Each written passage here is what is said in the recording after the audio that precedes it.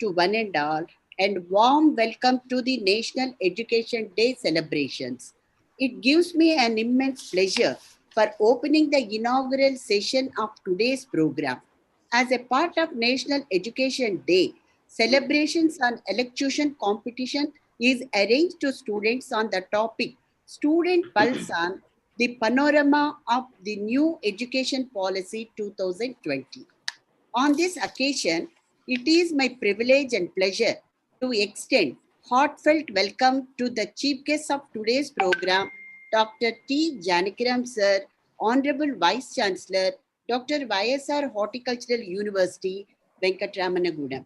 Dr. T. Janakiram Sir is an eminent expert in floricultural research and released several new varieties in floriculture, served as Assistant Director General ICAR. To his credit, SAR received several prestigious awards like PNASF Gold Medal, HSI Gold Medal, Lotus Puraskar, BH Jain Award, and AKGA Gold Medal for his valuable contribution. Sir, your constant encouragement has been the driving force in conducting this elocution competition. It has been an honor to me to welcome the chairman and judge of the today's program, an eminent and most experienced elderly personality in our midst, Dr. H.P. Singh Sir, former Deputy Director General, ICAR, Independent Director, Jain Irrigation Systems, the founder and chairman, Confederation of Horticultural Associations, India. So I want to say a few words about the career graph of our Dr. H.P. Singh sir. Dr. H.P. Singh sir started his career in 1972 at Chess, Chaitali, Kodagu, Karnataka as scientist, served horticulture, agriculture in various capacities, namely senior scientist, Chess Ranchi from 1981 to 88, project coordinator, Fruits, IIHR Bangalore from 1988 to 1996, and as director, National Research Center for Banana, Trichy, Tamil Nadu from 1993 to 1997, and a horticulture commissioner, Government of India, Ministry of Agriculture, New Delhi from 1997 to 2003, and as a chairman, Coconut Development Board, Kochi from 1998 to 1999, and again 2001 to 2014 as additional charge, and Dean Agriculture, GP, uh, Pant Agricultural University, Pantnagar, 2004 to 2005, and as Vice Chancellor, Ranchi Agricultural University, Pusa, 2005 to 2007, and Deputy Director General, Horticulture, ICAR, New Delhi, from 2007 to 2012. Additionally, he also served as DDG Agriculture Extension Member Secretary, NCPH New Delhi, Director Horticulture, Government of Uttarakhand, and many other positions, in addition to regular posts held by him. He occupied the positions in many international organizations like the chairman of APCC Jakarta, National Director for Internationally Aided Projects and the chairperson of Steering Committee, BAPNET, Biodiversity International, Rome. Visionary approach of Dr. Singh sir with the zeal and commitment for achieving excellence and exemplary skills of management have brought dynamism to the positions whichever, wherever he held. His contribution has led to optimization of output, outcome, and delivery. He is prime mover for horticulture research and development in India and is an architect of the horticulture revolution. Currently, he is serving agriculture as adjunct professor, director of the board of directors of agriculture related corporate industries, chairman and executive member in ASSOCHAM, Independent Director of the Board of JISL, Jelgon, and Chief Advisor to ASM Foundation, New Delhi. He is also the founder and chairman of the Confederation of Horticulture Associations of India, committed for accelerating the economic growth and is providing innovative solutions to emerging challenges through interaction and dissemination of knowledge and demonstration of science-based technologies. Sir, thank you very much, sir, for immediately accepting our invitation, and thank you once again on behalf of me and on behalf of the entire university, sir. Thank you very much, sir. And now I'm delighted to welcome the president of today's webinar, Dr. A. Sujata Madam, Dean of Student Affairs and NSS Program Coordinator, Dr. YSR Horticultural University, who constantly motivated and guided us to conduct this National Education Day under NSS wing of our college. I deem it a pleasure to welcome Dr. N. Lakshminarayan Reddy Garu, Dean of Horticulture and Dean PG Studies, Dr. YSR Horticultural University, as a guest of honor who always extend his continuous and constant support in all the activities of the college. It is my privilege to welcome our beloved university officers, Dr. R.V.S.K. Reddy Garu, Director of Research, Dr. A.S. Padmavatama Madam, Controller of Examinations, Dr. K. Gopal Garu, Registrar, Dr. B. Srinivasulu Garu, Director of Extension, Dr. J. Dilip Babu Garu, Director of Industrial and International Program and Estate Officer, Dr. G.V. Swami Garu, University Librarian, and Srimati Srikala Madam, Controller, Dr. YSR Horticultural University, as guests of honor. I extend warm welcome to all the heads of the research stations, principals of polytechnic colleges, associate deans, NSS program officers from all the colleges, contestants of today's electrocution competition from the College of Horticulture, Anantarajpeta, Chinnalatarapi, Parvatipuram, Venkatramanagudam, and private colleges of Markapur, CS Puram, Anantapur, and Tadipatri of Dr. YSR Horticultural University, and to all the students attending the program through YouTube live stream. Every year, National Education Day in India is celebrated on 11th November, commemorating the birth anniversary of Sri Maulana Abul Kalam Azad, the first educational minister of independent India.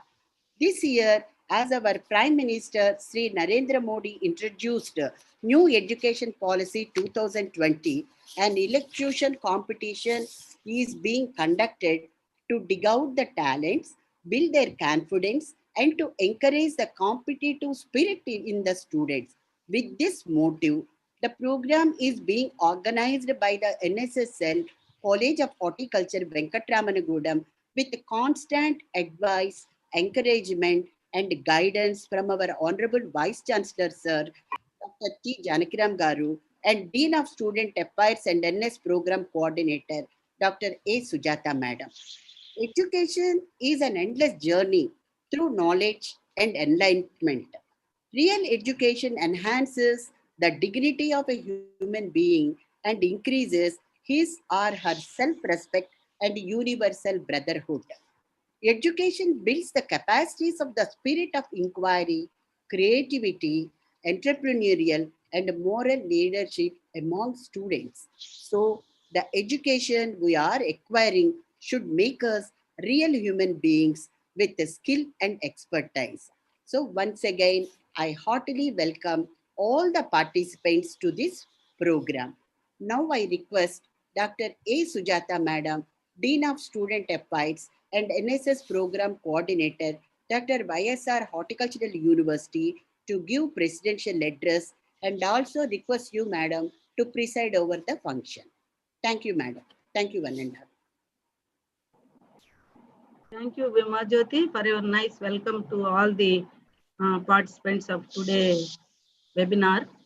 So from my side also, a very good morning to all, and especially Dr. T. Janakiram Garu, Honorable Vice Chancellor of our university, and our chief guest, Dr. H.P. Singh, former DDG and director of Jain Irrigation and also Chai Organization, and all our university officers, including DE, DR, Registrar, Estate Officer Garu, University Library Officer, Director of Research, Controller of Examinations, and all other participants, associate deans of respective colleges, especially the student volunteers. Really, it gives me immense pleasure to say that today's elocution competition on the Panorama of New Educational Policy 2020, being organized by the NSS cell of College of Horticulture, Venkatramana Gudem,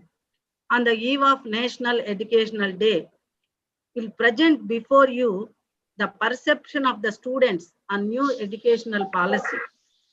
This competition is being held to provide an opportunity to the students to create awareness, exhibit their communication skills, and also to build confidence in the students so that they become more influential when they speak. All of us know that today is the National Educational Day is being celebrated to commemorate the birth anniversary of Maulana Abdul Kalam Azad, the first educational minister of independent India. He said that we must not forget that it is the birthright of every individual to receive at least the basic education, without which he can't fully discharge his duties as a citizen. He is the man is UGC and Indian Institute of Sciences, Bangalore. We all also know that the objectives of the education system are not merely limited to produce a large number of degree holders in the technological and globalization era. As our Buddhist guru Dalai Lama said, when educating the minds of your youth, we must not forget to educate their hearts also. Education system must include human ethical values and produce responsible citizens. To maintain global peace, human nature, harmony, stability, human values, individual responsibility, and the more emphatically Bharatiya belief that we know that Vasudaika Kutumbam, on overhauling the entire education system was the requirement of society. Knowledge creation is not only to fulfill the formalities and to complete the degree, but indeed the pursuit of knowledge, that is gnana, wisdom, pragya, and truth, that is satya, was always considered in Indian thought and philosophy as the highest human goal. The next link of education is the learner and the teacher must be at the center of fundamental reforms in the educational system. This is reflected in the new Education Policy 2020, which was launched by Government of India on 29th July 2020. The new Education Policy 2020 indeed has the potential to make India Atmanirbhar if it implemented properly. It envisions to make India a knowledge-driven society and become Viswaguru in the field of education. It also has the vision to produce responsible human beings.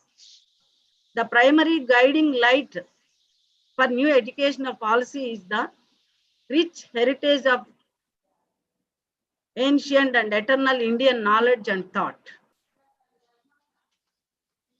This new Education Policy 2020 is a timely intervention towards making our country a global superpower. As the proverbial Vishwaguru, as India has already moved towards becoming the third largest economies of the world, In ancient days, India has known for its legendary and unique education system. That also we know very well. Ancient educational institutes like Takshashila, Nalanda, Vallabhai set the highest standards of multidisciplinary teaching and research and produced great scholars such as Charaka, Susruta, Aryabhatta, Bhaskaracharya, Chanakya, Patanjali, Nagarjuna, Gautama, etc. At that time, scholars from different parts of the world floated to Indian universities. This new education policy has also given emphasis on recognizing, identifying, and fostering the unique capabilities of individual student, flexibility to choose learning courses and programs according to their own interest. National education policy has also given emphasis on conceptual understanding, creativity, critical thinking, human ethical values, and constitutional values. It also will help to re-establish teachers at all levels as the most respected and essential members of our society and ensuring livelihood, respect, dignity, autonomy, while also instilling in the system basic methods of quality control and accountability. As we know that anything can be done in the laboratory, but for agriculture, we need to go into the field. For this statement, we can have support from the government's new national educational policy, which promises to build a holistic approach in the preparation of professionals by providing vocational training. Under this policy, an improved agricultural education system can be developed for the present situation of the agricultural studies. And it also commits to change the entire design of agriculture education. It holds a wide scope in the preparation of professionals with signified skill who can deliver strength to agriculture sector to fight against certain odds like low productivity, high cost of production, soil erosion, water scarcity, post-harvest management, market problems, etc. Seeking more technical assistance from countries like Israel, US, Europe, etc., it also will benefit the growth of agriculture in India. Inter-university centers mentioned in the educational policy can play a vital role in germinating this idea. National education policy not just highlights the need of agriculture reform in India, but also focuses on the expansion of the distance learning mode of education in agriculture. So people who work in the fields can continue with their employment as well as study simultaneously. Hence, let us hope new education policy gives platform to newcomers for setting startups. In other words, we can say that it will create more steers than just jobs. In this context, today we are organizing online education competition to know the student pulse on new education policy, for which our Honorable Chief Guest Dr. H.P. Singh Garu, an eminent academician and researcher who contributed a lot to the field of horticulture, will act as chairman and judge. Sir, thank you very much for accepting our invitation and sparing your valuable time, sir, with us. Okay. And we know that our Honorable Vice Chancellor, who is the main cause and concern for coining this program, and he was just behind us to make it possible to implement today this webinar.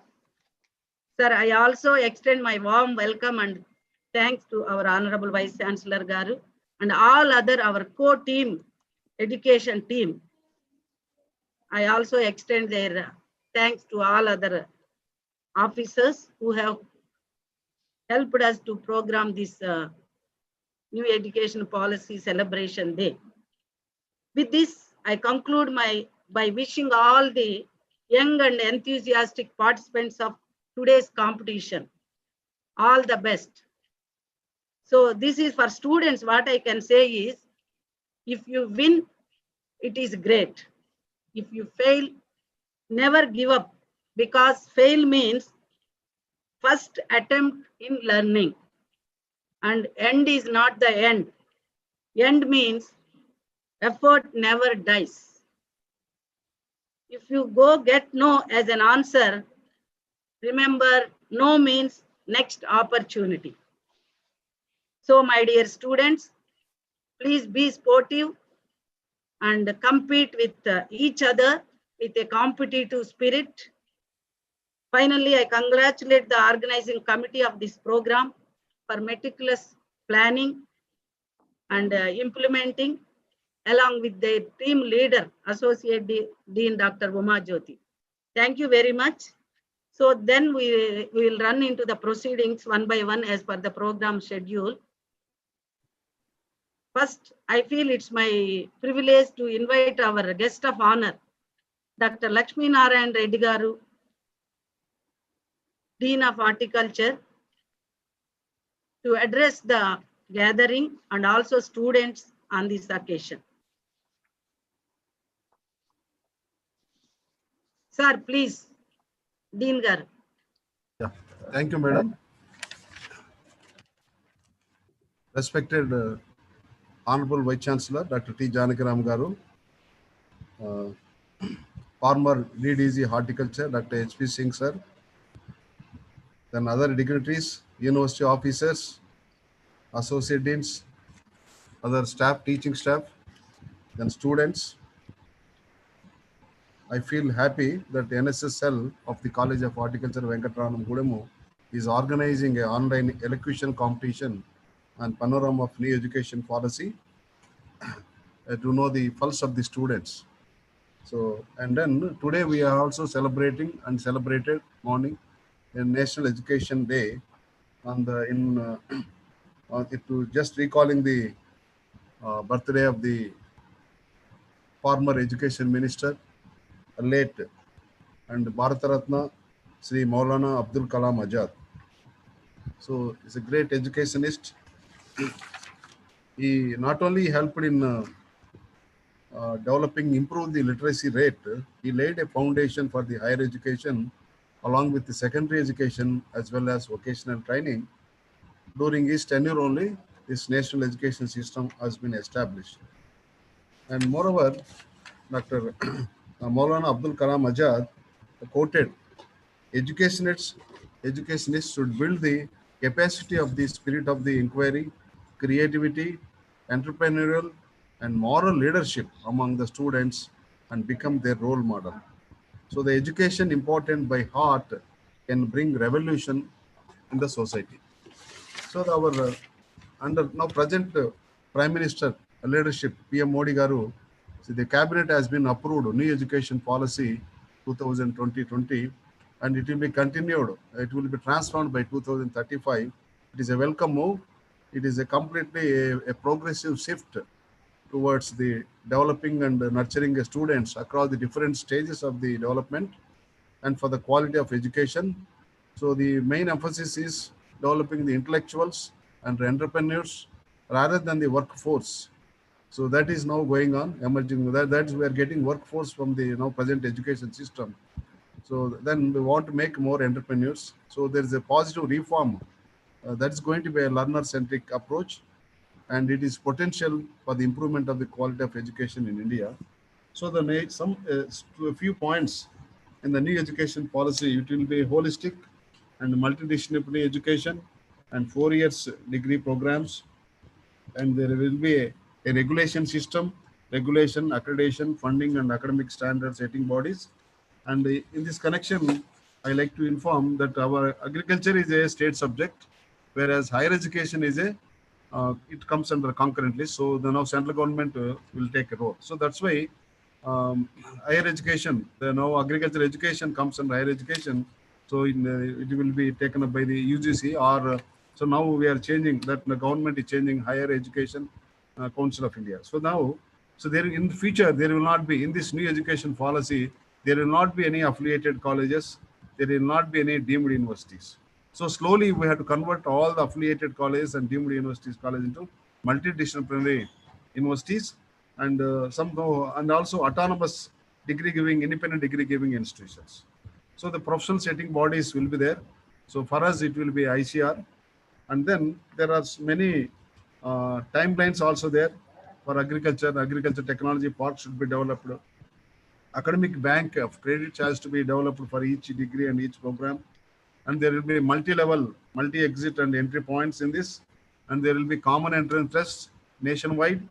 And also this HEC is going to establish by 2022. And then the campuses. So Indian institutions also can have a campuses in other countries. Just now we have the other, we will allow other countries institutions to set up in our India, and we our own institutions also will have a campuses in other countries. So it will be a globalization of education. It will be a globalization of education. And another most important point is achieving the 50% gross enrollment ratio in education. So the gross enrollment ratio increase is more important, including quality of education and vocational education by 2030.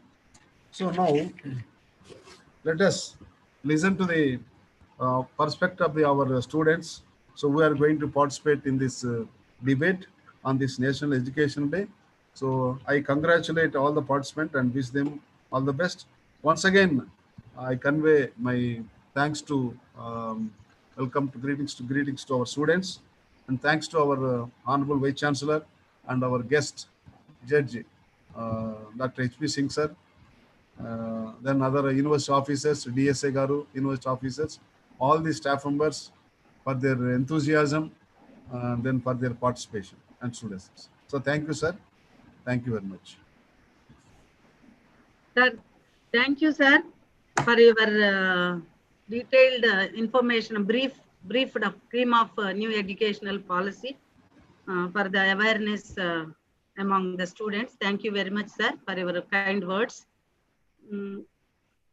Our other guest of honor, Dr. K. Ramesh Reddy Garu, today is not available because of his preoccupied other official exigency works.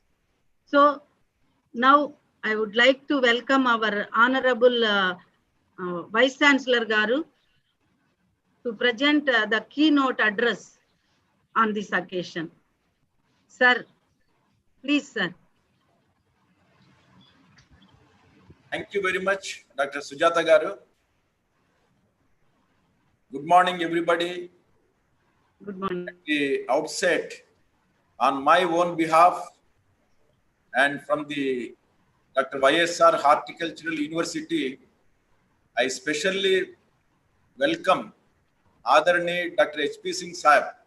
Welcome, sir. And today, I feel like it's a great day because we are celebrating the National Education Day and also in the light of new education policy. This is a special webinar that is being organized to know the pulse of our students on the new education policy. And I also welcome all my university officers, Dr. D.YSRHU Garu, Director Research, Dr. B.YSRHU Garu, Director of Extension, Dr. M.L.N. Reddy Garu, the Dean of Horticulture, Dr. Sujata Garu, Dean Students Affairs, Dr. Gopal Garu, Registrar, Dr. Padmavatama Garu, COE, Dr. Dilip Babu Garu, Director of Industries and International Relations, Dr. Venkat Swami Garu, librarian, all the associate deans of the colleges, the staff, the heads of research institutions, the principals of polytechnic colleges, all the heads of KVKs, my esteemed colleagues, and all the dear students. Today, I am really extremely happy that the NSS cell, in a series of webinars organized by them from the Dr. YSR Horticultural University, Venkatraman Gudem, this elocution competition on the Panorama of New Education Policy 2020, which was well explained by our Dean Dr. M.L.N. Reddy Garu. And on this eve of the National Education Day celebrations, it is really delights me to express that is the first of its kind organized for encouraging the sporty spirit in the student community by conducting intercollegiate level of competition in online mode. And the students are away from the campus because of this COVID-19 lockdown.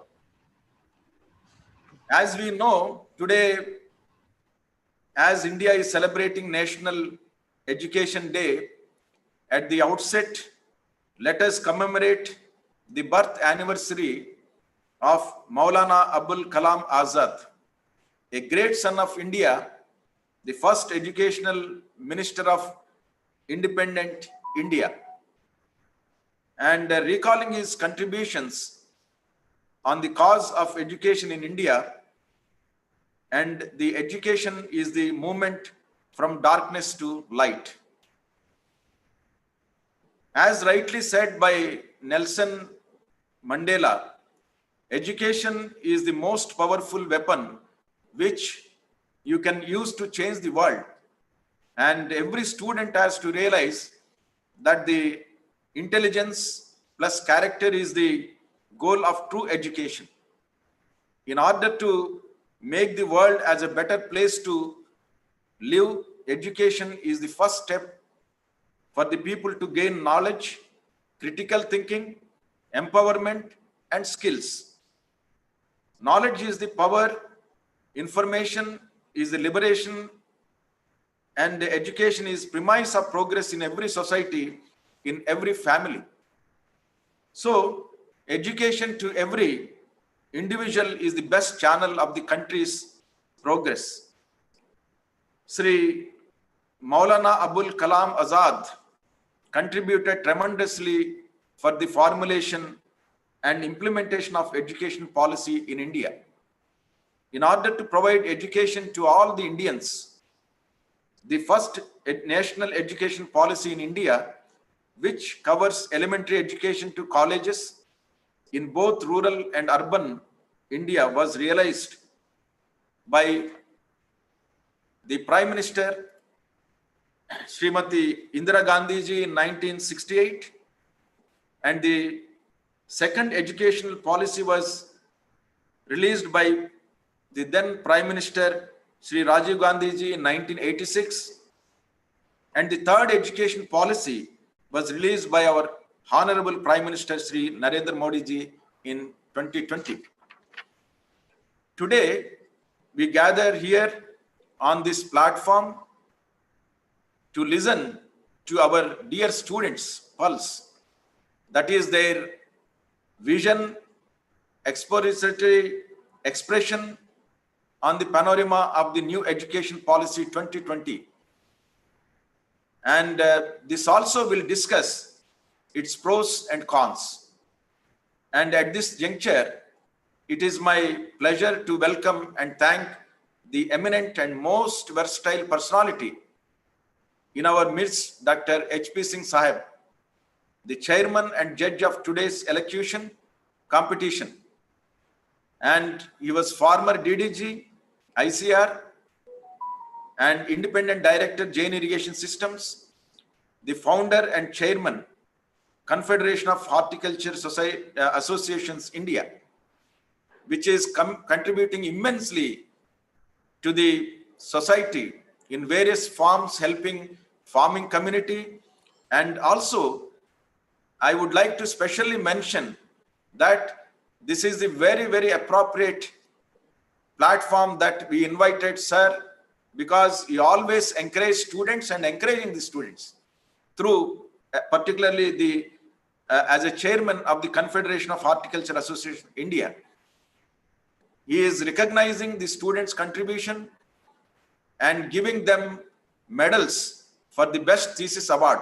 And he also offered to our university to sponsor gold medal for the best thesis and also best student. And he is all, is not new to our university, because just I was holding his third convocation address, which he attended during the third convocation and advised. So he is well known to all our staff and also the students. So it is very fortunate to have him today for this webinar. And as Dr. Uma Jyotigaru read out his, I can say, brief biodata. And if we, go on reading, I think a special session is required to, note all his contribution in the field of horticulture education. And he is the one who brought a white paper on horticulture education. And today, a total number of 20 students from all the degree colleges of Dr. YSR Horticulture University are participating in this competition. As participation is more important than winning. Definitely, in the beginning only, I consider all those 20 participants, I consider they are the winners. It's only they are going to participate. And I appreciate and convey my best wishes to all the participants and hope this would be a memorable event for all the students and the faculty members. And definitely, we look forward for their enthusiastic participation. And the prize winners in the competition would be announced shortly. And with my 4 months joining this prestigious university, in previous webinars, I have seen the participation of the students. Really, they have all the talent, and I feel they are the strength of our university. And many of them have become entrepreneurs, and many of them contributed through experiential learning. And really, I feel proud of our students. And even yesterday, Dr. Uma Jyotigaru told me that in the JRF competition, many of our students, they stood first and they have made, records. I think our students, I consider they are the best. And I also appreciate the efforts of Dr. A. Sujata Garu, the Dean of Students Affairs and NSS Program Coordinator. And always, Madam is so enthusiastic and conducting these programs and bringing the proceedings in time. And Dr. K. Uma Jyotigaru, Associate Dean and NSS Program Officers, Dr. D.R. Salomi Sunita, Professor in Biochemistry, Dr. R.V. Sujata, Associate Professor in Economics, and Dr. A. Harshvardhan, Assistant Professor in Horticulture of College of Horticulture, Venkatraman Gudem, for their really meticulous planning and also teamwork in conducting this event. And I have also seen their spirit of teamwork in previous webinars for successfully conducting all those programs. And finally, I conclude with the quote on education given by Dr. Rabindranath Tagore, a Nobel Prize winner in literature and the author of our national anthem Jana Gana Mana. The highest education is that which does not merely give us information, but makes our life in harmony with all its existence. And before I end, I would like to also wish and convey my pranams to this platform to Dr. Mrs. H.P. Singh Sahib, Dr. Bimla Singh ji, because she is also part of many activities related to Lieutenant Amit Singh ji, and many of these functions I also attended, wherein she encourages many students, including the school children. In all the functions, they used to, conduct elocution, essay writing, painting competitions. And I think I also convey on my own behalf and university pranams to Madam. With this, once again, I wish all the young, talented students, the participants, all the best and perform well. And I wish the program a grand success. And this program will set a tune to encourage many more students and in future. With this, once again, I thank each one of you who are participating in this very special program. Thank you very much. Sir, thank you, sir, very much for your everything slowly, gradually focused a lot on the new education system and overall educational system, and also all the things which you have enlightened us in many aspects of Sir Dr. H.P. Singh Saabji life. Thank you very much, sir. Now, I would like to request Dr. R.V. Sujata, Associate Professor of our college, Venkatramana Gudem, to highlight the biodiversity. There is a lot of things in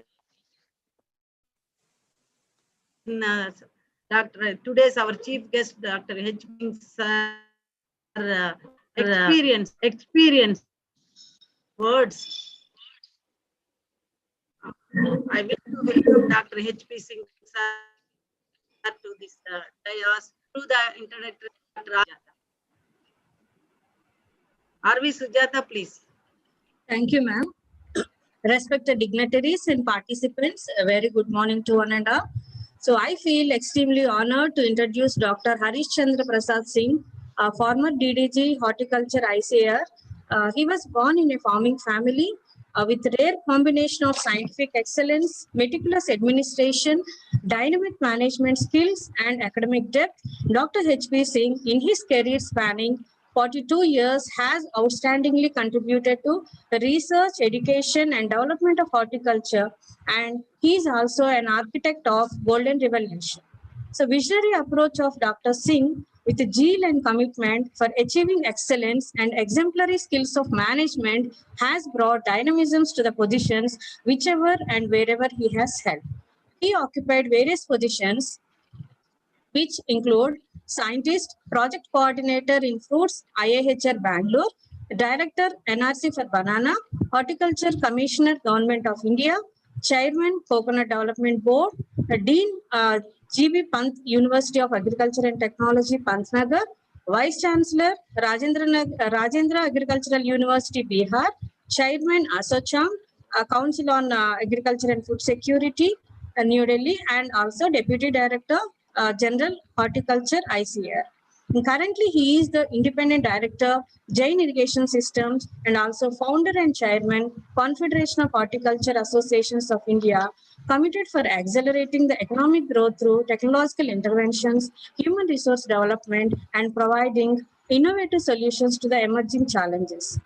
He was honored with so many awards, right from HSI Award in 1993 to Lifetime Achievement Award in 2016 by Indian Society of Ornamental Horticulture. And few of them we can list like Shivashakti Lifetime Achievement Award by Horticulture Society of India for his outstanding contribution to horticultural research and development in India.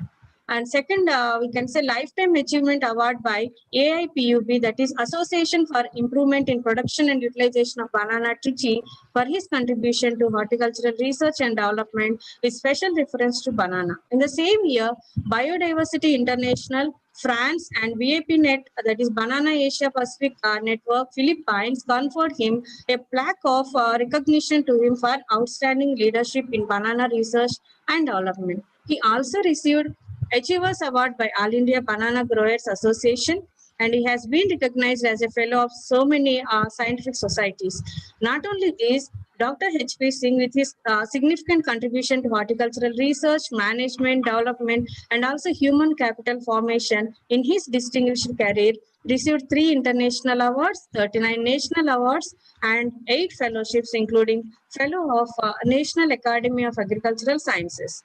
And he has been chairman of various high-powered committees, both at national and international level, and has contributed as member secretary and also member in shaping the horticulture and also horticultural development in the country.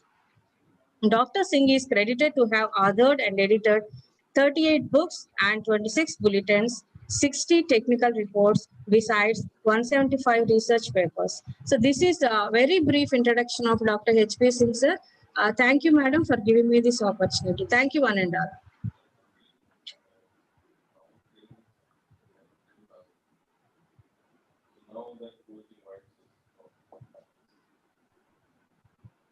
Now we will run into actual sessions. The presentations of students will start with the briefing about the program by Dr. Salome, and she will run the students program. Dr. Salome. Madam, excuse me, madam, like H.P. Singh sir will address you as per the program. Okay. Oh, sorry. I'm extremely sorry. Now, I would like to request our honorable chief guest today's function, chairman and judge for this student competitions, Dr. H.P. Singh Sarji, to deliver his address to inspire our students and also our faculty and all the participants. So thank you, Sujata. Thanks to Honorable Vice Chancellor Dr. Janaki Ram. I also convey my compliments to him to just within a very little span of time, he has made the university responsive. What I could see that it is vibrating and people are working together. That is an excellent sign, and I compliment Dr. Janaki Ram.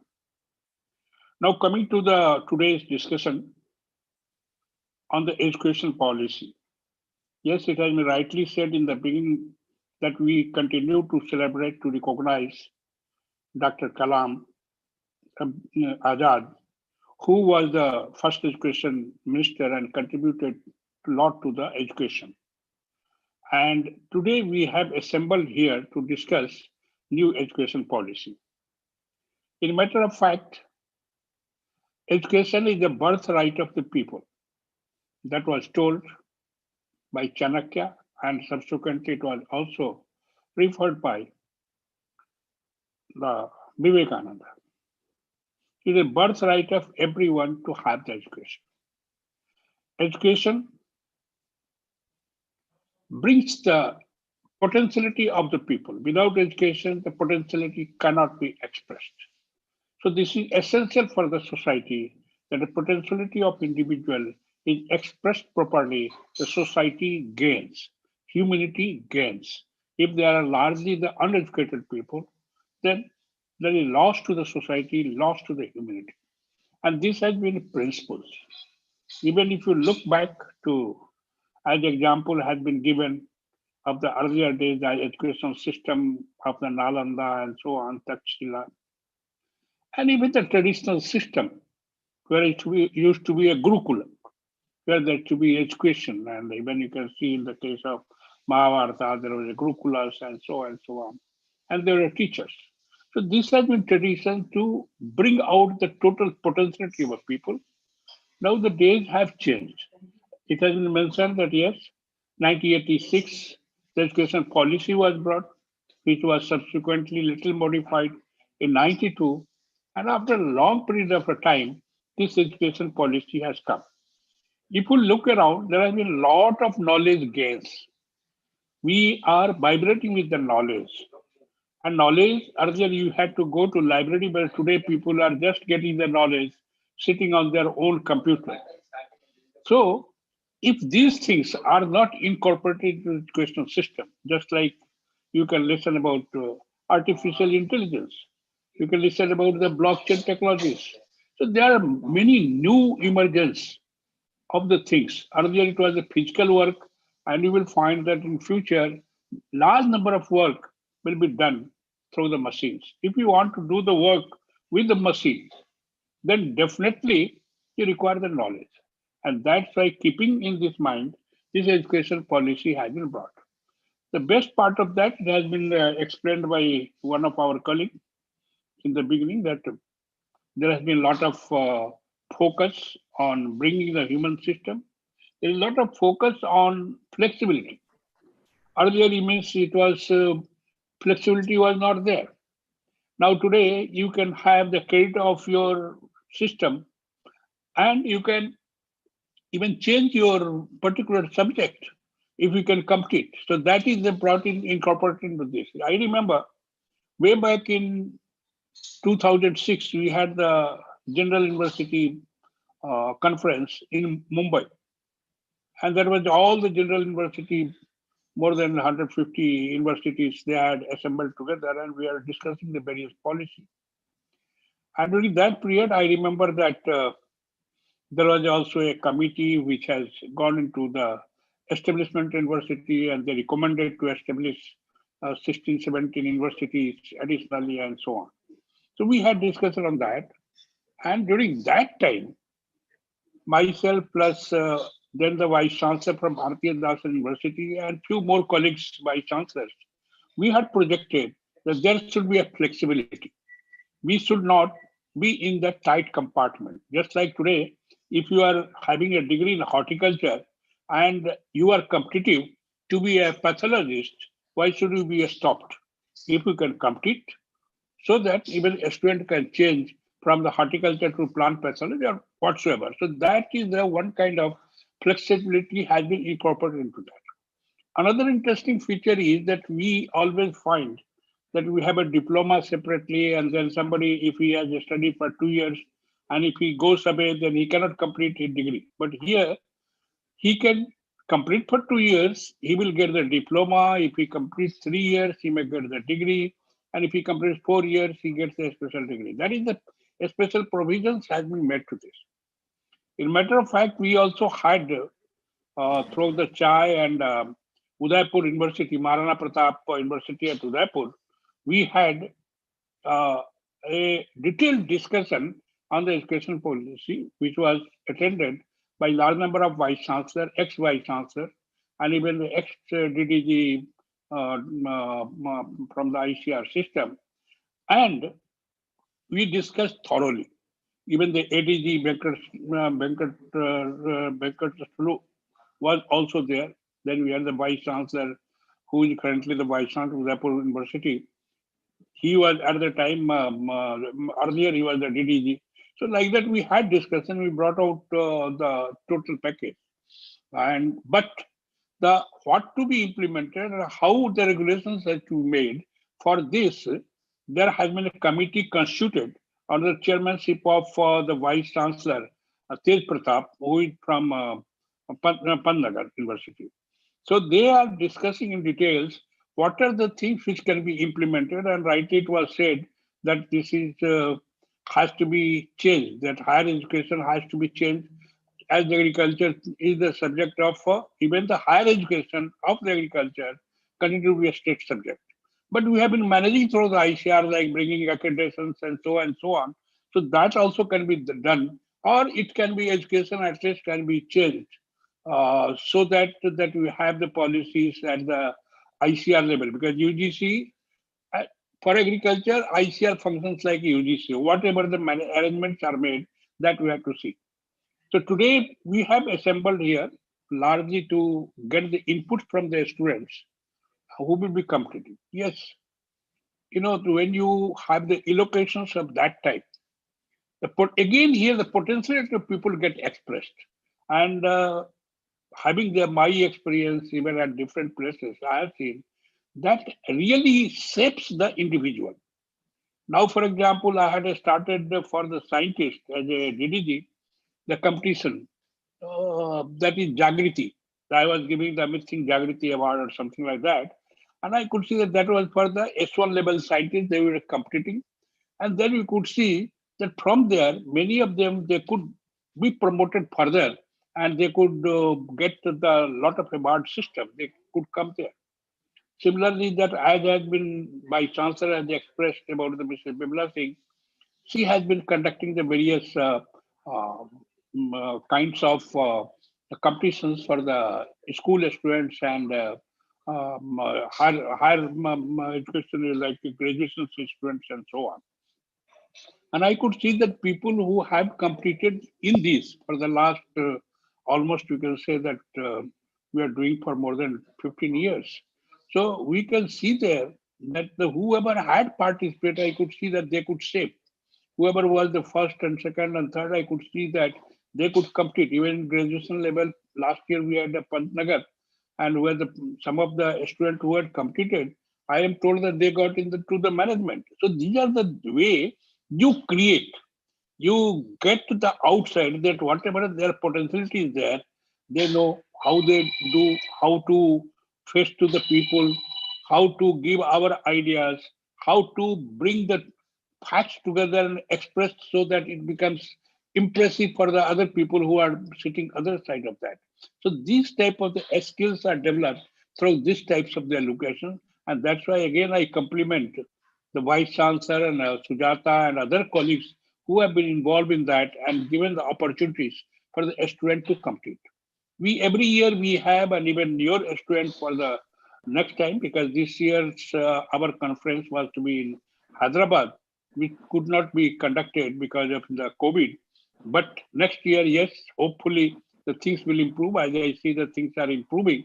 If the things improve, the same May, we will have our conference.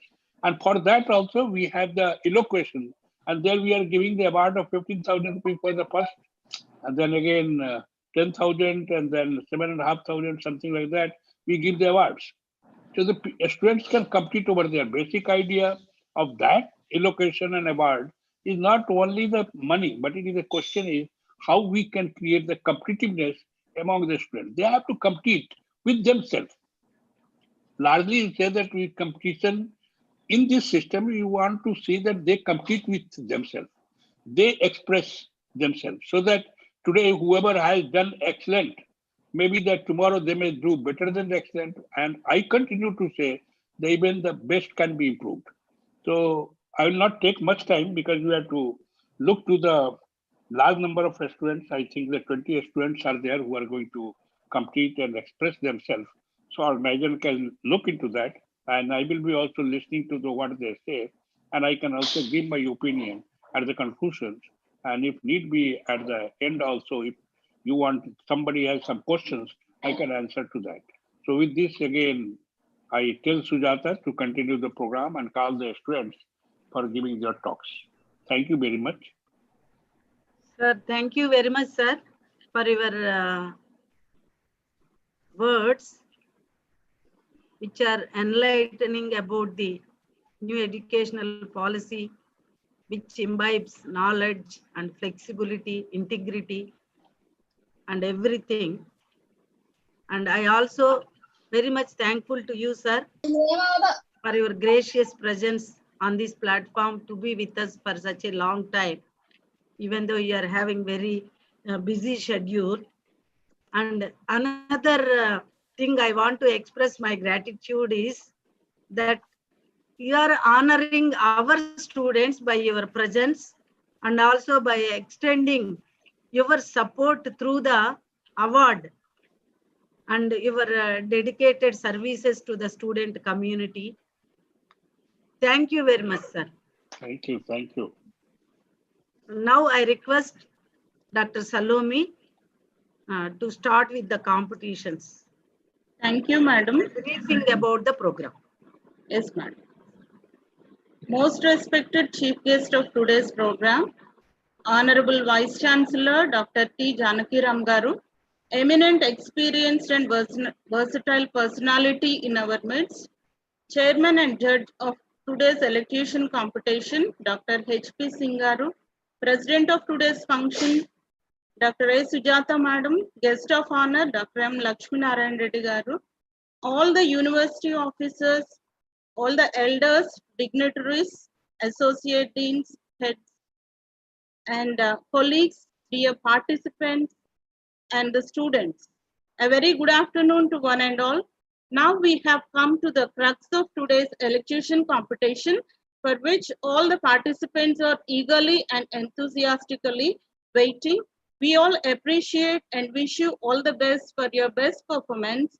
And we know how difficult it is to bring such a policy, educational policy, to 5 minutes, and with all your skills, we expect your best performance. And like today, there are 20 contestants from all the 8 colleges of Dr. Y.S.R. Horticultural University. You will be called in the same order that is provided to you, and you're requested to rename only with your name in this Zoom platform. And all the students are requested to be alert following the instructions as said, and already as provided to you. The medium of expression is English, and each contestant will be given only 5 minutes, and at 4 minutes an alert call will be given, and you have to end up sharply after completion of the 5 minutes. And you have to see that the network should be good at your presentation, and your audio and video must be on, and all the rest of the people are requested to keep in mute, and you're not allowed to read or from the any text, and judgment will be based on the qualities like the subject coverage, language, diction, and time management. Now it is time for us to start the competition, and I would like to call upon the first participant, Banu Prasad, to start his presentation. Thank you. A splendid afternoon, dignitaries.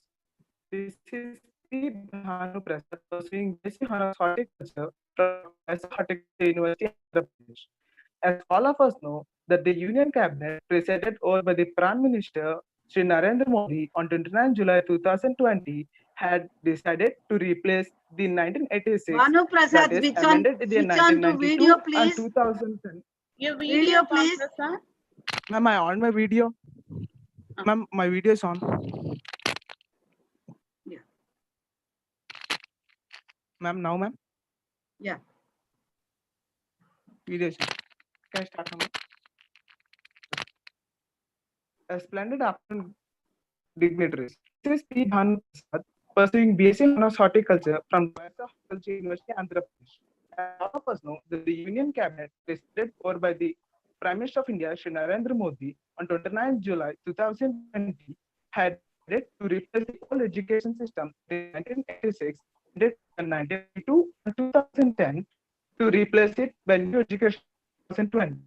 Today, let us discuss this motto, and I would like to you about my view on new education policy 2020. First of all, the motto of this education policy 2020 is to inculcate students with knowledge, skill, value, make him handle and also committed to his responsibilities, human rights, and globally responsible citizen. First of all, India is called as a life heritage due to its large biodiversity in language, skills, traditions. And these are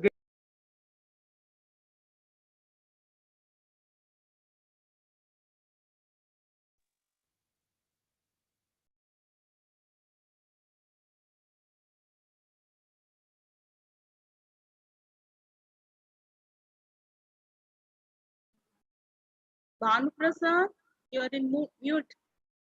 okay. Sorry, I had a power breakage. Sorry, ma'am. Now, ma'am, can I continue?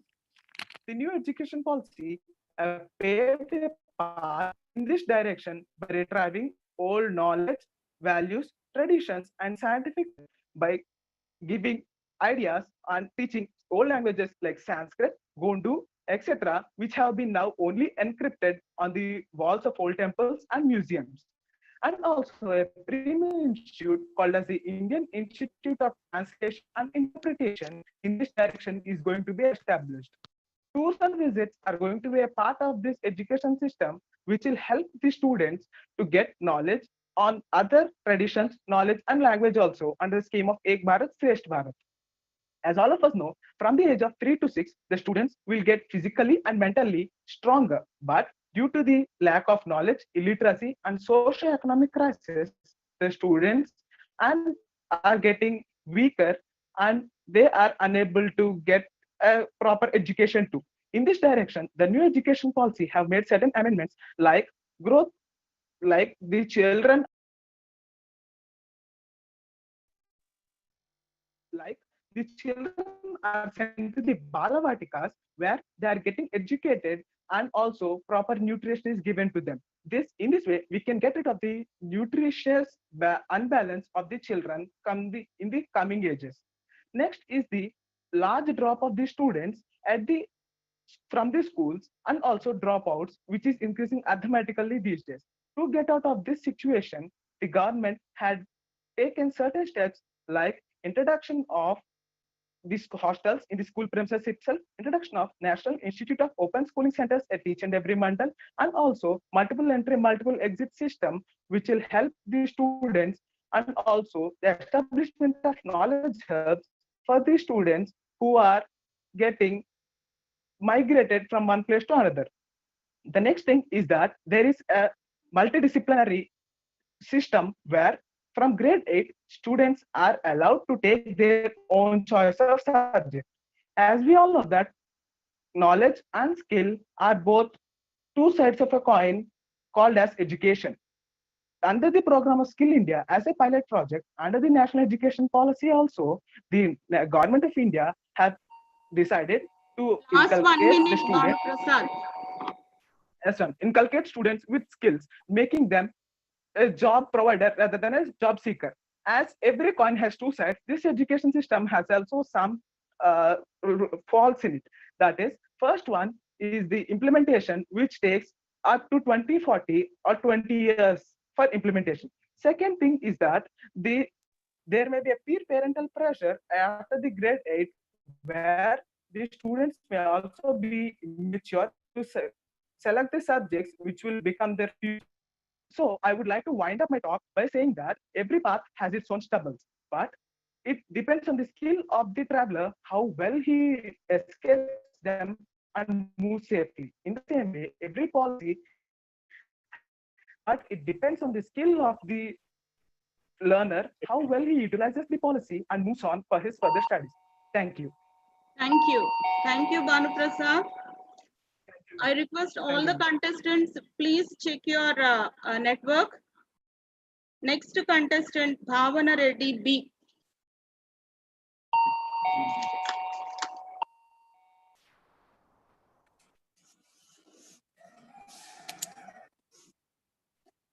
A very good morning to all respected dignitaries and my co-participants. This is Bhavana Reddy, studying third year horticulture. Today I am here to speak about student pulse on the panorama of new education policy on the occasion of National Education Day. I would like to start with a Sanskrit quote, Sa Vidyaya Vimuktaye. It means Education is that which uplifts the soul. It gives emancipation to all sorts of karma. Before talking about National Education Policy, NEP 2020, let's have a brief intro regarding the present scenario of our education system in India. In India, every year, the total number of engineers getting graduated are equal to the total population of Switzerland. But the fact is that Switzerland is the #1 educated country in the world. After independence in Republic India, there were no Nobel laureates from India in science. In USA, the number is 100 plus. According to AICR reports, 83% of educated Indians are unemployed. Everyone speaks about Satya Nadella and Sundar Pichai. Yes, of course, they are of Indian origin, but they are not educated in India. They have earned their degrees from foreign universities. Even the dress we wear today becomes outdated after 5 years. And our education system is such an important thing and has been unchanged for years together. Our education system is simply a sort of writing competition. Whoever writes more will be awarded more marks. A student who scores 100% marks in physics can solve circuits on paper, but unable to fix a fuse at home. Even our Indian history should be a sort of motivation to students, but we simply search on Google for that. In every school and in every class, we have a student, we have English as a subject. But after years of study, a student is unable to speak in English and a graduate is unable to write his own job application. In schools, we have learned a plus b whole square equal to a square plus b square plus 2ab. But till today, no one knows what is its use in real life. Irrespective of students' capabilities and interests, everyone has same syllabus and same examination. How far is it true? It is just like asking a monkey, elephant, and fish to climb the tree at once. Even Dronacharya taught Pandavas 5 different skills each because he knew that everyone has different talent. But in our education system, we do not have any choice. To put an end to all these things, on 29 July 2020, the Union Cabinet approved a new education policy, NEP 2020, after 34 years gap. Previously, it was known as National Policy on Education, which was approved in 1986. It got further modified in 1992. The main focus of 1986 education policy was access and equity. Access means availability of education and equity means fairness, because there are people who are more disadvantaged than others when it comes to having access to education. However, we have indeed come a long way. Today, it is about access to quality education. Previously, it was just access to education, but today it's about quality education. The only major improvement since last policy of 1986 has been the Right to Free and Compulsory Education Act 2009. And the main purpose of NEP 2020 is to design a vision and framework for both school and higher education. And the key proposals of NEP 2020 are: foremost one is the change in schools academic structure from 10+2 format to 5+3 plus 3+4 format, and the undergraduate degree structure will be available for 3 and 4 years duration, and it has no multiple entry and exit options. The higher educational institutes now will have the option of offering 1 year master's degree under the new NEP 2020. And there will be no hardcore separations between arts and sciences, between curricular and extracurricular activities, and between vocational and academic streams, because to eliminate the harmful hierarchies among and silos between different areas of learning. Only the time will tell how this policy rolls out. And the fact remains that India desperately needs a policy change in the education system. It came after 34 years. I hope that this will be the beginning of much awaited transformation in Indian education system to make India a global knowledge superpower. And finally, I conclude that most successful persons in India like Dhirubhai Ambani, Virat Kohli, Narendra Modi and Amir Khan, they have become successful in their own way. They were not trapped by our education system. And really very sad to say that 1.5 lakh graduates and 26,000 postgraduates have applied for 360 posts of peons. Our education system doesn't provide any confidence of getting employment even if we finish our graduation. So our technology has been advancing, and now we have cloud computing and digital marketing. So believe in your own skills, be creative and be successful. Thank you, everyone.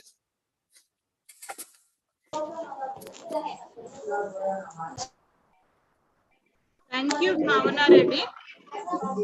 The next contestant, Blessy Indira Priyanka Chanukya B. Yes, ma'am. It's A very good time for morning. Blessy Indira Priyanka Chanukya B. Yes, ma'am. A very good morning to everyone who have gathered under the tree of education. Today we met here in this program solely because of education. Since time immemorial, the education has been changing a lot. From Gurukuls to the e-smart education and from chalk to the stylus, the education has been evolving. We know that the education has been evolving, but the recent changes that have taken place in the education is the National Education Policy 2020. It is a framework to guide this education in our country. It also frameworks the structure of the education system. The structure of schooling has been changed to 5 plus 3 plus 3 plus 4 from 10 plus 2. This is because it want to focus on the formative years of the students. The structure of the exams have also been redesigned because it needs to develop in a holistic way. The structure of the colleges have also been changed. They gave the flexibility to design in a different way for master's program, and the education has been developing, so it also needs to be developed into a technologically empowered society. So the government also aims in promoting the online education. It also contributes to give the GDP from 3% to the 6% on education. A rose has both beauty and thorns. Likewise, it has contradictions on this policy also. The major contradiction is language. The language it can be from local languages, but the main problem here is the study materials being made available in local languages. It is a very difficult problem because there are almost 22 major languages in India. And while coming to graduation, the students who want to graduate have to complete 4 years, whereas diploma students can be completed within 2 years. This is a major contradiction. And the colleges were made multidisciplinary, but it contradicts the point that individual institutes will not have speciality. The policy has a good intention, but the implementation is a important thing in this policy. It also provides multiple exits and entries, which helps students to choose to leave in between the course and they can join in a different one. The GDP plan was given even in 1986, but the problem is implementation. We are still not sure if we can implement the policy. The government aims to provide schooling to each and every individual by providing higher education institutions all over the country. The languages are also the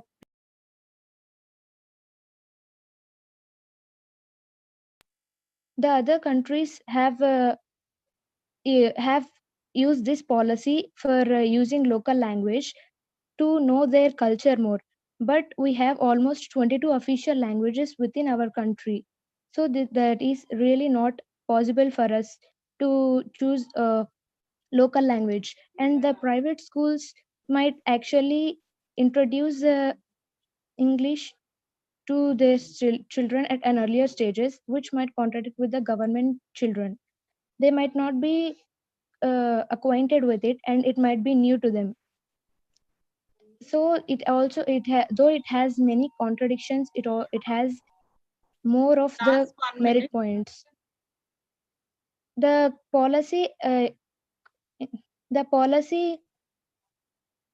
concentrates on multidisciplinary and equity, and it also concentrates on the needs of the 21st century ailments. So I am going to conclude it by saying, even though we have contradictions, there are a lot of merit points.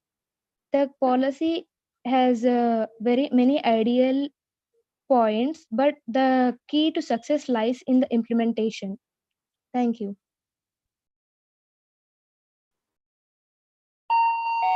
Thank you, Bhavana.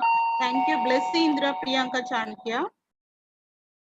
The next contestant, Blessy J. Now it is the time of Blessy J. Good afternoon, respected dignitaries.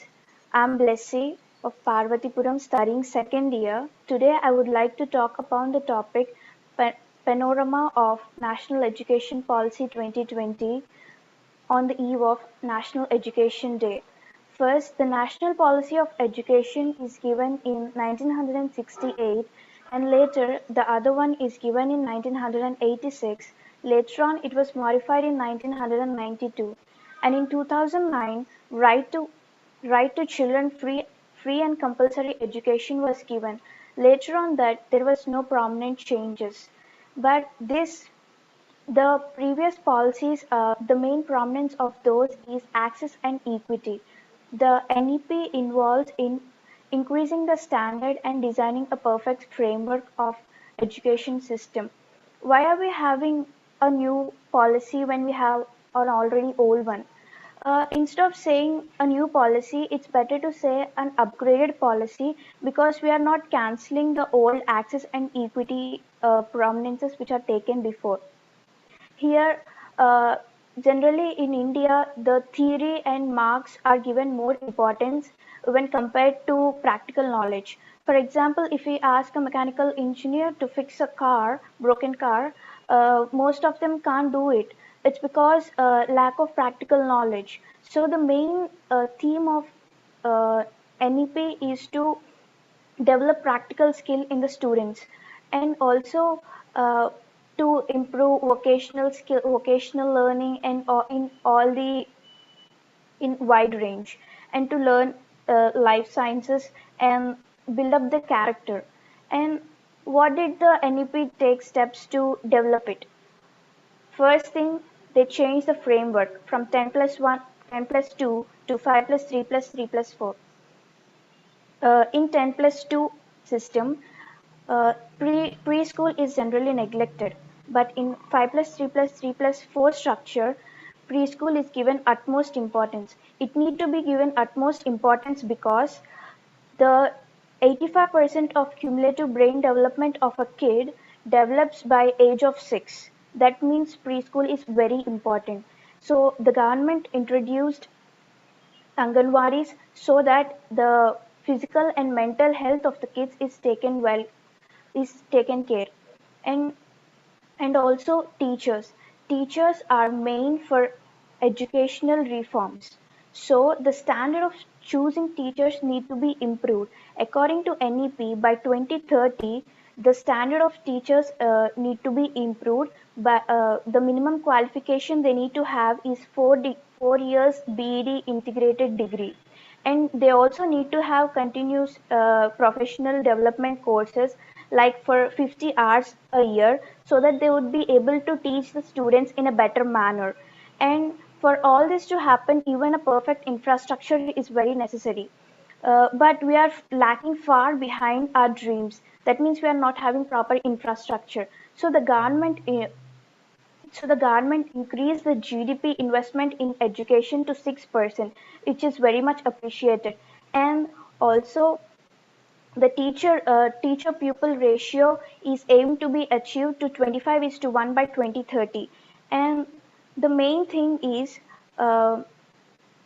they increase the flexibility of the choosing of subjects so that there is no wall between science and commerce, and the wall will be broke down, and the student can choose physics and political science at the same time, or chemistry and the literature at the same time, giving them wide range of opportunities. And when it comes to UG programs, a student has multiple entry and exit options. So if they have a different interest or Just anything, 1 minute. and if they need to drop out, they can continue from the same spot. And what about the report card, which have been pressure cooker for a very long time? uh, Even the changes in report card are made by changing exam patterns and also self grading helps them to analyze themselves so that they will be analyze their self potency. And why are we having so many controversies? First thing, language language till grade 5 in the regional language is having a main problem, and practical applicancy of this seems to be very strenuous because of we are lacking far behind. And I would like to conclude saying that it is a very good policy, and application of it will pull forward our education to a far extent. So I wish there is a seamless implementation of this policy. Thank you.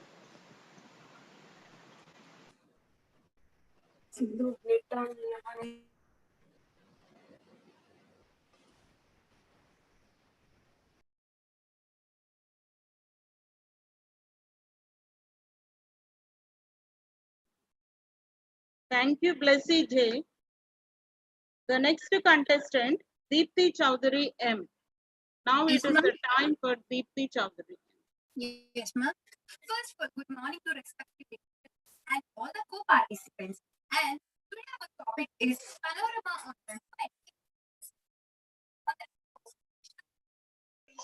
before we can see, our education system is very narrow as compared to the other. It's more likely to based on the theoretical as compared to the practice.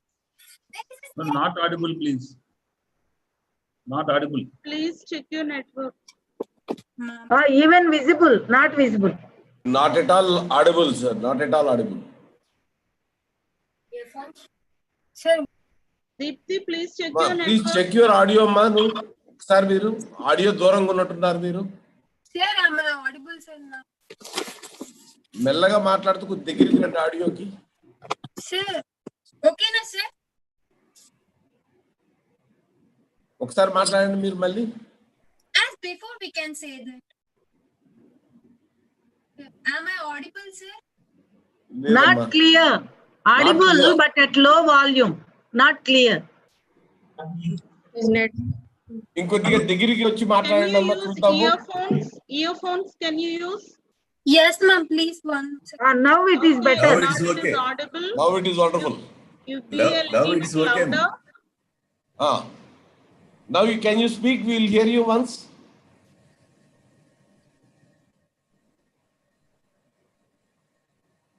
నా calculator Hello, అమ్మ దీప్తి ఒకసారి మాట్లాడు. hello, sir. Am I audible, sir? Very good. Now Wonderful. it's Wonderful. Go ahead. Yes. Go ahead. First of all, good morning to respective dignitaries and all my co-participants. And today our topic is Panorama on the National New Education Policy 2020. As before, we can see that our Indian education policy is very narrow as compared to the other countries because it has more theoretical impact than the practical impact. There is a saying that it is easy to land a man on the moon as comparing to change the education system. I think this is correct because there is no significant change in our education policy from past 34 years. Yes, at last the 2020 reaches our new education policy on the 74th Independence Day. As we can see, this new education policy. చెప్పా కదా 70 అనుకో 10కి 7 అంటే 20కి ఎంత 14. Hello, ma'am. As we hello, ma'am. You continue, ma. Yes, okay, ma'am. Yes, this new education policy is 360 degrees holistic review of the students, which makes the education levels into the heights. Means, as we can see in the other countries, works like plumbering, painting, carpentering are not cheap. But in our country, we teach others like giving the example to our students that or our children that if you're not going to study, you're going to do the jobs like carpentering, working, painting. So that's why major of our graduates are going to UK, USA for the jobs. So we must change our mindset by changing our education system. As early 90s and 20s kids are very jealous about this policy because we don't have that opportunity to do that. But present kids have the very bright future if they use in their proper way. First of all, why we need this new education policy 2020?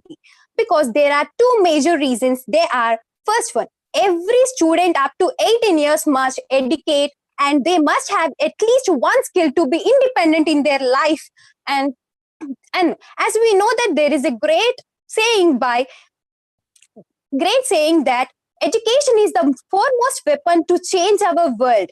Yes, in this NEP is not an overnight decision taken by our cabinet. It is mainly based on the three reasons that by 2035, 50% of the students must complete their high school education, where at now is only 28%. And to reduce the rote education means burden on the mind where there is no practical one. And there is no hard separation of the streams, means there is no separation of the science, maths, commerce, means a student can likely to approach all the courses if he likes. And as past, our system is framework of 10 plus 2, which is now changed to 5 plus 3 plus 3 plus 4, means 5 years of preschool education. It is used as the foundation of the students to improve the critical, analytical skills of the student, where CCE is majorly based on the play-based mode for the mother tongue language, and next 3 years of the preparatory, where all the basics of the math, science, social are taught here, and another 3 years of middle state, where interpersonal, inter-skills and other internship programs are done. At the age of 6th class, they're going to learn the coding, app development, and 10 days of bagless day, which is used to create the more practical prone to the student. As after 4 years of high school education, where this is the crucial, multidisciplinary, and one choice of skill of the student. Yes, it is going to mingle of the multi-streams, and next the UG of having the multiple entries and multiple exits. 1 minute. Credit basis system, where if you leave the degree in the 1 year, you will get the general degree certificate. If you drop out at the second year, you will get the diplomatic certificate. If you drop out at the third year, you will get the general degree certificate. If you complete all the 4 years, you will have the chance or scope to further masters too. And at last of, I want to conclude it by a student giving the progress card with the pass with the green and fail with the red is always being bothered about the students that this is the marks of my education. Where is marks of my intelligence, talents, and co-curricular activities? Yes, this is the full stop for all these things. Yes, this is going to change our world by giving importance to all the activities like co-curricular activities, interest of the students. Hope for the new India, and wishing everyone National Education Day. Thank you. Thank you, Deepti Chaudhary M. The next contestant, Divya G. A very good afternoon to all the respected dignitaries. I myself, Divya, studying BSc Honors Horticulture third year at D.YSRHU Horticulture University. And today I'm here to express my views on the Panorama of National Education Policy 2020. This new education policy was designed under the Prime Ministership of our Prime Minister Sri Narendra Modi ji on 29 July 2020. This new policy helpful for not only building a new education policy, but also for building a new society, which includes critical thinking, which includes not only the theoretical knowledge, but also the practical knowledge of our next generation. Always, if we see this new generation, they are always smarter than the previous generation. So this new education policy will be helpful for them. Coming to the main highlights of this new education policy. This new education policy helpful for the youth of our society to maintain a very good global position in our India, global position of our India in the world. This new education policy not only helpful for one section, it helpful for the almost all sections, because there were many changes in this new education policy. It has changed the 10 plus 2 structure to 5 plus 3 plus 3 plus 4 more, which is easy, and at the foundation level, it has maintained some basic verbal thinking, and virtually they can understand something, and they will be having 3 years of preschooling at Anganwadis, which is mainly helpful for the kids to have a very good foundation. And next, coming to a BSc degree, which any degree now is made into a 4 years degree. It means that after, if we complete 1 year of degree, we'll be getting a certificate. If we complete 2 years, we'll be getting a diploma. If we complete 3 years, we'll be getting a bachelor's degree. And if we complete 4 years, we'll be getting a multidisciplinary 4 years degree. because some people may have some financial problems or some family background, or whatever the problem is. If they will be ending their studies, then it not, so that they could continue it. This new education policy will helpful them for to continue further. Next, you might ask me that already we have a new education policy, then why to bring a new policy? Already we have it, right? Then why to bring a new education policy? If this is your question, and I'm ready to answer you, then I would like to give example for this for you to think newly. The thing is, we have phones in your hand, right? Everyone has a phone. From knowing what a phone is to having our own phone in our hand, there were many changes in the cell phone, coming from black and white to Android, from gigabytes to terabytes, and what many more. And so there is a need for education policy, because our education policy is as old as 3 decades. There should be a change to get a change in our India, to change the destiny of our country. Education plays a key role for changing the destiny of the country. So I'd like to say that this education policy will be very helpful, and everything will be having two sides. As a coin has two sides, some merits and some demerits. Coming to this challenges of this new education policy, I would like to say that there are challenges, but we need to proceed further and we need to step out to get a very good benefit. What are the challenges we need to we need to change our first thing is qualified, motivated, passionate teachers. We need a change in our education system from what to think to how to think. We need our next generations. They should think by their own, not the history they should read. They should not read the history, but they should create a history. And I would like to say a few examples for the bringing of changes in the new education policy. If we see a kindergarten student who is in houses, or someone who, when we are in our kindergarten too, we'll be having curiosity, we'll be enthusiastic to learn something new. But when we come to grade 6, grade 7, or something in high school, we'll be sticking to the textbooks. So we should be enthusiastic to bring a change. And I would like to conclude my presentation. I would like to conclude my expression of views on this new education policies. There are some challenges like funds, teachers, and everything. As our citizens, we need to support our economy. We need to support our government in taking such massive step. Follow the knowledge and learning, and success will follow you. Be the change, bring the change. Thank you. Thank you, Divya ji. The next contestant, Hemant Sai Kumar N. Honorable Vice Chancellor, sir, all deans, associate deans, teaching faculty, dignitaries, and my co-contestants, a warm good morning to everyone. Myself, I'm Hemant Sai Kumar, second year from College of Horticulture, Anand Raspeta.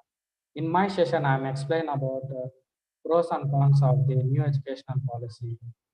After 34 years, there is a change in the educational policy with the introduction of the new educational policy 2020. This new educational policy aims at the universalization of the education. With the help of this new education, the government of India will be made education available to everyone. The existing 10+2 structure is replaced by 5+3+4 structure, which will focus on the formative years of the learning of the student. Pros of this new educational policy. The new structure corresponds to the as follows. It involves 4 stages. In that first one, foundational stage, it involves 3 years of Anganwadi and 2 years of school. At the age of 3 to 8 years of a student, it is play, multi-level, and activity-based learning. And next stage, preparatory stage, it involves 3 years, that is from 3rd class to 5th class. At the age of 8 to 11 years of students, it is discovery, activity-based, and interactive classroom learning. And next stage, middle stage, it also involves 3 years, that is from 6th class to 8th class. At the age of 11 to 14 years of a student, it is experiential learning. It is sciences, mathematics, arts, social sciences, and humanity. And last is secondary stage. It involves 4 years, that is from 9th class to 12th class. At the age of 14 to 18 years of students, it is multidisciplinary, greater critical thinking, flexibility, and subject of students' choice. In the foundational stage, academics are introduced in the mother tongue language only. In this new policy, both public and Private institutions will guided by the same regulatory rules. The GDP by this new educational policy, the GDP is increased to 6% by ensuring the education available to everyone. Online education will be promoted by this new policy, and multidisciplinary and research institutions are also provided throughout the country. Next, cons of this new educational policy. In this new educational policy, language seems to be a major negative factor because in our country, 22 official languages are there. So introducing the academics in the mother tongue language is difficult. And there will be a gap between influential and the weaker sciences. It would be difficult to a child to grasp the basics of the English after until he studies in mother tongue language only. And teaching coding requires professionals and computers. To set up all over country, it is also difficult. And in this policy, it is said that textbooks are downloaded by ourselves. It is also difficult because in our country, less than 50% people only have the smartphones. And during the 4-year degree program, which is multidisciplinary, there is no mention of the 2-year diploma program, which is beneficial to many middle class students. And in this policy, no clarity about the financial structure of the system. And common entrances. It is also somewhat difficult to conduct throughout the country because our country has huge population. And the conclusion, this new educational policy has more negatives than more positives than negatives. Last However, 1 minute. This new educational policy has more positives than negatives. However, it is only judged by the people after its execution. Thanks for providing this opportunity. Thank you, Hemant Sai Kumar.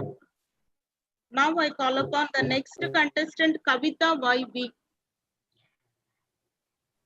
A very good morning to everyone and respectable dignitaries. And myself, Kavita, from Dr. Y.S.R.HU Horticulture University, from 3rd year, Anantarajpeta.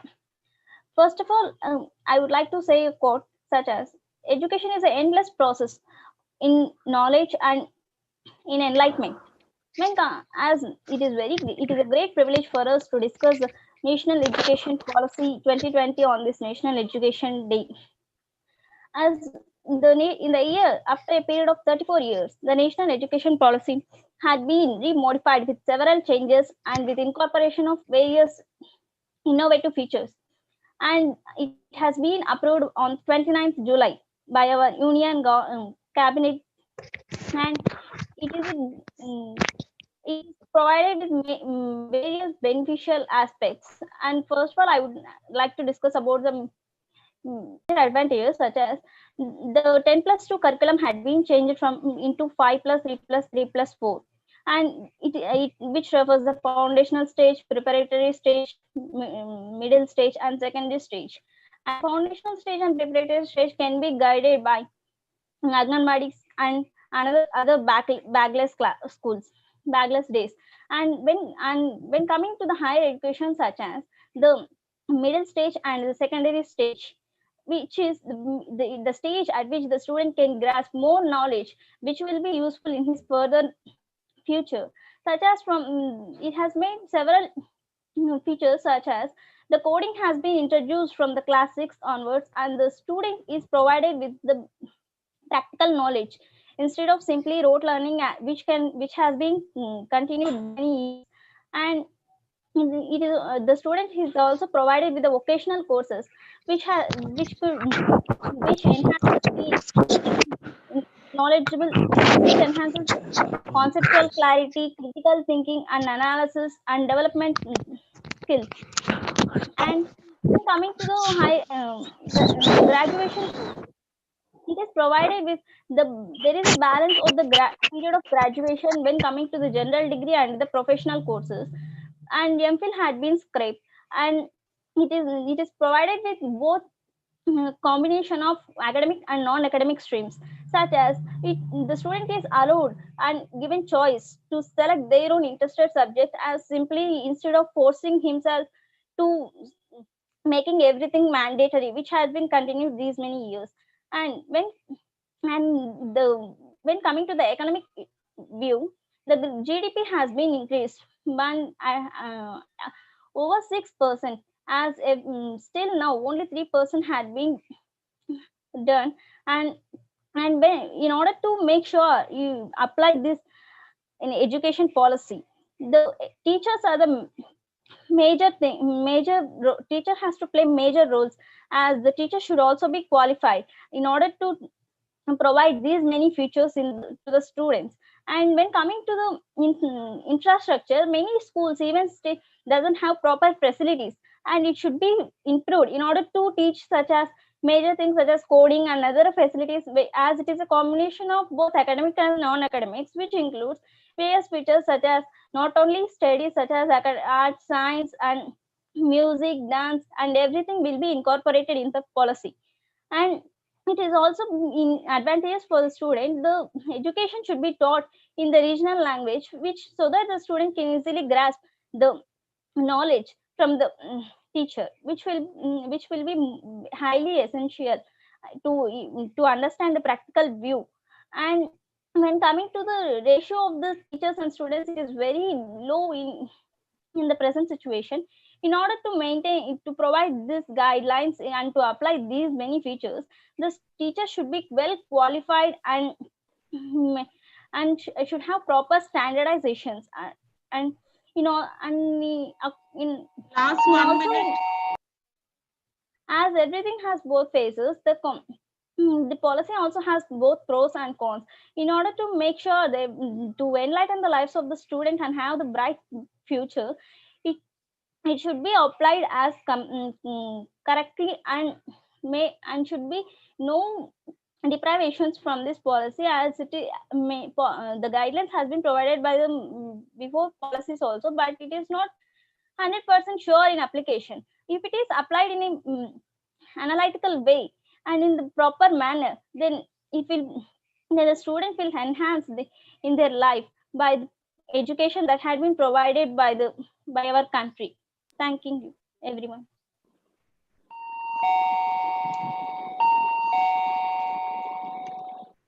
Thank you, Kavita. Now the next contestant, Kiran Prakash J. Let me depict a story of a teacher. Her name is Sangeeta Kashyap, who duly collected an income of nearly 1 crore from a 23-year of absence of her career. She was a teacher, and out of a 24-year of teaching career, she had been absent for nearly 23 years. There are similar instances likewise, there are similar instances in all across India. And so there is no wonder that a student of class 5 is not even able to read a class 2 textbook even. So this is the situation where the new educational policy need to fix. Good afternoon, one and all. Today, on November 11th, I am standing in front of you to speak about the panorama of the new national education policy.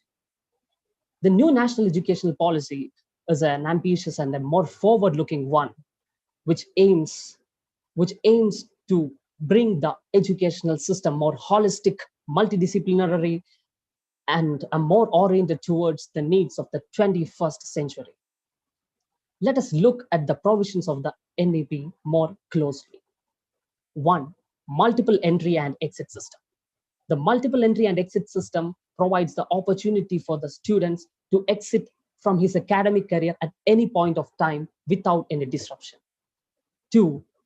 There will be no distinction between arts, science, commerce, or humanities, and all will be taught to the student by a single institution so that he will be able to switch subjects accordingly. And introduction of the top foreign universities to India, which will transform the Indian education to a global domain, is an important step. Now, with respect to the schools. The 10+2 structure will be reframed as 5+3+3+4 structure, which will inculcate knowledge into the students on par of their growth and development. Compulsory and mandatory counseling systems, focus on vocational training, focus on analytical and skill learning than the rote learning are also important provisions.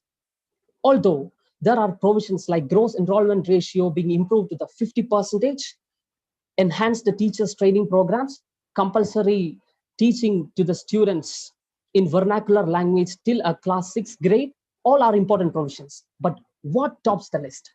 Yes, the GDP allocation of 6% to the educational sector tops the list. Till now, we were looking at some of the provisions of this policy, but now on, we will be looking at these provisions through a different perspective, that is the cons of this policy. One, the global language English is being sidelined. The global language English being sidelined is one of the major cons because multiple companies invest in India when compared to China because more English speaking people are in India. Also, more focus on the regional language will be affecting state to state migrating students. The foreign universities being introduced to India will find it difficult when the major focus is on regional language. Also, the foreign universities, if it is being introduced, will it be equally available for all the economic sections of the society? I don't think so. Then about the gross enrollment ratio, which is nearly 50%. Last 1 minute. Which is nearly 50%. So for it to happen, we need a building to be constructed in every week, which is nearly impossible. Also, the wage system and societal system is not accepting the skill development of a student, but the new education policy is focusing on it. Doesn't that seem contradictory? Yes. Altogether, we can conclude that the new education policy is a progressive one, an ambitious one, a more forward-looking one, if implemented correctly. What was needed was a change in the educational sector, and that has already been into the paper, and now we have to wait for it to happen. Thank you. I am Jittu Kiran Prakash. Thank you, Kiran Prakash. Now it is the time for Maunika V.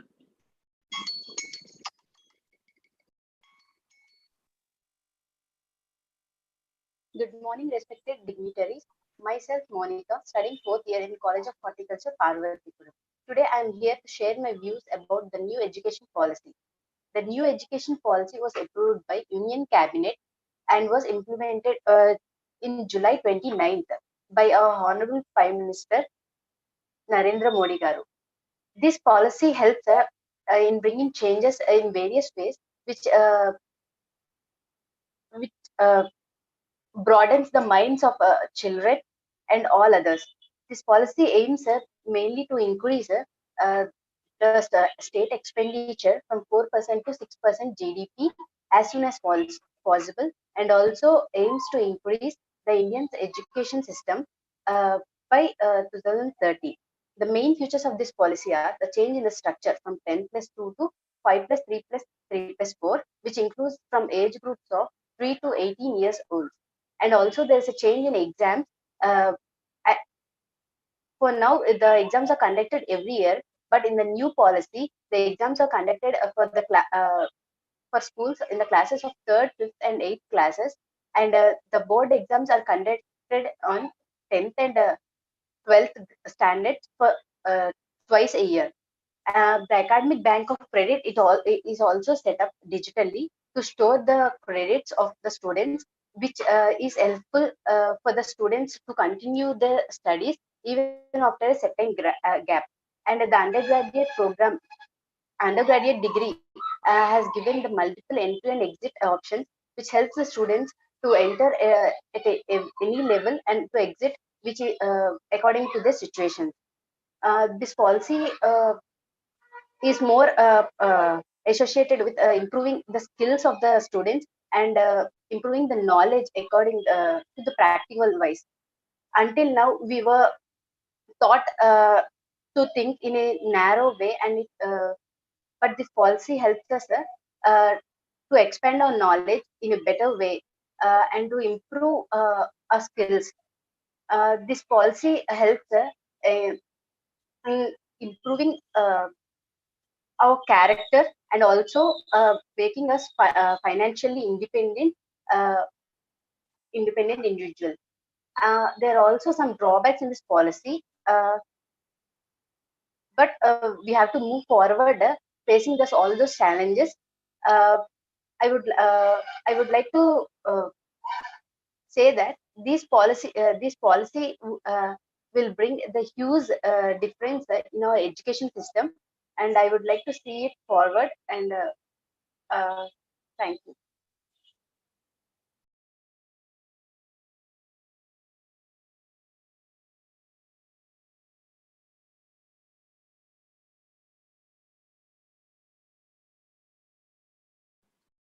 Please unmute Monica. Madam.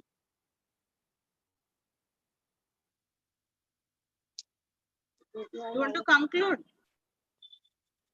Yes, ma'am. I was. 1 minute. I think she has finished.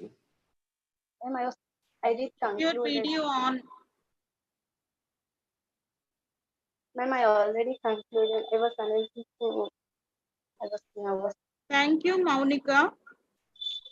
Thank the you. next contestant, Pravalika GHS.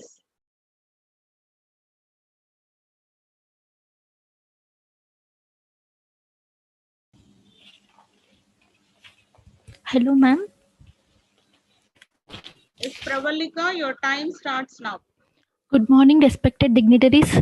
I'm G. Harisai Pravalika, studying BSc Hons Horticulture final year in NS College of Horticulture Sciences, affiliated to Dr. YSR Horticulture University. I'm very happy to be part of this electrocution, and I would like to speak on the topic Students' Pulse on the Panorama of New Education Policy 2020. We all know humans will be differed by their knowledge only. Knowledge obtained only through education.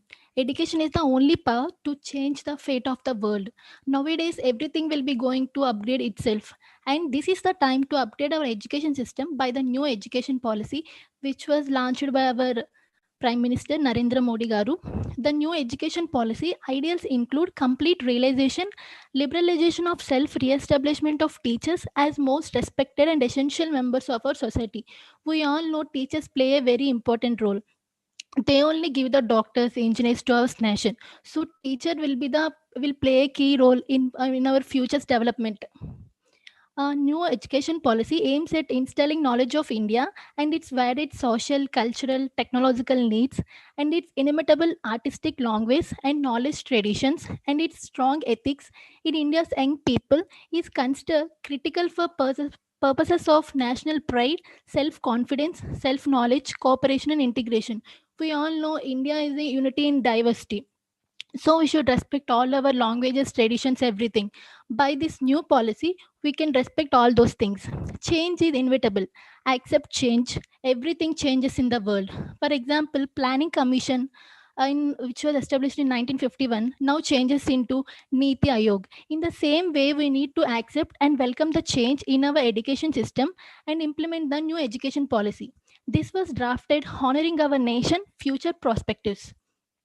And next comes to the main aim of this new education policy 2020 is the government aims to make schooling available to everyone with the help of this policy. Approximately 2 crore school students will be able to come back to the education institutes through this new approach. According to the National Educational Policy 2020, 5 plus 3 plus 3 plus 4 structure will replace the existing 10 plus 2 structure. This structure is focused on students' formative years of learning. This 5 plus 3 plus 3 plus 4 structure corresponds to ages from 3 to 8, 8 to 11, 11 to 14, and 14 to 18. 12 years of schooling, 3 years if Angadwadi and preschooling are included in this structure. In general, present policy, Angadwadi is not comes under the education system. It only comes under only nutrition content. But by this new policy, Anganwadi also will place a crucial role in the education system. For children up to the age of 8, a national curricular and pedagogical framework for early childhood care and education will be designed and developed by NCERT. This allows students to have more control over the education and removes the rigidity that currently prevails. This policy itself tackles various aspects of education system like reducing the drop rate and increases the gross enrollment ratio, which was very high in the foreign countries, but in India we have only 28%. It decreases the theoretical syllabus and encourages the experiential learning, occasional training, and job oriented teaching. And in this policy, restructuring of higher education through introduction of multidisciplinary undergraduate program with multiple entry and exit points, we can observe establishment of Higher Education Commission of India, which consists of subdivisions like NHRC, NAC, HUGC, and GEC, which plays a major role and decides the complete higher secondary education by this only Education Commission of India. We all know a theoretical syllabus. Last 1 minute. Theoretical compared to theoretical syllabus, learning in field knowledge is very important. That's why our university also introduced the rabbit program, which gives knowledge on the farmers field. And some of the merits, it includes that it gives to the formation of national book promotion policy, and this focus on the setting of a gender inclusion in fund special education zones for disadvantaged reasons and groups is also in the focus list. And the PARAC national educational policy is also set up by the government, that is nothing but international colleges does not allow the normal degree students to do masters. By this new policy, these degree students can also do. And some bal bhavans, nothing but special daytime boarding, will also established. And National Council for Teacher Education will develop a national professional standards for teachers, which give the best teachers. By this policy only, an academic bank of credit will also be established. These are the more positive aspects, and some of the drawbacks are also seen, because teaching in mother language up to 5th standard, it's somewhat good, but when compared to other private schools, their teaching will be seen in English. So sometimes finding a competent teacher becomes problem. And now another challenge becomes the reduction of, I would like to conclude that having both the drawbacks and positive things, we have to respect our nation's decision. It was believed by many that by implementing these changes, the Indian academic system will be taken a step higher and emerged as a developed country. Thank you for giving this opportunity. Thank you, ma'am. Thank you, Pravalika. Our next contestant, Ritisha VKM. Good morning, everyone. I'm Ritisha from 2nd BSc Honors Horticulture from JCDO College of Horticultural Sciences, Taripatri. Good morning, everyone. I'm Ritisha. Ritisha, please check your network connection. Ma'am, am I audible, ma'am? Voice not clear. Good morning. Voice is breaking. Good morning, everyone. I'm Ritisha from 2nd BSc Honors Horticulture, JCD Horticulture College, Taripatri. I'm going to present.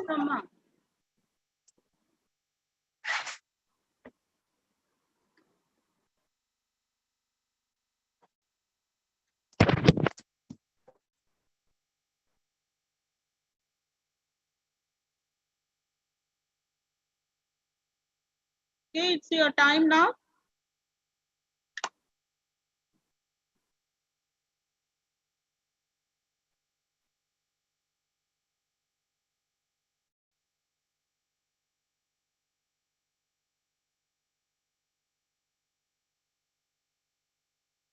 We can't hear you.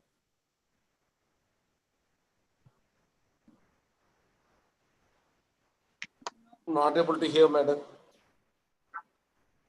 Ritisha, your voice is not audible.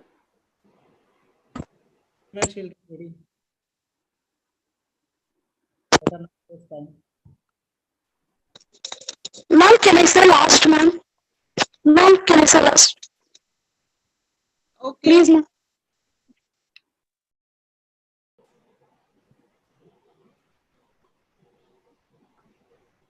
Yes, now I call upon the next contestant, Sai Srinivas G.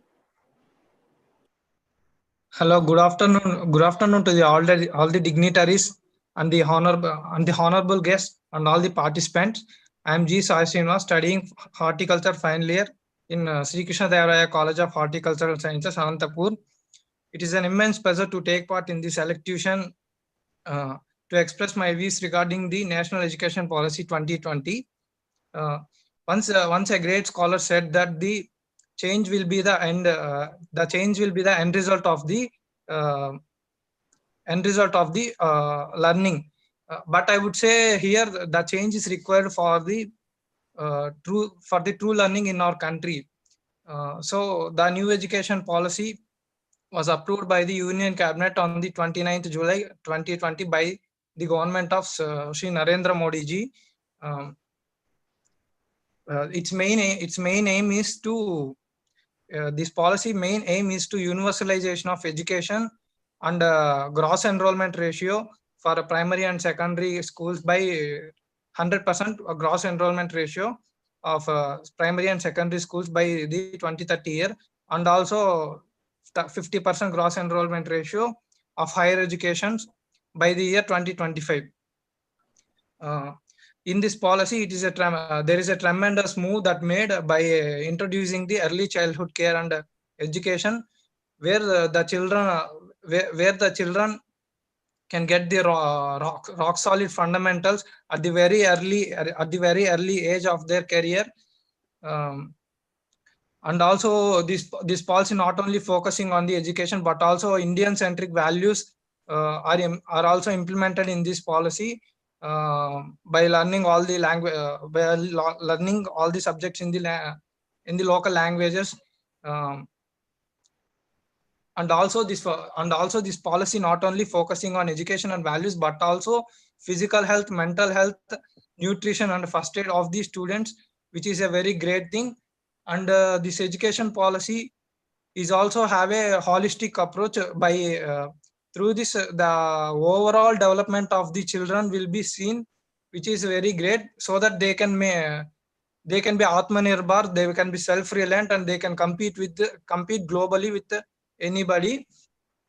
And also for the students from the backward areas and villages and rural areas, there is a excellent thing in this is distance learning, open learning, and also multiple entry and exit points, and also national fund for education.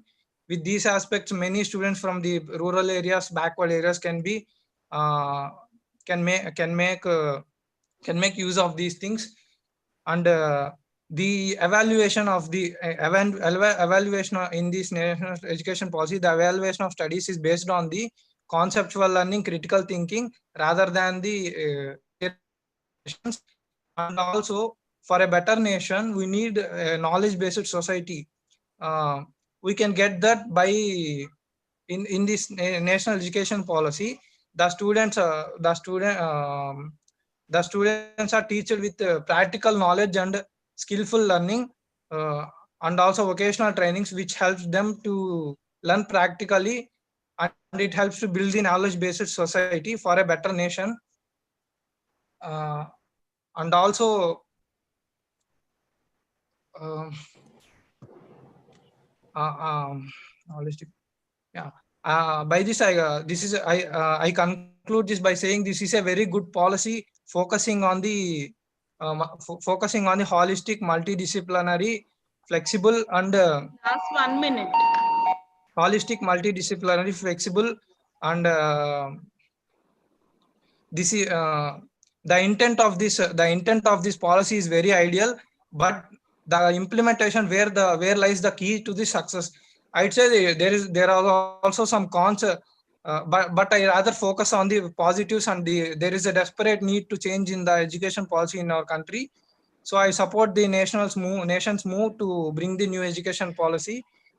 Finally, thank you each and everyone for thank you all the dignitaries and honorable guests and participants for giving me this opportunity to express my views regarding the National Education Policy 2020. Thank you, one and all. Thank you, Sai Srinivas. Now, the next contestant, Sheikh Rizwana.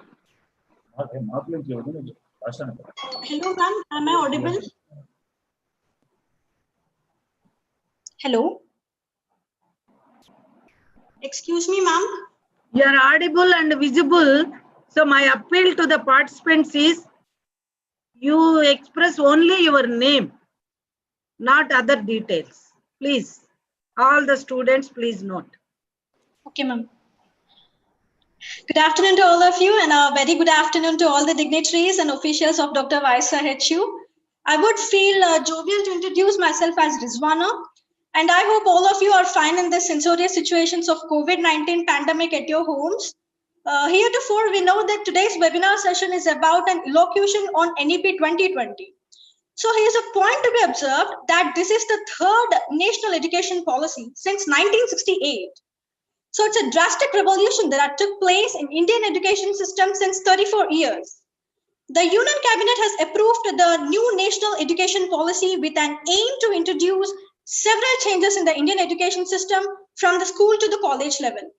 The NEP 2020 aims at making India a global knowledge superpower and to bring 2 crore out of the school children back into the mainstream through an open schooling system by 2030. NEP is indeed what India needed, as we were following the previous one that primarily concerned in mugging up of the birds, and it has made the schools as factories that produce the clerks, doctors, engineers, etc. It has never recognized the talent of the musician, singer, dancer, and many other professions that are respect-worthy. Plumber, carpenter, etc. are rated lowest graded professionals, which has a high value in a developed countries as compared to India. I reviewed NEP 2020 guidelines thoroughly to understand what new Indian education system would look like. And the first thing I liked about new NEP is that it opened a new sphere of innovation and research into our society. The new policy strongly encourages and values the acquisition of practical knowledge. I won't be able to cover all the pros and the cons of the policy, but I'll definitely try to help you gain an insight into a bigger part of it. Let's have a look at the bright side of NEP 2020. At school level, the new policy is focused on inculcating HOTS, higher order thinking skills, into the students and thereby achieve the goal of making 50% of learners through the education system to have exposure to vocational education by 2035. Moreover, many parents feel that their children are maturing earlier and they are ready to go to school earlier. So NEP 2020 caters this need.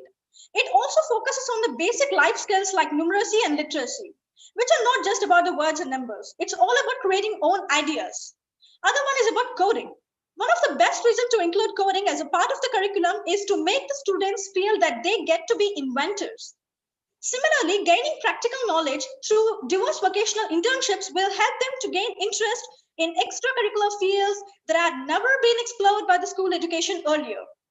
It also helps in the liberty to choose subjects of interest to increase motivation when they reach grade 10. Another advantage is grade 10 and 12 board exams will be remodeled to test primarily the core capacities rather than monthly rote memorization. One thing to be observed is the report cards will no longer indicate the progress by tracking the students back to the textbooks. The assessment will be done through a multidimensional report of the students appearing for the board exams.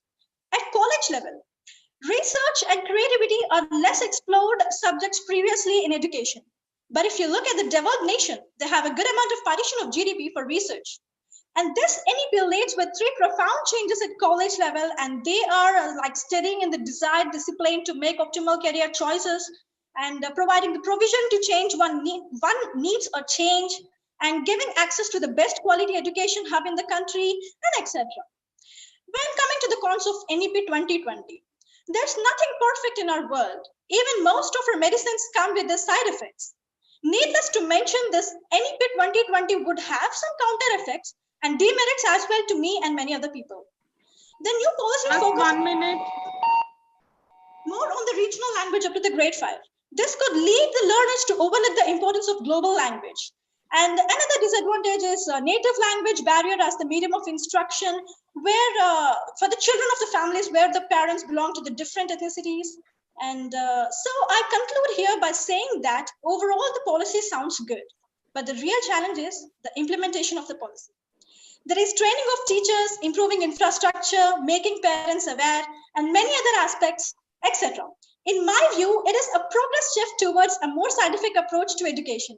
The prescribed structure will help to cater the ability of the child at different stages of cognitive development as well as social and physical awareness. Thank you all for giving me this precious opportunity. Thank you.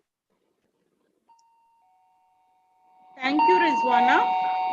The next contestant, Shravani NVV. Good afternoon, one and all present over there. I am Shravani. Ma'am, I am audible. A little bit louder. Good afternoon. Check the volume. Now, ma'am. Yes, now it's okay. Okay. Good afternoon, one and all present over there. I am Shravani, standing in front of you to say my views over the NEP 2020. NEP 2020 is the first education policy in the 21st century.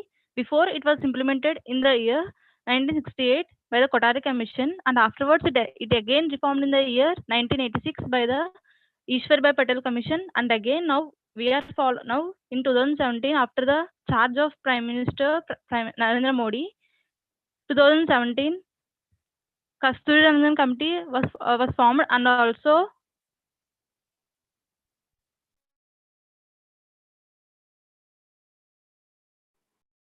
Shravani, your audio and video are on.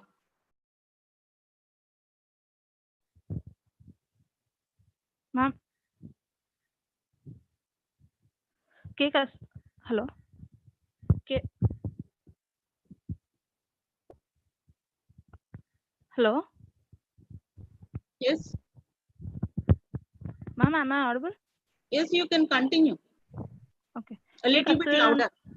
K. Kasturi Rangan Committee was formed, and after that, they have proposed the 2020 National Education Policy 2020 in 29 July. The main aim of National Education Policy 2020 is universalization of education from preschooling to secondary education, means 100% gross annual ratio to the school education by 2030, and also 50% of gross GER for higher education by 2035. And also mainly this policy is based on the principle that education is not only based on the cognitive capacities but also based on their foundational literacy and numeracy. And also in this fast growing global ecosystem, it is mandatory and also interesting that student not only learn but also learn how to learn. And also in this main India, we are having the more young people over the next decade, and our government is mainly focusing on the giving quality and equal education to each and everyone present over there. Main changes have taken place in both school education and also higher education. Mainly, the curricular has changed to 10 plus 2 plus 4 to 5 plus 3 plus 3 plus 4. 5 foundation literacy, 3 is preparatory, and 3 is middle, and 4 is secondary education. Mainly in foundation literacy, 3 years of Anganwadi and 2 years of schooling will be there. And also early childhood care and education means mainly this is interesting that the early childhood care education from 3 years onwards, that children will go to the school and mentally he will be getting their knowledge from 3 years itself.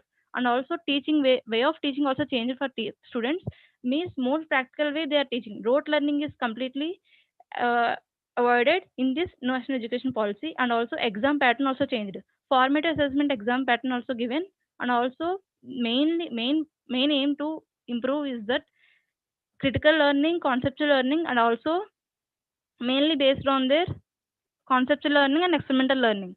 And also medium of language of teaching will be there in regional language, and that regional language will be mainly given by the state government itself. And also this whole school education system is regulated and governed by the NCERT and the HRD ministry. And also equality and good education is given to the all backward regions, rural people, and also socially economically disadvantaged groups. And also scholarships are also given to each people based on their merit system. Now we are coming to the higher education system. Before it was there of bachelor degree plus masters plus MPhil and also then PhD. Now the MPhil is removed and the UG course means 4 years of education and plus the MPhil, Masters, and also PhD. MPhil is completely removed, and also in higher education, multidisciplinary and holistic development is mainly taking place with multiple exit and entry points. Last 1 minute. With multiple exit and entry points, and also we are saying that if any student is dropped out from that course because of any personal reason of medical issues or economical issues, he or she can join the course where he stopped a year. And also every year, after completion of every year, the certificate is given: first year certificate and second year of diploma certificate and third year of bachelor degree and fourth year of bachelor degree with research education. And also mainly national research foundations are also taking place in NEP 2020, and also foreign institutes are also taking place. Permissions are given to foreign universities also. Mainly, I want to conclude that this NEP 2020 sounds good in the paper, but see how it will be implemented, it will be taken place. Thank you, Shravani. Our next contestant, Sri Soumya I. A warm good afternoon to all the dignitaries and my co-participants. Myself, Sri Soumya. We are here to discuss about the topic New Educational Policy 2020. Before going to the topic, let's just imagine a situation. Diwali is only a few days away, so you along with your family went to buy some festive clothes. But you could find there is only a plain black t-shirt with a particular set of size. It's weird, right? Yeah. Not everyone would be interested in buying black unless they have a special interest for black. And not everyone would be fit into the particular size they have provided, right? Let's come back to our education system. Students don't have too many options. All are studying under a similar stream which they might be interested or not. And all are competing for the same thing without much flexibility and options to choose. Some succeed and some fail. And those who fail are not getting what they deserve because they are not at right place at right time and not cooperated with a particular set of interests. That should not be a case because just for buying a piece of cloth, we are investing a lot of time and to find what we like. And just we are not accepting the single type of cloth. When we go to shopping, we explore different pieces. We like some and we could afford some and we pick with which we are most impressed, right? But we know that education is one of the important aspects in growth and career of a person. That's where NP 2020 has been a bold proposition and impactful in the history of Indian education. This policy has managed to touch the untouched part of the Indian education, and it brings major changes after 34 long years. Coming to some major highlights of the NEP 2020. Mandatory education has been extended from 6 to 14 years to 3 to 18 years with the 3 years of preschooling or Anganwadi. Existing 10 plus 2 structure has been replaced by 5 plus 3 plus 3 plus 4 structure. This is a path-breaking highlight in this comprehensive policy. This made our education system more viable and pretty much structured. Mother language as medium of instruction, giving regional languages the due importance. Especially a country like India, which has a lot of diversity, is a step in right direction. Entire higher education coming under a single overarching body. Having a single regulatory body to monitor and analyze the education system will be more effective and efficient. The academic bank of credit. This is certainly a massive step to the students, as the students of undergraduate level will be benefited from this and the flexibility that this brings to the policy. Separation between the subject streams to be blurred. Students have liberty to choose the subjects they would like to study across the streams. They have multiple entry and exit options. That is, if a student wants to exit of the completion of their first year or second year or third year, they will be granted certificate for that years in this particular discipline or field. NEP 2020 has also addressed the social and general gap in the education system. The policy has stated that there is a evident gap in representation of social and economic in the education system. It has also emphasized the way to overcome it with a regulated intervention. And also suggested a mechanism to address the general gap and to overcome it. Quality of education is also one of the primary agendas of this policy. Teachers are an integral part of the education. We all know that. Without improving the way how the teachers are trained, it is very difficult to improve the quality of education. 2020 is certainly a year of uncertainty. This year, the year still down the line, we shall remember how the world changed this year. Last 1 minute. Stand still. We have witnessed many unpredicted events with one leading the other, and we are still not done it. This is the major, and this NEP 2020 is the major positive breakthrough in this otherwise dreadful start of a decade. I finally conclude that it's important to know why the policy isn't in stages and why the obvious is being addressed. And the major setback of this policy will be the inferior quality of the government teachers currently, plus where are the funds. The thing is that the policy is the long overdue and hence laudable. Thank you for giving me this opportunity.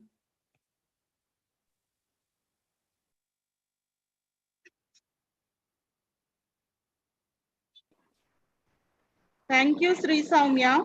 The next contestant is Srujana D. Good morning to all the respected dignitaries and my co-participants present over here. Myself, Srujana, and I consider it to be an immense pleasure to express my views on National Education Policy 2020. As we all know, education is the most powerful weapon which one can use to change the world. NEP aims at making India a global knowledge superpower, which will help millions of students to provide education. Also, you all might be wondering why this sudden change after 34 years. Let me tell you, this is not an overnight decision made. There are three crucial issues being addressed here.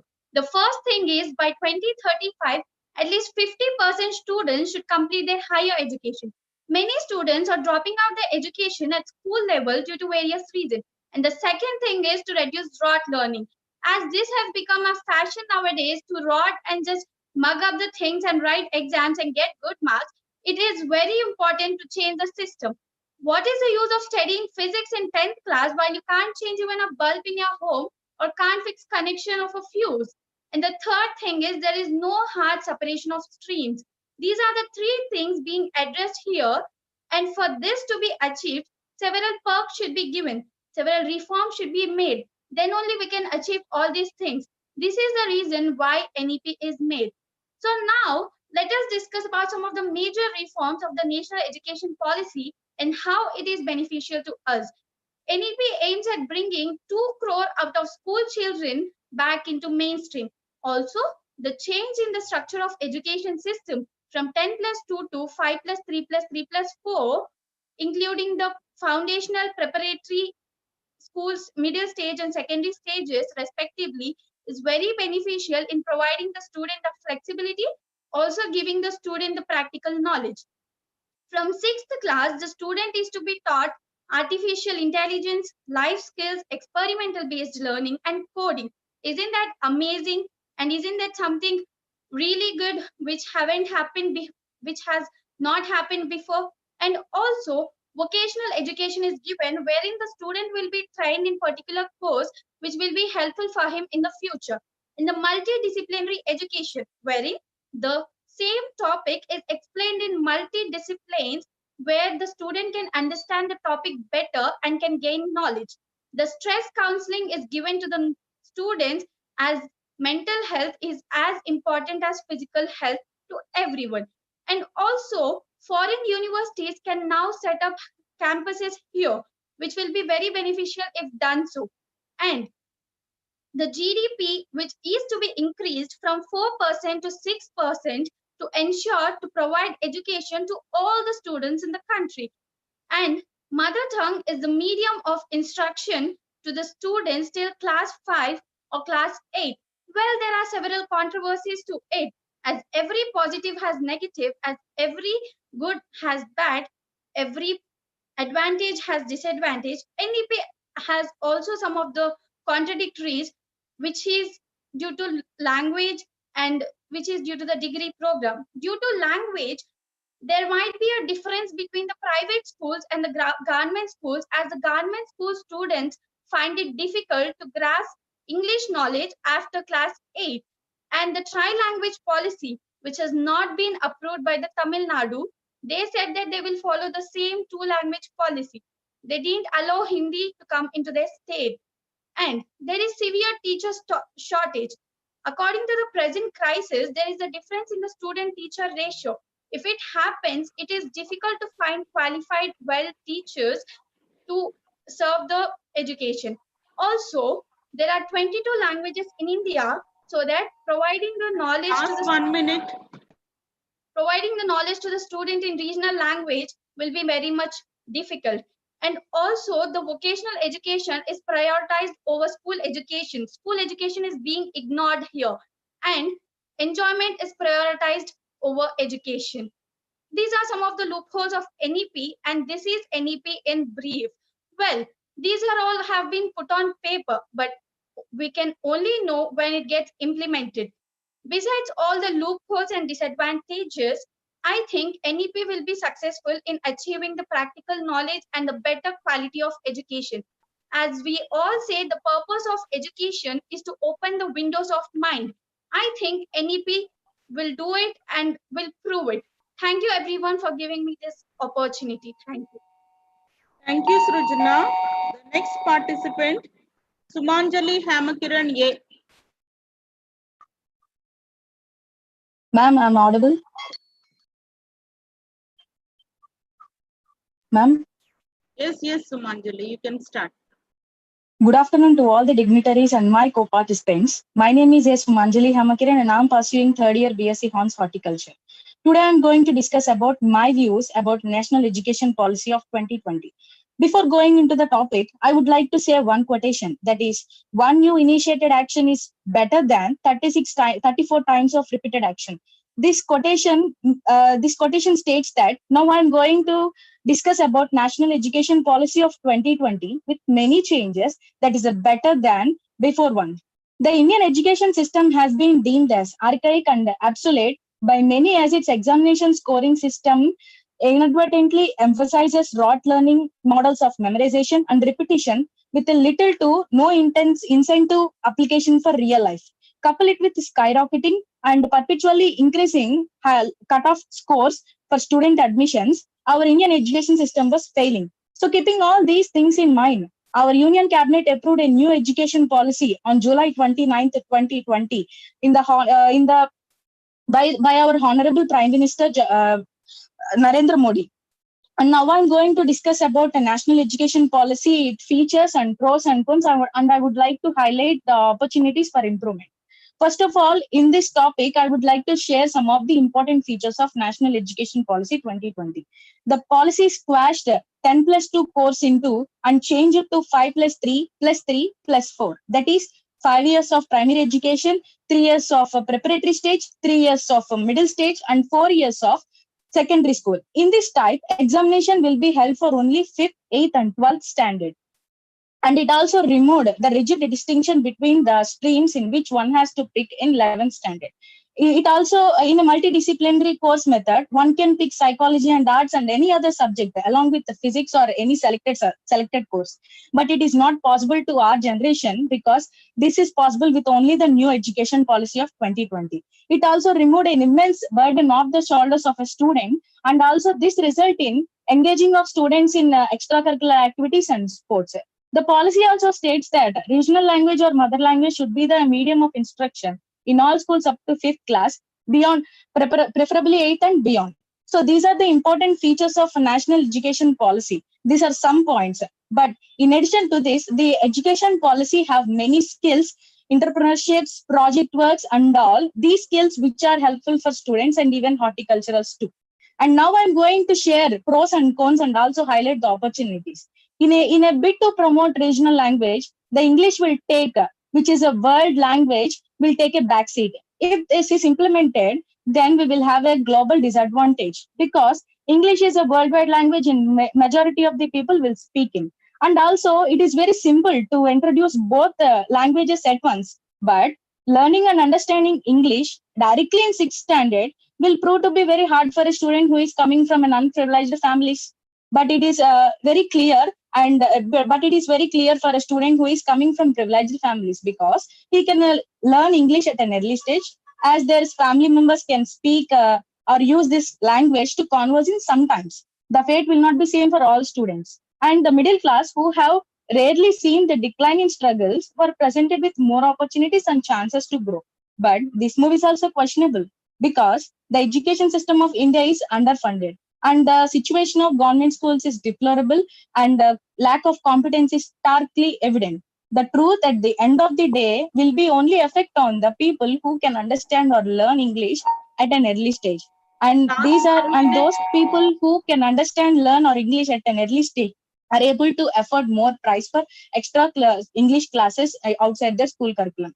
And it also create a clear divide that who can speak fluently or who can learn English at an early stage, they will get an opportunities, and who does not will lose. This is a far too common problem in our country to be abolished as a to be brushed off as a hypothetical scenario. I conclude this by saying one thing. Besides all these disadvantages, our national education policy will come up with many advantages. But one opportunity or one thing from my side is, if regional language is implemented in cosmopolitan cities like where children from other states come here to study, will feel little bit hard because which language they have to use to converse in. This is a big question mark in all over the citizens in this country. So if this is cleared, our national education policy of 2020 will set a landmark in the Indian history. I hope this will get succeeded further and make all the students get succeeded. Thank you all for giving me this opportunity.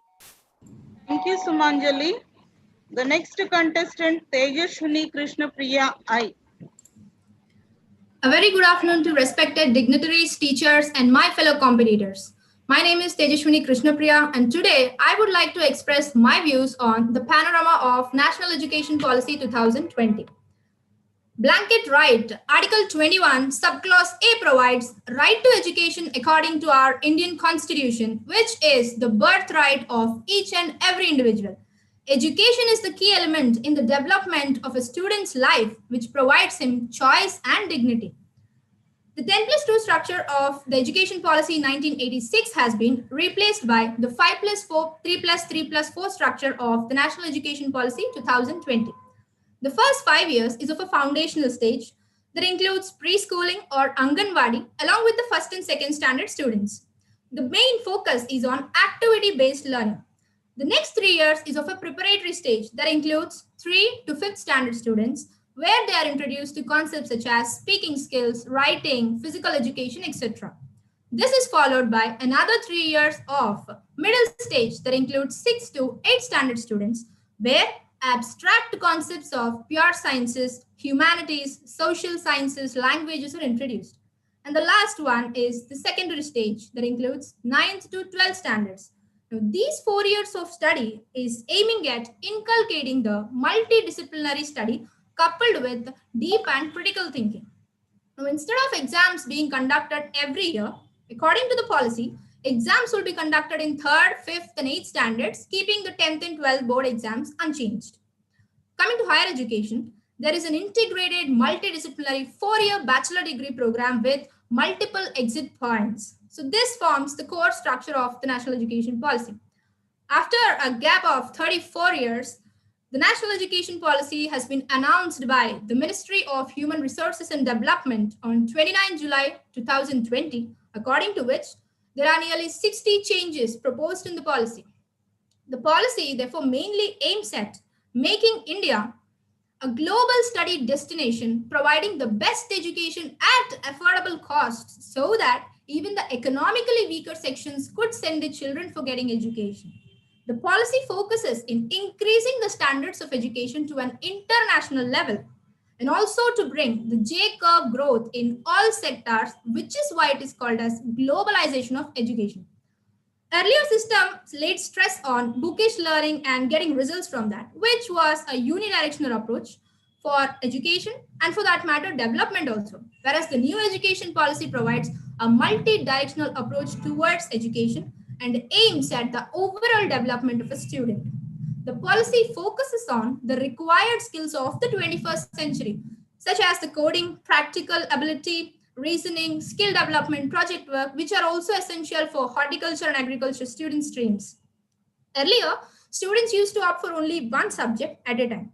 But according to this policy, the students have the right to opt for more than one course of their desire, which clearly says that the national education policy is focusing on the practical aspect of learning any subject. And the policy also aims that there shall be a multidisciplinary institution established at or near every district by 2030. On a whole, the policy is increasing the flexibility and is providing an integrated approach towards education. But along with the above advantages, there are few challenges in the policy observed. The first one being the language aspect. In India, there is a problematic teacher to student ratio, and that too, when they are to be taught in their mother language or regional language, it becomes difficult to find such good number of teachers. And also, the students who are studying in the government schools have access towards English a bit later than those studying in the private schools, which is why they might feel it a bit difficult to compete with the government school students on par in regards to English language. Multiple exit points is another aspect, which is both advantages and disadvantages, because no doubt it will definitely increase the gross enrollment ratio, which indirectly reduces illiteracy followed by unemployment. Yet at the same time, where they've got the choice of multiple exits, the students might walk away from education even without completing their graduation. So we can easily estimate, say, these are the few challenges. So we can estimate that it would take 1.5 to 2 decades for its implementation effectively on the ground level. Therefore, I conclude by saying that though there are challenges, the merits are more in number. The policy has laid such initiatives which are need of the present scenario. Therefore, no sooner the objectives of the policy are achieved, it will propel our nation towards progress. Thank you so much. Thank you, Tejaswini. The next contestant, Tavurya Nayak R. Respected gathering dignitaries, my lively teachers, and also the participants, a warm good afternoon to all. In current situations in our country, the trending topic is about the new education policy. All our participants are shared very well about the new education policy, Kasturi Rangarajan committee, and also all other things. But there are some logics are involved in this policy. They are the basic things parents want from the student is at least he has able to tell the time by seeing the wall clock, and he has able to bought the fruits and vegetables from the market by their respective prices and from their respective prices properly and perfectly. And an average of the 50% of the student does not know about this all these things. So and also UNO has established OECD organization, that means Organization for Economic Cooperative Development in the year 2000. 84 countries having the membership on that organization. Remaining those countries are not having a part in that organizations due to their low education standards. Its main aim is to decide the education standards and also the educational quality in a particular country by providing PISA exam for every 3 years. Even India got the membership in that organization. So even the organization 13 years after its establishment, the current position of the India is 82 presently. So the degree courses like BA, BSc, they are only restricted to 3 years in our country. But in foreign, that is 4 years degree. For example, our Indian student is going to study in the foreign countries. So they are asking 4 years degree. But we have only 3 years of degree. Which means the Indian students having 1 year less when compared to the foreign students. So we are unable to catch their educational standards. Remembering all these points, our government of India strongly decided to come up with this kind of new effective educational policy. In our 70 years. In our 70 years democratic independent country, so we did not have a chance to change the apartheid and inequality among the society. But we have a chance to change the future of our India, our country. That is only possible through this educational policy. So I am gratefully thanks to the our PM Narendra Modi Garu, and and also I am sorry to mention this point here. The main mistake is by our political leaders who are deciding our education system and also even our country's future. So, and our country has spending 60,000 crore rupees 60,000 crore rupees for education system annually, which means 75,000 rupees for a student for a year. So they are only focusing on the money, not on the education standards. With the purification of mind, we are able to correct all this by providing this new educational policy. In the past, and according to the language point of view, in the past, our father of nation, Mahatma Gandhi, told that. So Mahatma Gandhi is told that nothing is understandable in a better way in our mother language when compared to the all other languages while during opening of Benares University. Similarly, our human calculator and human computer, Shakuntala Devi also told that we are able to provide at least in 7 years. A student is in a student 7 years in his childhood day in our own language. We can guiding him in a correct and perfect way. But some of the constants also involved in this policy. Those are this education system is complete under the control of the central government only, without involvement of the state government. So with this, last so 1 minute. So all these sorry ma'am. So all these two things are doing final to make the India become a superpower knowledgeable nation in the world. Irrespective of all these things, our national educational policy, a student says a student must have 60 to 75% of the attendance. So if a teacher doesn't have the capability to attract and mesmerize a student towards his class, what is the use of all these things? So anyways, teacher is the key role to the this successing educational policy when compared to the students. So many policies will be rise and also the MRs to change our educational policies. The student accept a job from his education. So new generation students having more knowledge when compared to the past generation students. So past generation students are people like Osama bin Laden, Hitler. They create a huge damage to the human society with a little bit of knowledge. So the present generation students having more knowledge when compared to the past generation people. So they doesn't get any job. Your time is up.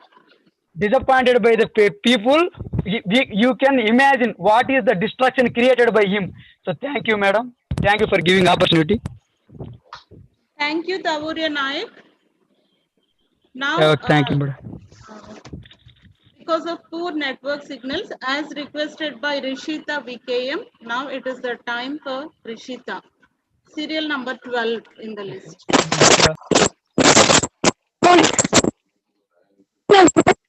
Second BSc Halls.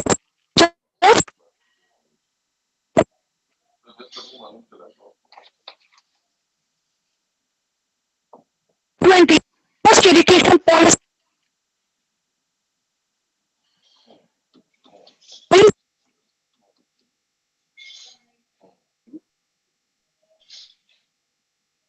Voice not audible, Rishita. Regulation on governments to create a new system that is aligned with the aspirational goals of the education. Aims to facilitate inclusive participation.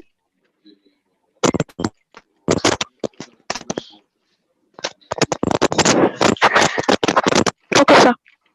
The National Educational Policy 2020 is the first education policy of the 21st century and aims to address the many growing developmental imperatives of our country. This policy proposes the revision and revamping of all aspects of the educational structure, including it is aligned with the aspirational goals of 21st century education. Policy aims to facilitate inclusive, participatory, and holistic approach, which emphasizes on the field experiments, empirical research, stakeholders' feedback, as well as lessons learned from the best practices, and not just by memorizing. It is a progressive shift from scientific and practical based approach. We Indians are jack of all trades, but master of none. But this new national education policy can make us master of one. Main aim of national educational policy is to increase gross enrollment ratio from 23% to 50% by 2035. But US is 89%, Germany is 65%, and China is 39%. So the literacy rate of developed countries is higher than India, according to Economic Survey 2017 and 2018. GDP spent on education in India is just 2.8%, whereas a small country like Bhutan can spend more than 5.8%. And South Africa, Brazil spends more than 5%, Norway, Sweden spends 7.5% of GDP, US, UK, Germany, France spends between 5 to 6%, according to World Bank. New National Educational Policy 2020 spends 6% on education, and policy aims to send 2 crore children to mainstream schools. Foundation phase helps children to maintain good physical and mental strength. Preparatory phase helps in maintaining emotional and arithmetic quotients. Middle stage promotes experimental learning in multidisciplinary fields of a children. Secondary phase helps in catering all the other activities. The design structure will help to cater the ability of a child and stages of a cognitive development as well as a social and physical awareness. It paves the way for foreign universities to set up campuses in India. According to economist Amartya Sen, the Nobel Prize winner, India is trying to be the first country to become an industrial giant with an illiterate and unhealthy labor force. By implementation of new NEP, India can improve its literacy and healthy labor force to become an industrial giant. NEP followed PPRR model of risk management, prevention, preparedness, response, recovery. NEP mainly focuses on creative analysis, practicalness, with a perfect optimistic thinking ability of a children. It emphasizes setting up of a gender inclusion fund, special education zone for disadvantaged regions and groups. National Research Foundation will be credited as an apex body for fostering strong research cultures and building research capacity across higher education. We Indian people are concentrating on publishing journals rather than filling patents. But this policy helps in bringing awareness to us.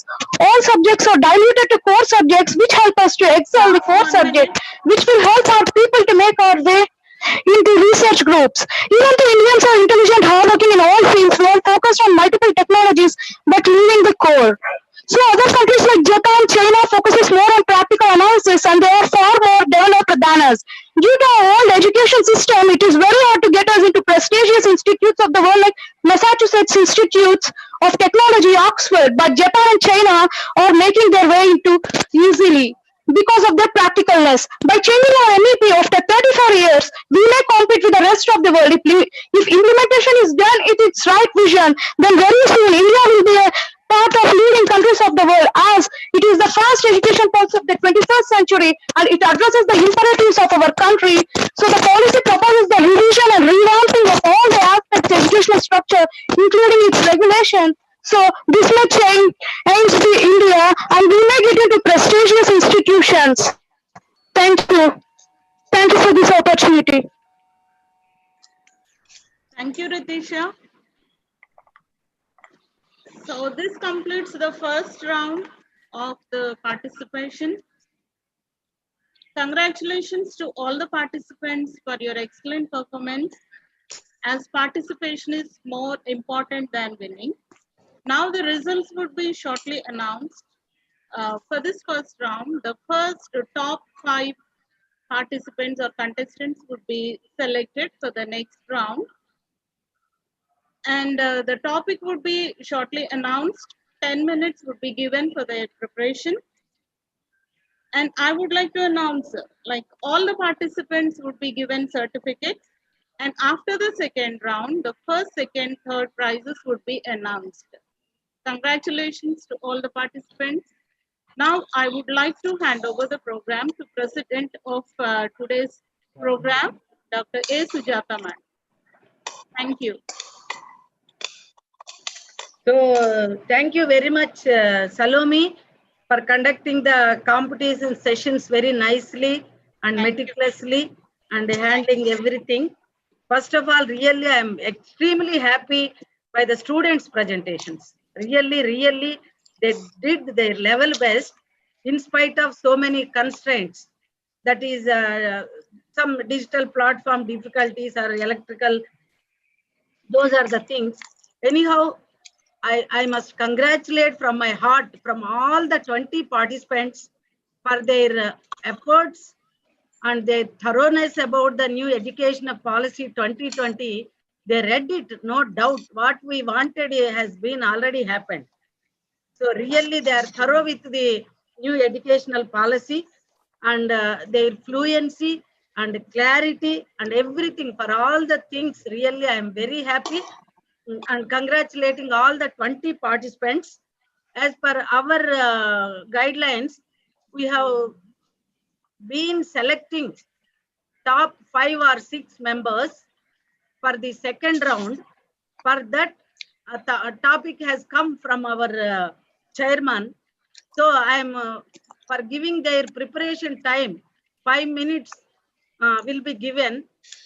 Meanwhile, we will engage the participants with some video clipping of Sri Maulana Azad sir's role in our Indian constituency as educational minister.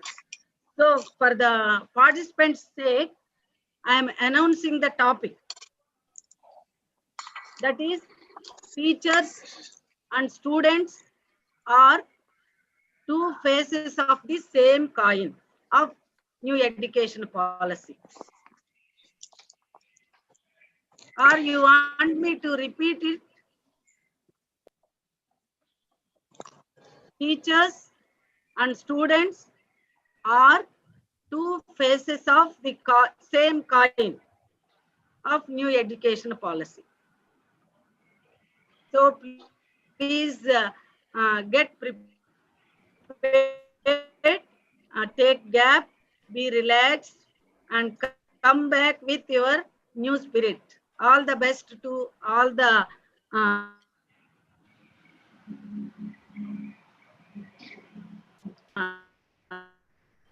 select. Give me 2 or 3 minutes. Are you ready, Amma, with video? Yes, madam. Yes, madam. Yes, madam. Now, like in the break time, the short break time, we will have the video of Maulana Abdul Kalam. Itself.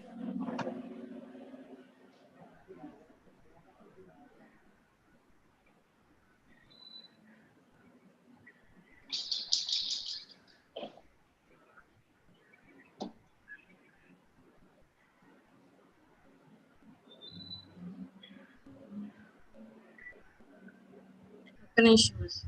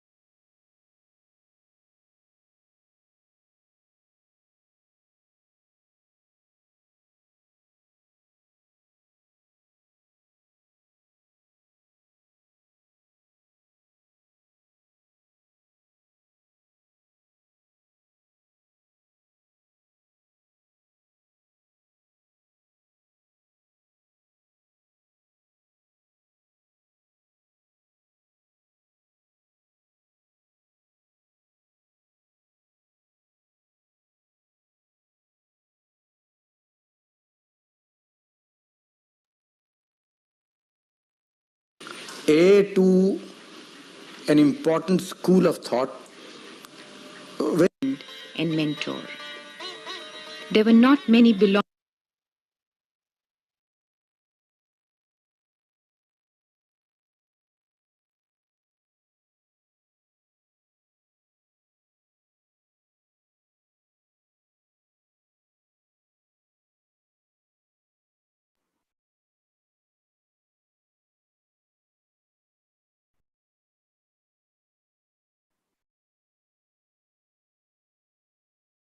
The first round winners will be shortly announced.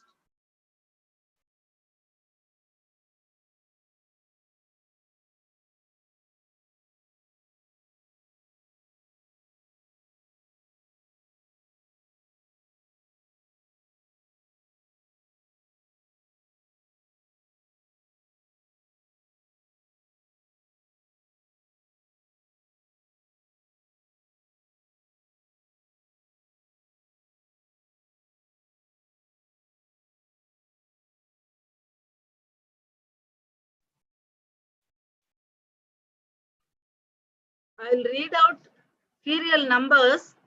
There won't be any first place, second place, third place like that for this round. Only out of 20 members, top 6 will be announced. So based on 4 members of judge jury, these names have been selected. So I am reading those names along with serial numbers. That is number 2, Bhavana Reddy, one of the names. Number 6, Divya G.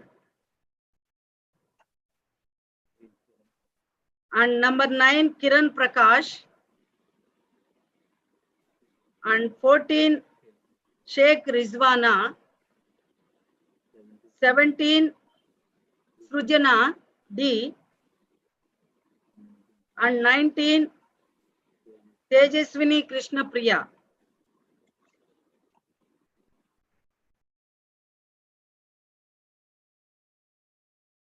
Two, 6, 9, 14, 19, 17.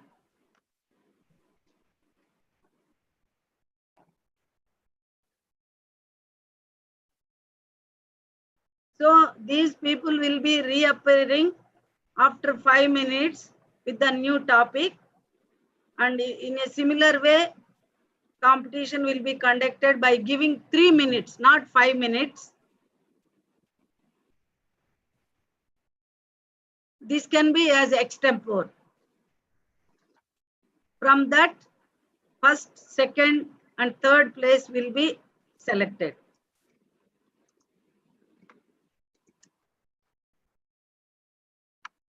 Yaar పేర్లు చక్కగా నీట్గా తెల్లగా. Salome, go ahead with video play.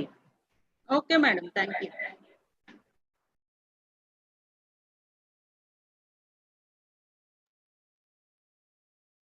So the students, please get ready for the second round.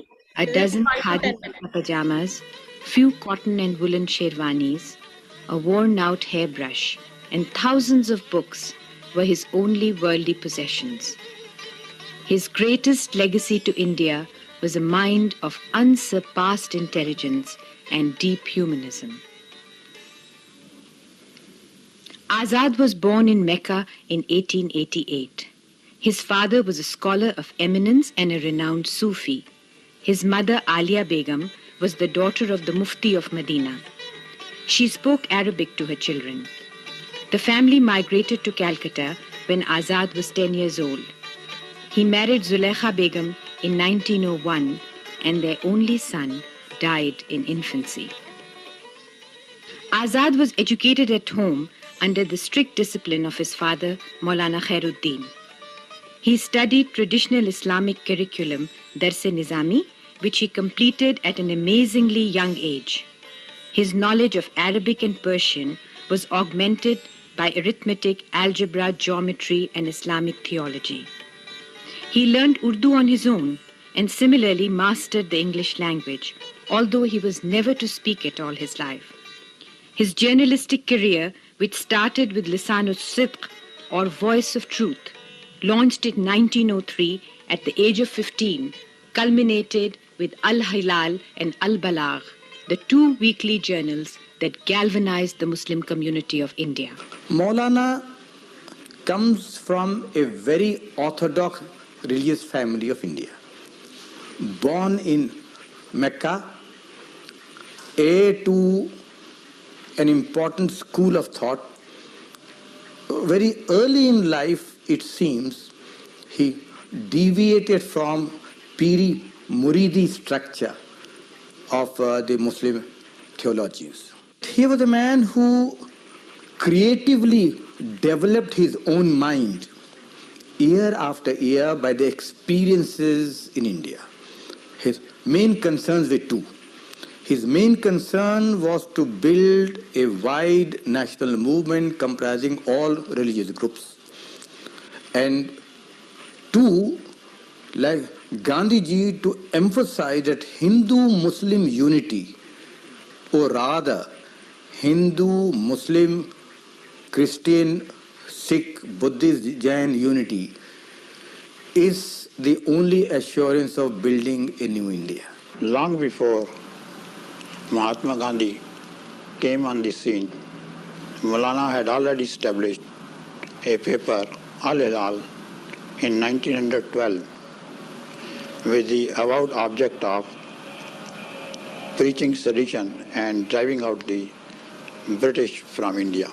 Through this paper, he exhorted the Muslims to join the Hindus in driving out the British from India.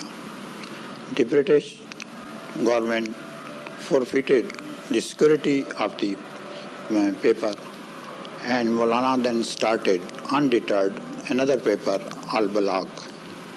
Through this paper, he had the same objective in view, to forge Hindu-Muslim unity and at the same time bring them together, the Hindus and Muslims, to get the country's emancipation. Azad's years in prison were the most productive years of his literary life. Do you want to start your own business? With these three advantages. Number one, you don't have to leave what you are doing right now. Doesn't matter whether you are in job or in entrepreneurship journey. Caught in the political hub, he could never pen the immortal words that illuminate page after page, whether written at Ranchi, at Alipur, at Bankura, or the most memorable piece at Ahmednagar. He did most of his writing while behind the British bar, just like Jawaharlal Nehru. His Tazkira, his Ghubar-e-Khatir, his Tarjuman al-Quran, all his masterpieces were the product of the period when he was in jail. Maulana Azad added the much vital intellectual dimension to India's national movement. It was because of this that Jawaharlal always used to look upon him as the encyclopedist who preceded the French Revolution or the learned man of the Renaissance. Had Azad's writings been rendered and translated in various languages of the world, he would have been one of the world's greatest prose writers. Azad's prose masterpiece is his book, Ghubar-e-Khatir, which could be roughly translated as the unburdening of the soul. And that is what Azad did. He unburdened himself when he was in prison at Ahmednagar in the early 40s for 3 years. He was imprisoned with his colleagues and friends Jawaharlal Nehru, Sayyid Mahmood, and Asif Ali, and others. He kept a very strict schedule of events. He woke up at 4 o'clock in the morning, and with great care and lovingly, he brewed himself a pot of tea. He placed meticulously his tea and his pen on either side and proceeded to write. What he wrote were letters to a friend of his, Nawab Sadr Yar Jang, which he never intended to publish as Ghubar-e-Khatir, but which he wrote as a spontaneous unburdening of his soul. Maulana Azad was a great master of words, both spoken and written. I had some exposure to his speeches when he led the Indian delegation to the UNESCO conferences. I was attached to him as his press attaché. His performance at the full assembly was somewhat diminished by the fact that nobody there understood Urdu and every sentence had to be translated by Humayun Kabir. But what I noticed that when he addressed smaller meetings, although again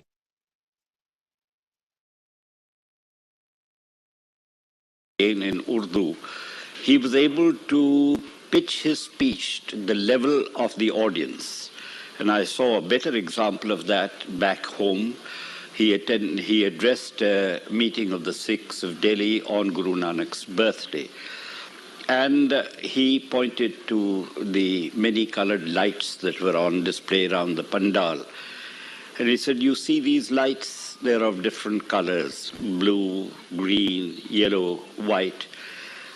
Yet the power behind, which gives them their colors, is one, electricity. It's the same way that although we have different religions in this country with different expressions, the power behind all of them is one, that is God. His written word, I'm not so familiar with his prose, either his two journals, Al-Hilal or Al-Balagh, but my first exposure really came when I read his Tarjamanul Quran. I've been involved in reading different translations of the Quran. I even tried to pick it up in Arabic, but I wasn't able to get the full meaning of the scripture till I read his Tarjamanul Quran. And for the first time, I realized the uniqueness of some of its aspects, particularly the first part, the Al-Fatiha. I think Maulana is quite correct in pointing out that this was the first attempt by any religious system to define God. In the end, I would like to say that I haven't heard the kind of oratory that I heard from Maulana Azad ever since he went. What Dr. Radhakrishnan did for Hinduism, Maulana Azad did for Islam. At the age of 35, Azad was elected Congress President in 1920.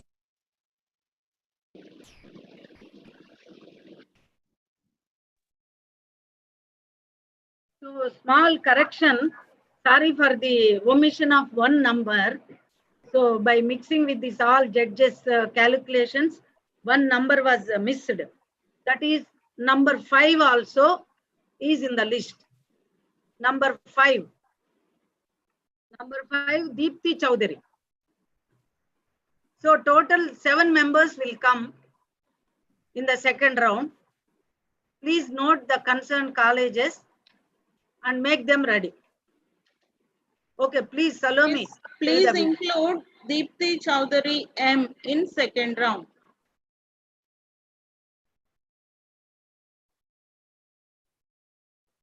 Madam. Go ahead, Amma. Salome. 23. He delivered his first presidential speech exhorting the Hindus and Muslims to become equal partners in the freedom struggle. He was once again elected Congress President in 1940 when he presided over the Congress session at Ramgarh. Ace JEE or NEET exams with D.YSRHU classes. Learn online from India's best JEE and NEET teachers. You have over 10.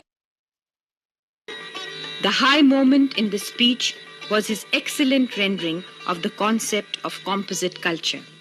There are so many aspects of his life, but I would like to only emphasize on 2 aspects of his life, which to me are most relevant and important even today.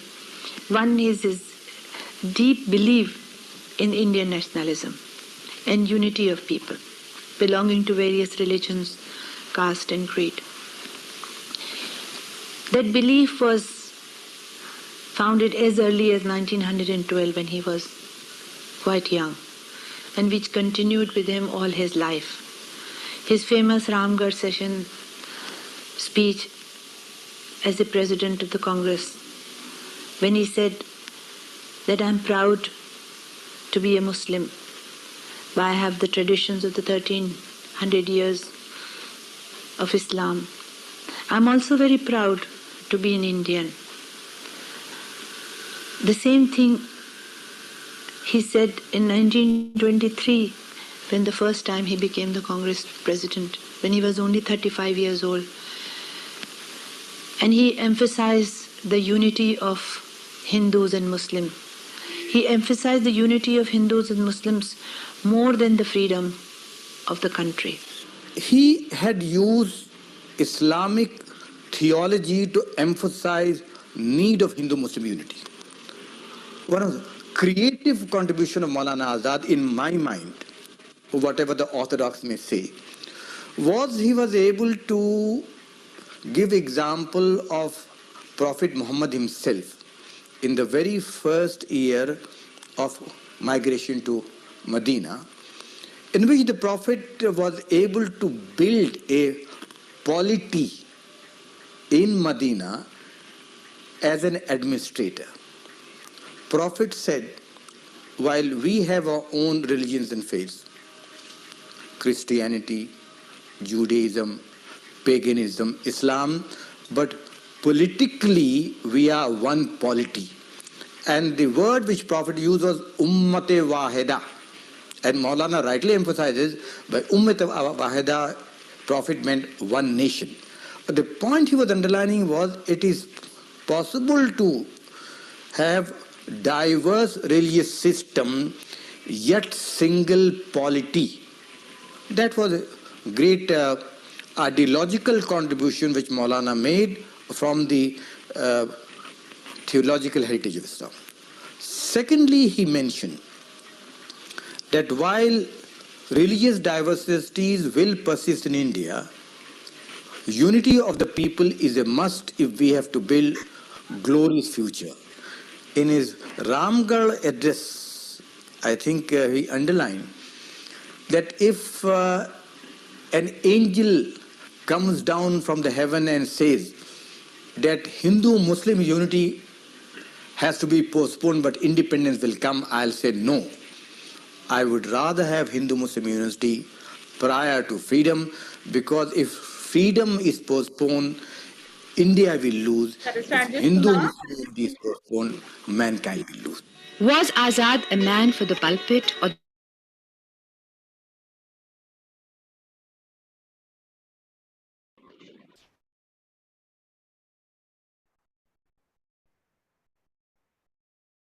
On this National Educational Day, our due respect to Sri Maulana Abdul Kalam Azad ji. And let us start our second round. 2 minutes. 2 minutes. Yes, madam. So judges are to be get ready.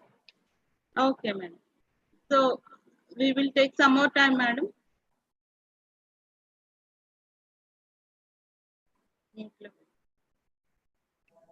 You can start now. So can we start, sir? Yeah. Thank you, sir. So this round is for 3 minutes and the topic is with you. Now we will go as per the serial. The first contestant, Bhavana Reddy B. Now it is the time for Bhavana Reddy B.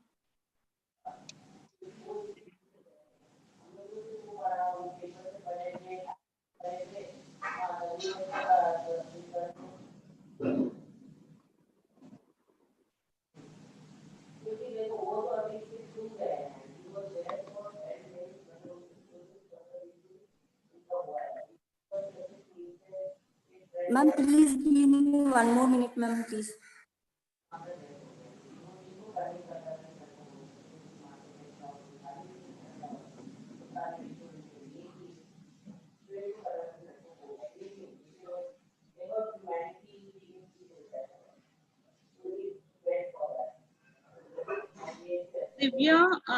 Divya, you're ready?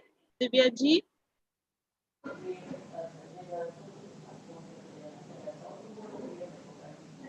Ma'am, I will say next, ma'am. Okay. Now it is time for Divya ji.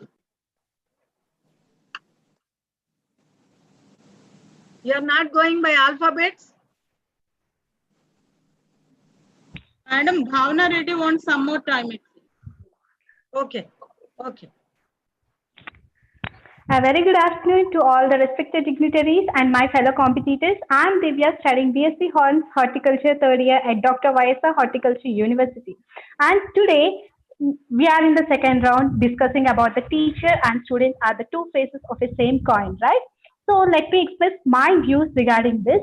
And I would like to start my explanation with a single thought. It's nothing but a candle gives us a light, but a teacher gives us life. As light is important for leading a very good path in our life, so is a teacher's role in playing a very good role for betterment of a student's education.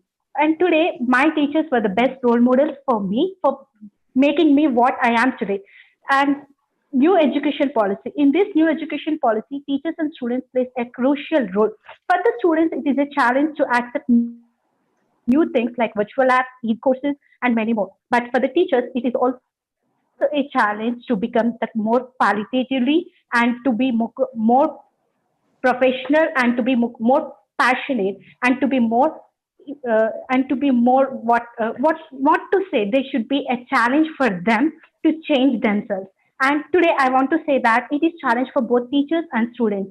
It the teachers plays main role in making entrepreneurs the students, not the employees in a company. They make them job seekers rather than the they make them job givers rather than the job seekers. And if there is an evident gap between the formal education and the relevant job skills, which are to be improved, by having a professional and by having a very qualitative teacher, the education will be developed a lot. And it also makes students to think critically. Critical thinking, it makes you think out of a box and helps for a very good and enthusiastic education, not only to learn but also to enjoy what they learn, not only to study the history but also to create the history. And the teachers should be they should be an innovation. They should be also a subject matter experts. We need pedagogical experts. We need excellent communicators for the development of new education policy affectionately and effectively in the student life. And I would like to give an example that we need to be the job. We need today's education is like a sequence of steps which relates, which ends or which leads to job, but it should be relating to knowledge, which is only possible by having a very good teacher. A teacher plays a very major role.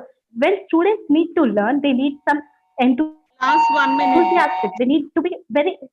They need to learn anything with whole their soul. So I think that teachers play a very major role in changing and molding the students. As my teachers molded me into a better one, so I hope that this new education policy make the teachers change the destiny of our country. Our education system has improved the potentiality of students and to achieve the goals by the teachers. So I think teachers need a very good skill, a very good change. They need to develop themselves to develop the Indian economy and to develop the Indian children. And I would like to conclude my view in teachers and students are two faces of a same coin. As I hope we will be succeeding in getting a very good change in our society by changing our thinking. Thank you. Thank you, Divya. Now I request Bhavna Reddy. Presenter is Divya ji. Yes, madam. Divya ji, serial number 6. Let it be. Forget about code number 6. Now it is the time for Bhavna Reddy B, serial number 2.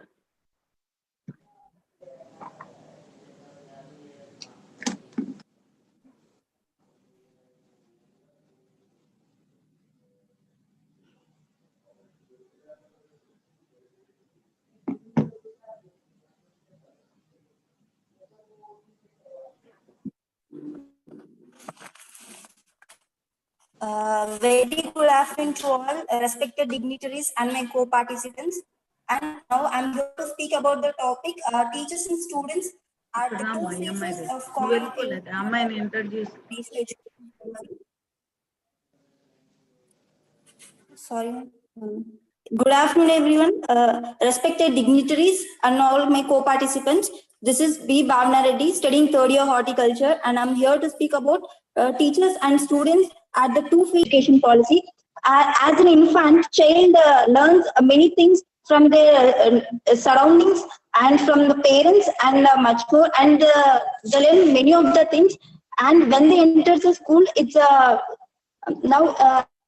When they enter the school, now it's a duty of a teacher to mentor the student and to guide them well.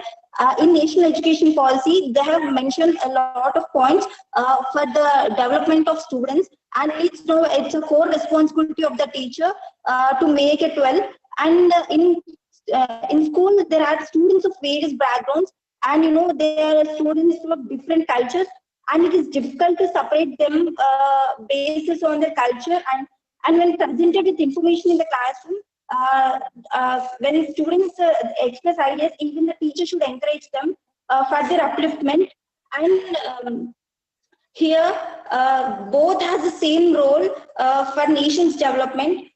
Classroom provides a neutral zone where students exchange their personal views and tells them against the ideas of others. Each student can continue to build, and they can share their feelings and exchange their ideas. Even here, teaching and listening both are important, because even the teacher should understand views of a student, and they are much more they're encouraging, they are sort of encouraging to a student. And student autonomy and initiative are accepted and encouraged by teachers. If it's only possible, then it leads to a good development. By respecting students' ideas and encouraging independent thinking, teacher helps students attain their own intellectual identity. Students who frame questions and issues and then go about analyzing and answering them take responsibility for their own learning and become problem solvers. And it's a good saying that better than 1,000 days of diligent study, it is one day with a great teacher is enough. So I think the teacher has the most respectable position in the society. So we should respect teachers, and even in the same way, the teacher should respect the ideas of a student, and he should give an equal opportunity to share their views. And classroom is a platform where the student can share their views and to learn the knowledge and to gain the ideas. So students also should be encouraged in view to, it should be kept in a view for the better development of nation. Thank you. Time. Thank you, Bhavana Reddy. The next contestant, Kiran Prakash J. Okay. Serial number 9, Kiran Prakash J. Shall I start, ma'am? Yes. Okay. Good afternoon, one and all. Teachers and students are two sides of a coin. Yes, the teacher from one side would provide the information to the student, and the student will receive it from the other end. The teacher and student on comprised form, they would make up the classroom. They would make up the classroom dynamic, and this dynamic nature would make productive students and thus make our country rich. But is it the present case? Are all teachers making this possible? No. J.S. Sharma committee report stated that a broken teacher can destroy nearly 370 million students. And that too, the report was in 2012. A teacher should be like a fertilizer to the students so that the students can grow. The new education policy was also a result of it, because Sangeeta Kashyap, one of the teachers from Indore, Madhya Pradesh, duly collected her salary of rupees 1 crore, nearly which accounts 1 crore for 23 years of absence of a 24-year total teaching career. So this is a negative mark for the teaching department. But all teachers are not so. There are very bright teachers, very talented teachers who are trying to develop the students in all length and breadth possible. Also, the many teachers in Bikaner, Rajasthan force the students to learn in a single room different subjects and different classes, and that too maybe because of technology, infrastructural problems, but the teachers are forcing them.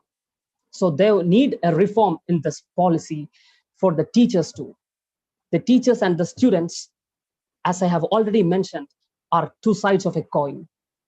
When the new educational policy emphasizes on the students by improving the gross enrollment ratio, by improving the gross enrollment ratio, by trying to make them productive through multiple entry and exit system, they should have also focused equally on the teachers, but they have confined only to improved training programs, which is being still carried out now also.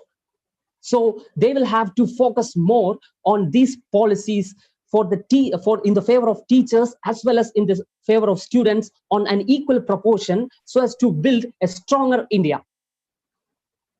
We all know that the students are the building blocks of our nation, and the teachers are making them as the building block.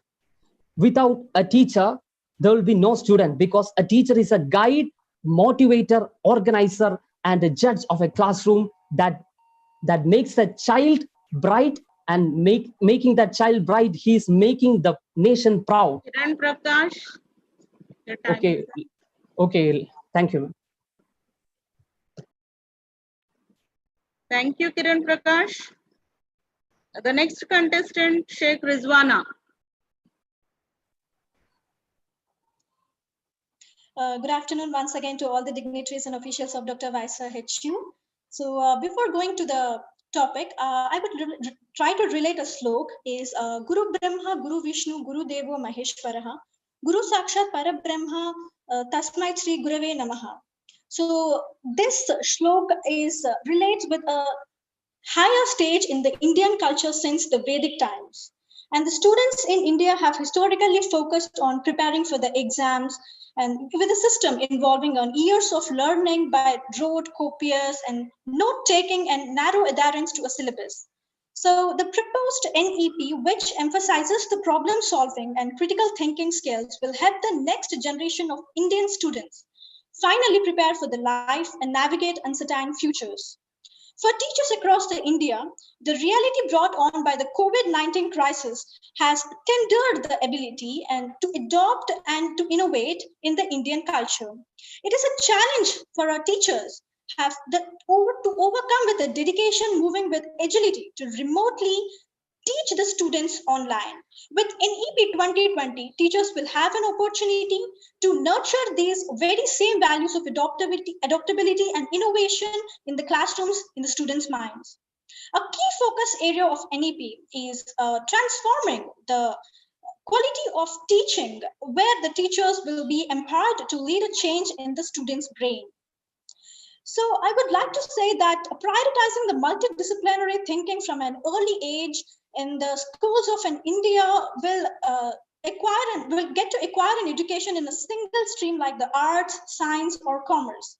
The training the students for an interconnected world requires the teaching that should be taught by the teachers of India to see the big picture, connecting the dots and analyzing the problems from different perspectives through different cultures through an integrated approach to learning. As NEP is going to implement, we'll move closer to a world where... Last 1 minute. So I would like to conclude here that as NEP going to implement, we will move closer to a world where a course on the urban planning will only not sufficient for the one day to be taught by multiple faculty members from the engineering to the liberal arts, but the teachers can eventually lead them to more career opportunities. Thank you, Vananda, for giving me this opportunity.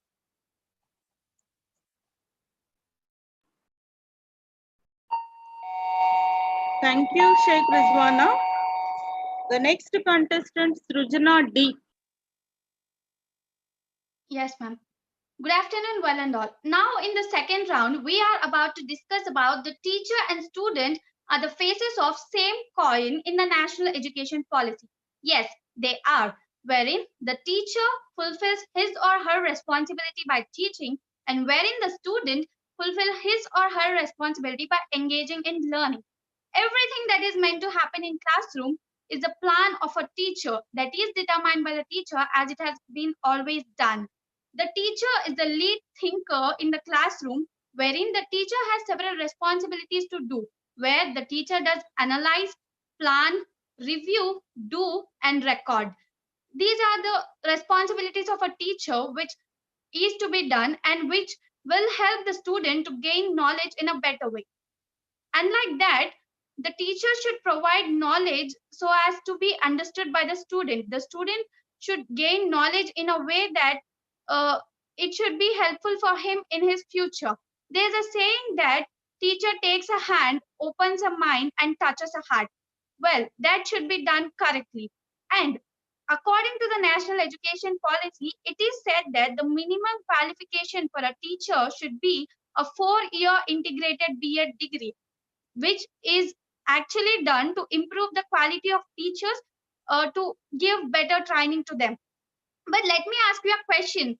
Is that possible to increase the quality of teacher just by increasing a 1-year degree? Well, that can be a contradictory one. Unlike that, what is the student responsibility in that? The student should only listen to what the teacher says and understand it and do it properly so that it will be helpful for him in the near future. And as we all know, the teachers make a society of knowledge, and we should be successful in living in that society. That's part of where leads to an exciting learning environment. The students should have that capability to understand everything what the teacher Last says. 1 minute. Is the teacher plan that determines the future of a student. It shouldn't be down like the teacher is good and the student shouldn't will be bad, and the teacher is bad and the student is good. That equation should be balanced equally, when only which our country will be developed. And our national education policy has major reforms in it, but only a single training program which is meant for teachers. I think the teachers are equally responsible for the students' future, which helps in their development. Overall, in a whole view, what I need to conclude is there should be a balance between the teacher and student, when only which we will be developed, our society will be developed, and the change that comes through us will make others develop. So here I conclude that the teacher and student are the faces of the same coin in the society. And the closer that a student need can be. Thank you, Srujana. Okay, thank you, ma'am. Your time is up. Thank you. Thank you. Our next contestant, Tejashwini Krishnapriya J.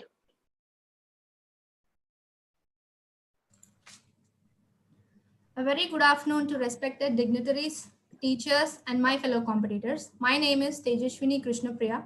Now I would like to speak about the topic. Teachers and students are the two faces of the same coin, according to the National Education Policy. Education is such an essential pillar for any nation, or for that matter, the world also.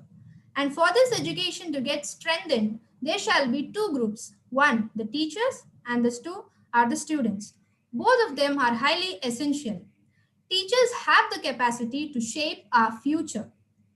According to the recently released policy of the 21st century, that is the National Education Policy, launched by the Union Cabinet of India, there is a provision regarding teaching. It says that students at all levels of education should be taught by teachers who are passionate, highly qualified, professionally talented, and well-equipped. And for this to happen, there is a 4-year BEd program must and should requirement for the teachers to come into this policy also.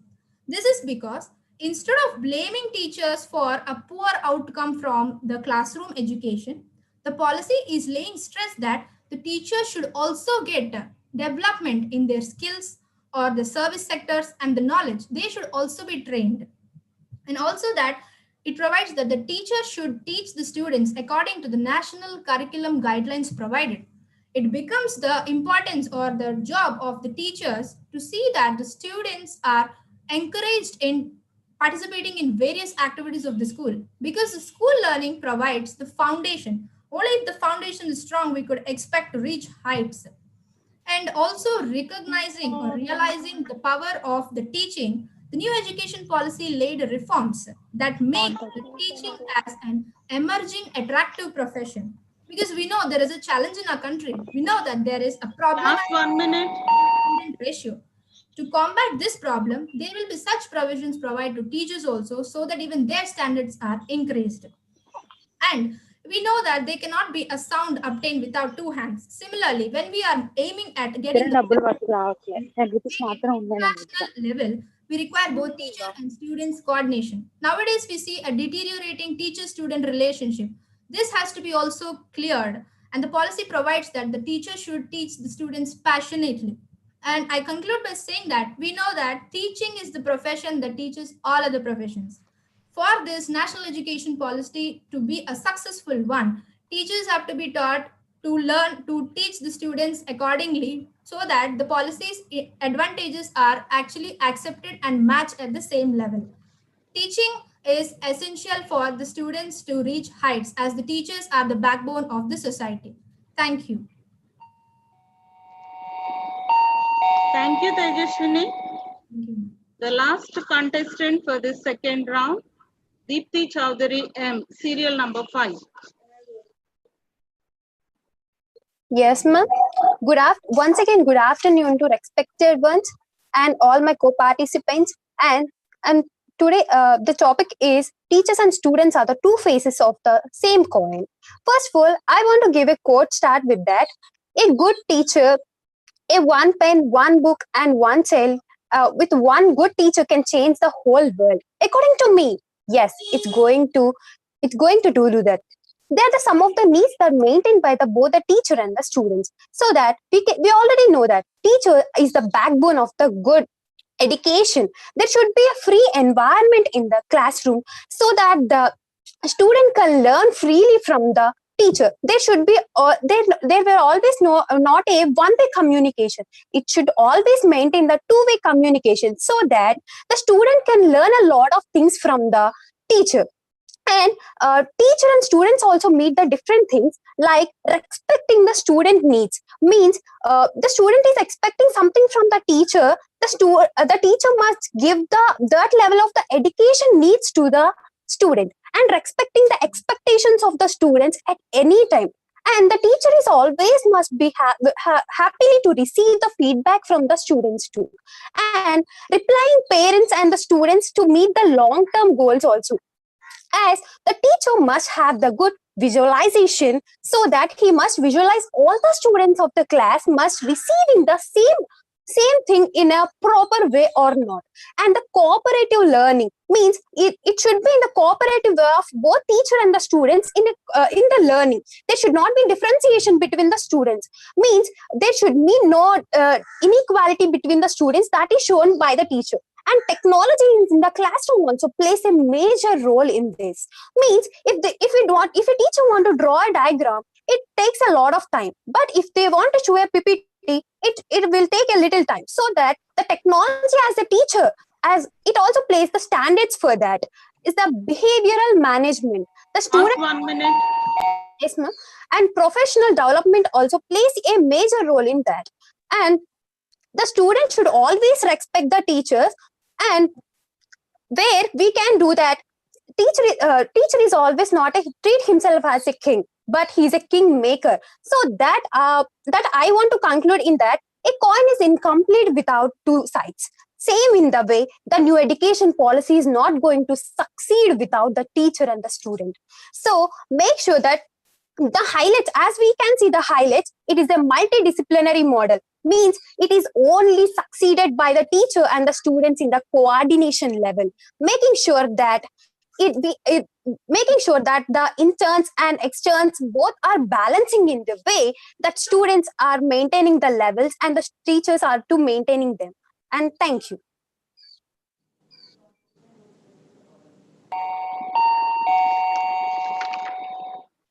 Thank you, Deepthi Chowdhury M. And this ends the second round. Hearty congratulations to all the contestants of second round for your excellent performance and all your wholehearted inputs. We wish you all the best. We would see the result very soon and hand over to the president of the program, Dr. A. Sujata Madam.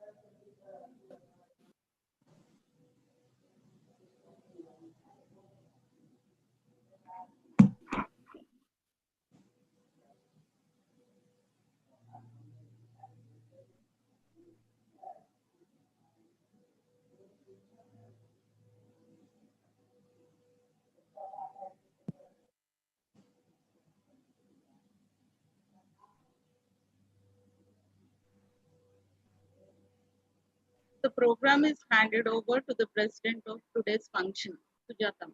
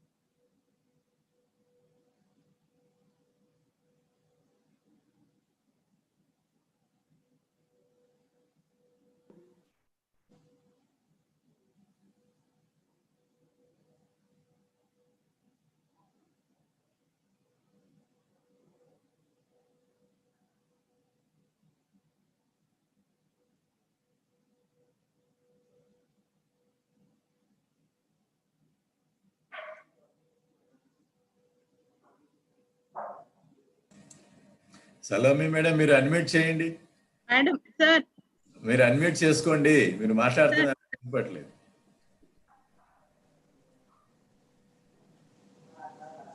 Screen మీద వస్తా ఉంది మీరు.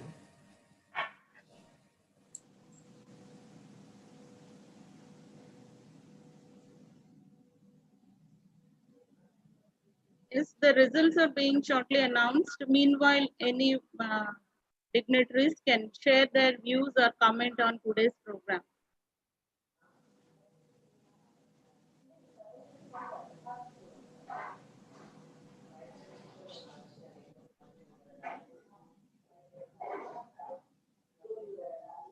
Srinivasulu sir,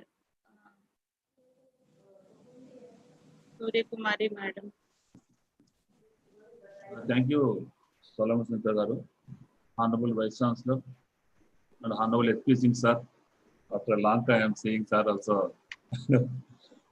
and our university officers and today's president of the program, Dr. A. Sujata Garu, and all the staff, and especially my dear students. Really, today is a very excellent program. For the occasion of the birth of Dr. Maulana Azad program, and also after seeing our students electrician, really I was very happy that I am very happy that really they are very expressive, and they are I think even on this occasion they have given very good knowledge, and also I think they have gathered a good information and they have presented excellently. And I think now all the students, those who have come 20, they have given excellent presentation. Only thing is, only with 1 or 2 marks margin only, you may be saying that these are number 1, number 2, number 3 like that. But all are, first of all, my hearty congratulations for all the 20 students for their active participation. I think nearly out of the 1,200 students, 20 students coming itself a great achievement. So that's itself a congratulations to all the 20 first. Then remaining also, it is only whether we get it, any prize or first or whatever they may be, it is experience. And also it is any failure we know that it is a stepping stone for the success. We should remember like that. And really, and also I congratulate Dr. Sujata Garu and all our the team, Uma Jyoti Garu and Salamu Sinta Garu and R.V. Sujata Garu and others also for excellent organization and a good opportunity given to the students, especially. Thank you, Ananda. Thank you very much, sir. Thank you, sir.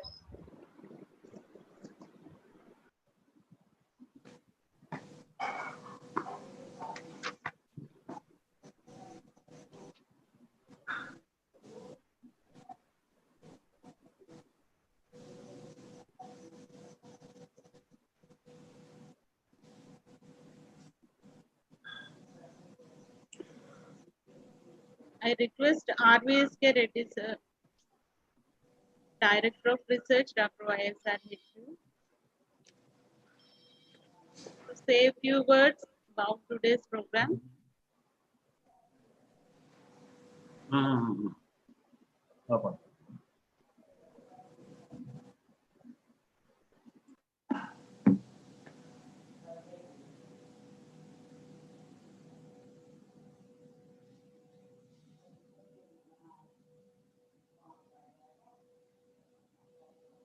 I request Padmavatama Madam, Controller of Examinations, Dr. Y.S.R.HU, to comment on today's program.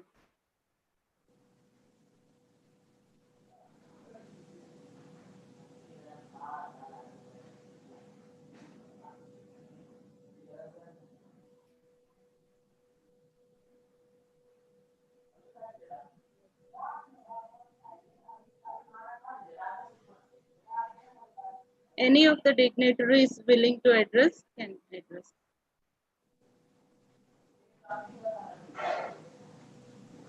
PRO గారు మాట్లాడతారా? PRO గారు. Madam, namaste, madam. Namaste. It's a excellent program, ma'am. Actually, I'm very much eager to respond, submit my response. While I was listening to all those participants, they have excellent talent, ma'am. So on this auspicious day, that is the National Education Policy Day, it's very happy to hear all those participants, particularly from our colleges. It's very great thing, ma'am. The students are to be encouraged, and the more programs are like this can be organized in the coming future also. And I wish all the best to all the participants, and I wish more and more to come onto the dais and to the limelight. So thank you very much, ma'am. Thank you for this opportunity. So you have this credibility to introduce such a talented people to the society, particularly on this education policy. It's a great thing. Thank you, ma'am. Thank you, sir. Thank you, Andy. Dilip Babu sir is there. Director, International and Industrial Programs.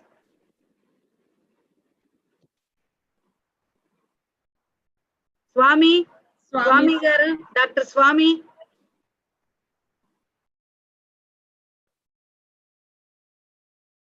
Any associate deans? Srinivasulu or Surya Kumar. Srinivasulu. Madam, good afternoon. Good afternoon, madam. Good afternoon, madam. Good afternoon. Bolo. Madam, చెప్పండి madam. అంటే మధ్యలో నాదే disconnect అయినది madam. మధ్యలో Okay. Your remarks or your feelings, opinion about the program of students' expressions? Yes, madam.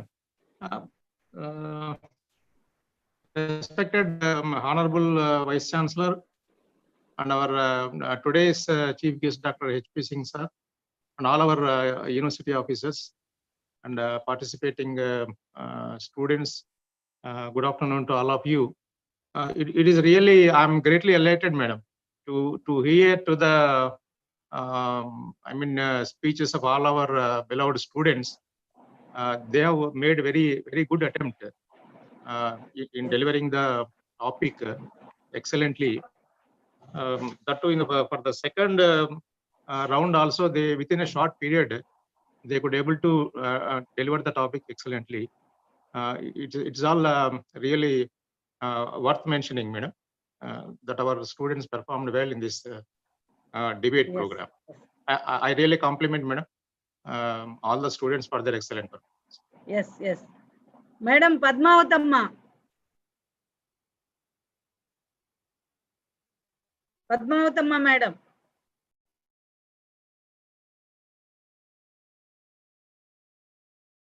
Surya Kumari. Unmute. Okay, madam. Unmute yourself, madam. Good afternoon, madam. Respected Honorable Vice Chancellor, sir. Honorable Chief Guest H.P. Singh, sir, all the university officers. I was not talking because I had a small problem with my tooth, madam. But anyhow, I'm responding because I couldn't stay back. Really, madam, it is overwhelming response from all the students, and we are very happy because all the colleges have participated, and all the students really have they have put for the best. And as in the second round, maybe for the first round, it was all your encouragement, and the selected students really they have put up very good efforts.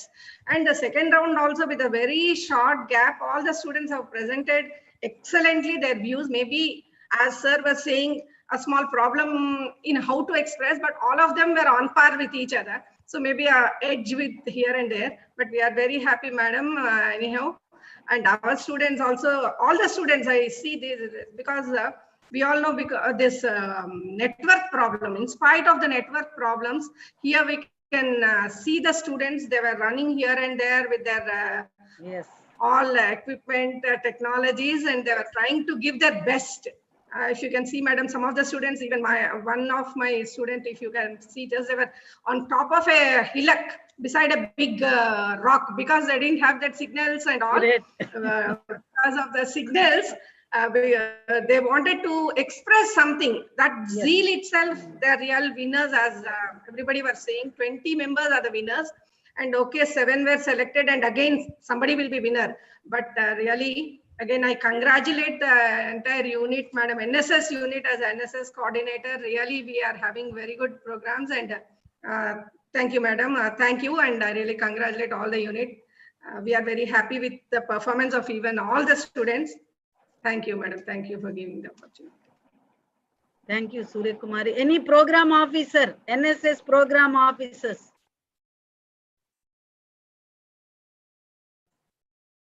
At least one from any college. Anantarajpeta, POs.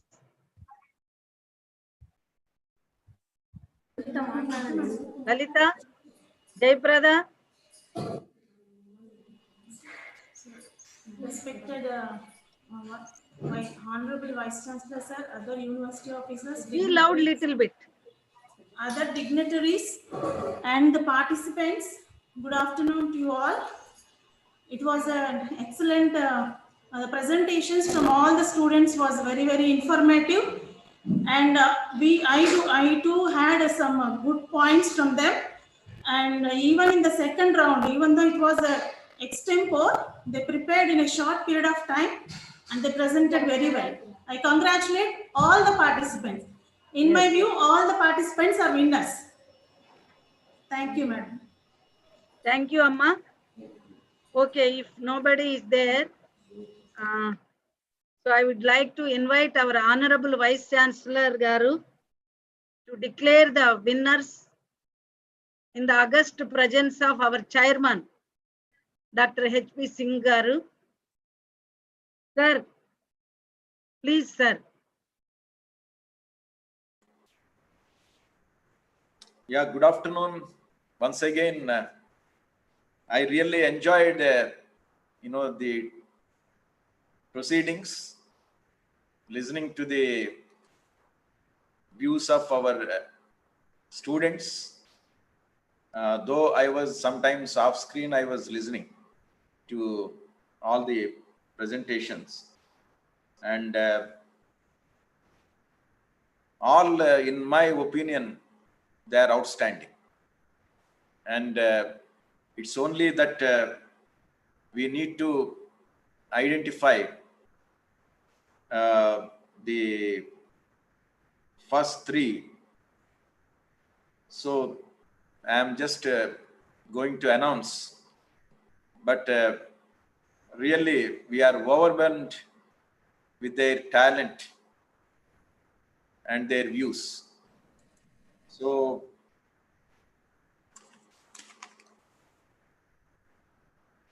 actually, the first prize goes to, if it was in auditorium, we would have got, some reaction of the students, and that we are missing. But definitely, first prize goes to Tejashwini Krishna Priya.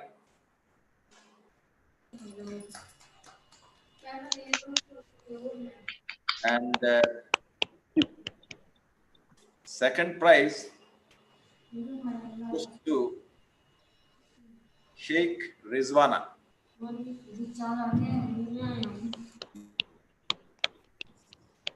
And there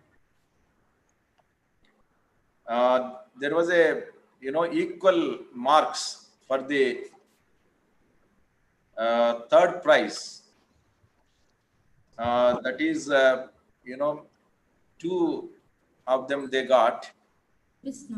Srujana D and Kiran Prakash. And we have also decided to give consolation prizes to rest of the students, Bhavana Reddy and Deepthi Chaudhary and Divya. So once again, I congratulate all of them for their talent, their participation, and once again, all the best. And those who have all participated, I think they are also winners, as I told previously also. And with this, I'll, Dr. Sujata Garu, you can just go ahead. Sir, now I request closing remarks of our Honorable Vice Chancellor Garu, sir. Okay. Before that, sir.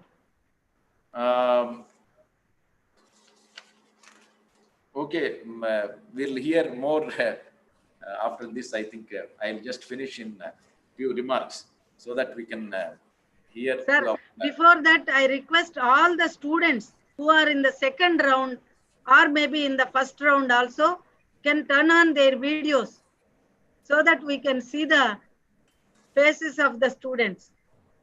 So to share our joy.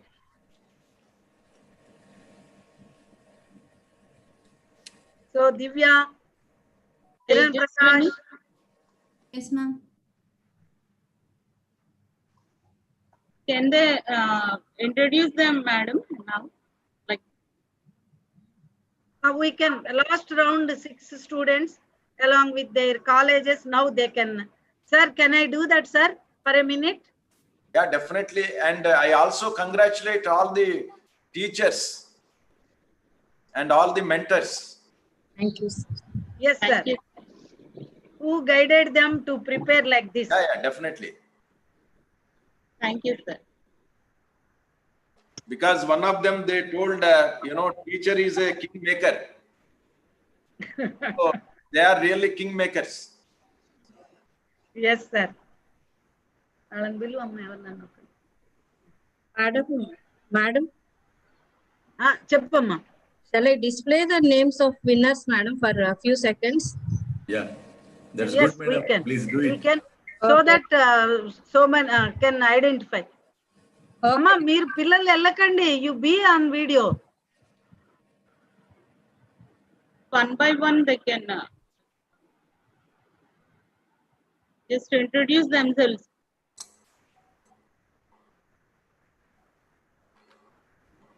Tejashwini.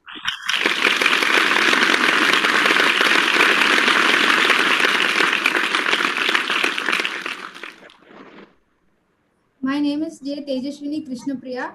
I am from third year BSc Honors Horticulture, Dr. YSR Horticulture University, Venkatramanagudam.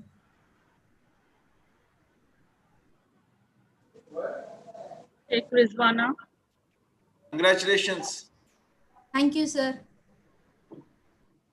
Hello once again to all the dignitaries of D.YSRHU and very happy hello to the chief guest. It's a very jovial moment for me to take the prize from such dignitaries of D.YSRHU, and such competitions and elocution competitions and whatever the sports competition should be conducted by the university itself to inculcate the new core capacities inside the student so that the student mind will flourish over the practical knowledge and etc. So thank you all for giving me this opportunity. Yeah, congratulations, Rizwana. Congratulations, College. From which college, Rizwana? I'm pursuing third year from College of Horticulture, Chinnatrepi, ma'am. Good. Nice. Good, Congratulations. Congratulations, Surya Kumar Yaru.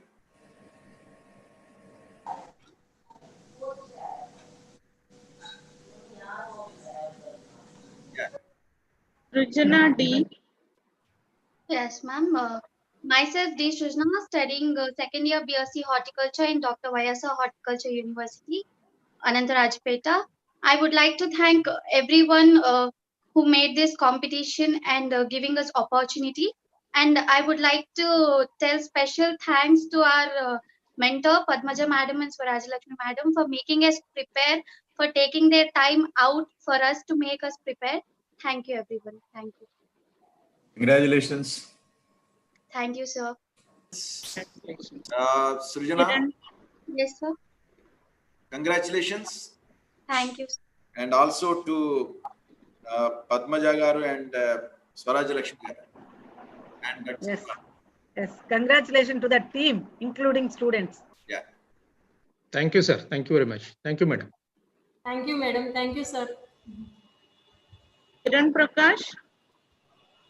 Good afternoon, all dignitaries. I'm so glad that I was able to express at least what I read somewhere with respect to the national education policy, and also I'm more glad that I was able to cope up at least what our teachers expected, like specifically Padmaja Madam, Swarajalakshmi Madam, and all teachers.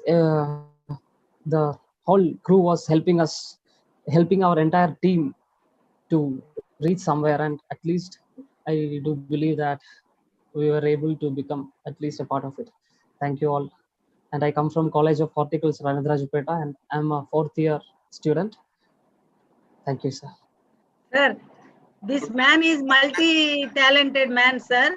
This Jittu I was expecting Prakash, a good singer, a good player, high jump, a long jump. In the national forum also, he just missed the prize. Congratulations, Jittu. Thank you, sir. Thank you, ma'am. I was expecting you. You will be there because I could recollect your face because I have seen you in the sports meet. Yes. Yeah. Okay. Congratulations, Prakash. Thank you, sir. Thank you. Divya? Divya ji. Yes, ma'am. Hello.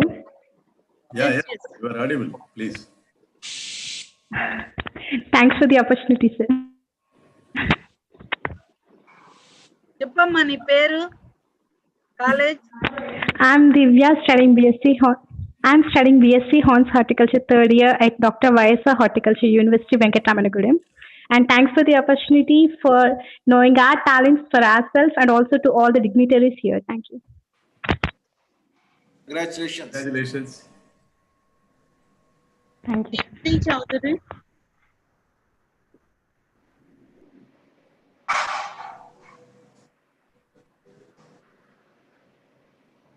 ఎక్కడ దీప్తి చౌదరి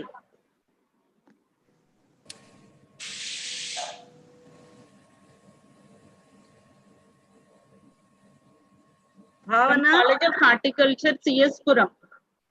అవునా okay భావన Good afternoon, everyone. Respected dignitaries and my co-participants. I'm really very happy to be part of it. My name is Bhavna. I'm studying third year horticulture and I'm from D.YSRHU Student. And I want to convey my special thanks to our OAM, Naveen sir. Really very happy, sir, and really thankful to you for making me part of it. Thank you, sir. Congratulations. అయిపోయారమ్మా yes madam sir Dilip garu మీ feedback కోసం లేకపోతే మీ feelings కోసం లేకపోతే అడిగాం sir request చేసాం yes sir you might be in lunch break Yes, madam. మా పిల్లలకి మీ This was, మాటలు I have seen through most of the presentations, the first 20 presentations, they were wonderful. In fact, some of them has given some of them very good insights in what they felt at heard. That is wonderful to know. And this would be a wonderful exposure to the students to go a long way in their life because they know how to express. And before the people like Dr. H.P. Singh sir, Dr. T. Janakiram and many others, they will be able to express so freely. I congratulate one and all. There's a fantastic job all of you have done. That's great. Thank you.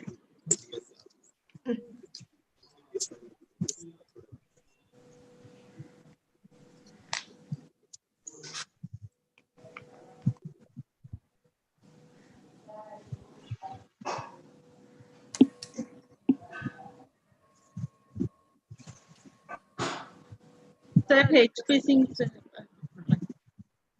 You want me to speak? Yes, sir. Okay. First of all, I would like to congratulate all the students who participated. They had prepared well. Yes. At least that way they have tried to see that what is there in education policy. But as you go in depth of that, you will understand better. Just like, we have our Samvidhan, constitutions. The times you read, you understand better. Similarly, your epic is Gita.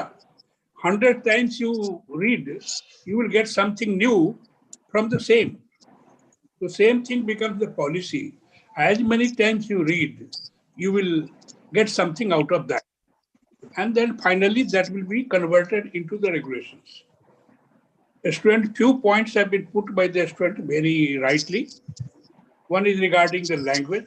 Yes, philosophically, we feel that we understand better in our mother tongue. Yes, to greater extent, it is right also. But looking to the changing scenario in the world, if you want to be competitive, then you have to also learn the other language where you can be more competitive. Now, many people may give the example, the Russian talk in Russia and Japan talks in Japanese and China talks in Chinese, and they are also progressing. So uniformly, if you had one language for your as a whole as a country, then it would have been easy. Otherwise, just like in Europe, you go, they have become the different countries. But since all are moving from one side to other, at least in Europe, everybody has to learn 3 to 4 languages together, at least minimum. So in India also, we must have to learn 3 to 4. You have to learn 3 to 4 languages in India also. And that way, let us see where we come to. Some students talked about the politics, but we are of the system. We need not be misguided by the politics. So that is the, if you are educated people, we should not be misguided by the politics. Now, third thing, very importantly, the student also brought about making this to happen. Some people also told about some student, they education, where what is that our percentage of GDP in the education. I think it is not the way you spend our expenditure in the education. That is more important than what is the quantity you give. Now, for example, we have the best colleges also, and in these policies, the excellence will be rewarded. And that reward will come. Any colleges which are doing excellently well, they can also give the degree. So they will be also rewarded. So there are many, many things. Flexibility, many students talked about the flexibility, that is also there. And, the very, very important, some students also talked about how it will be implemented, and teachers' relations also has been touched.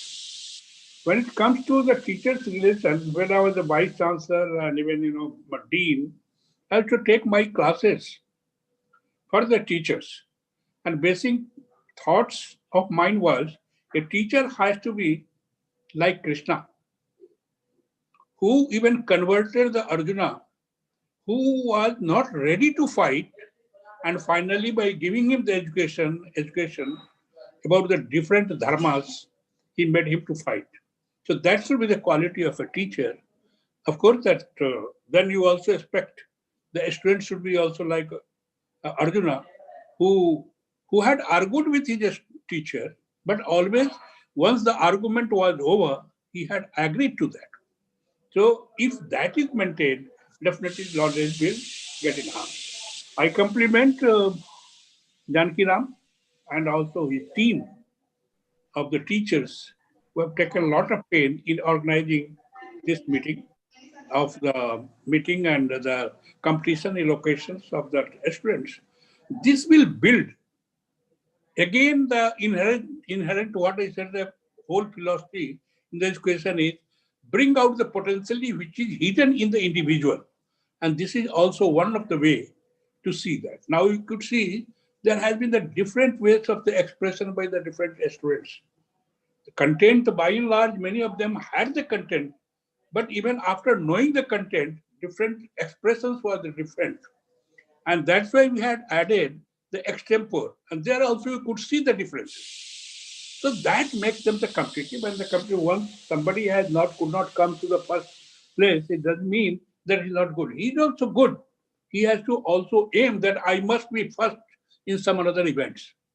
Vice Chancellor also told about one of Mr. Jayaprakash or some student who was a very good in sports. Yes, he also did quite well. Maybe that by little marks we just go up and down. But it doesn't mean that we have gone completely down.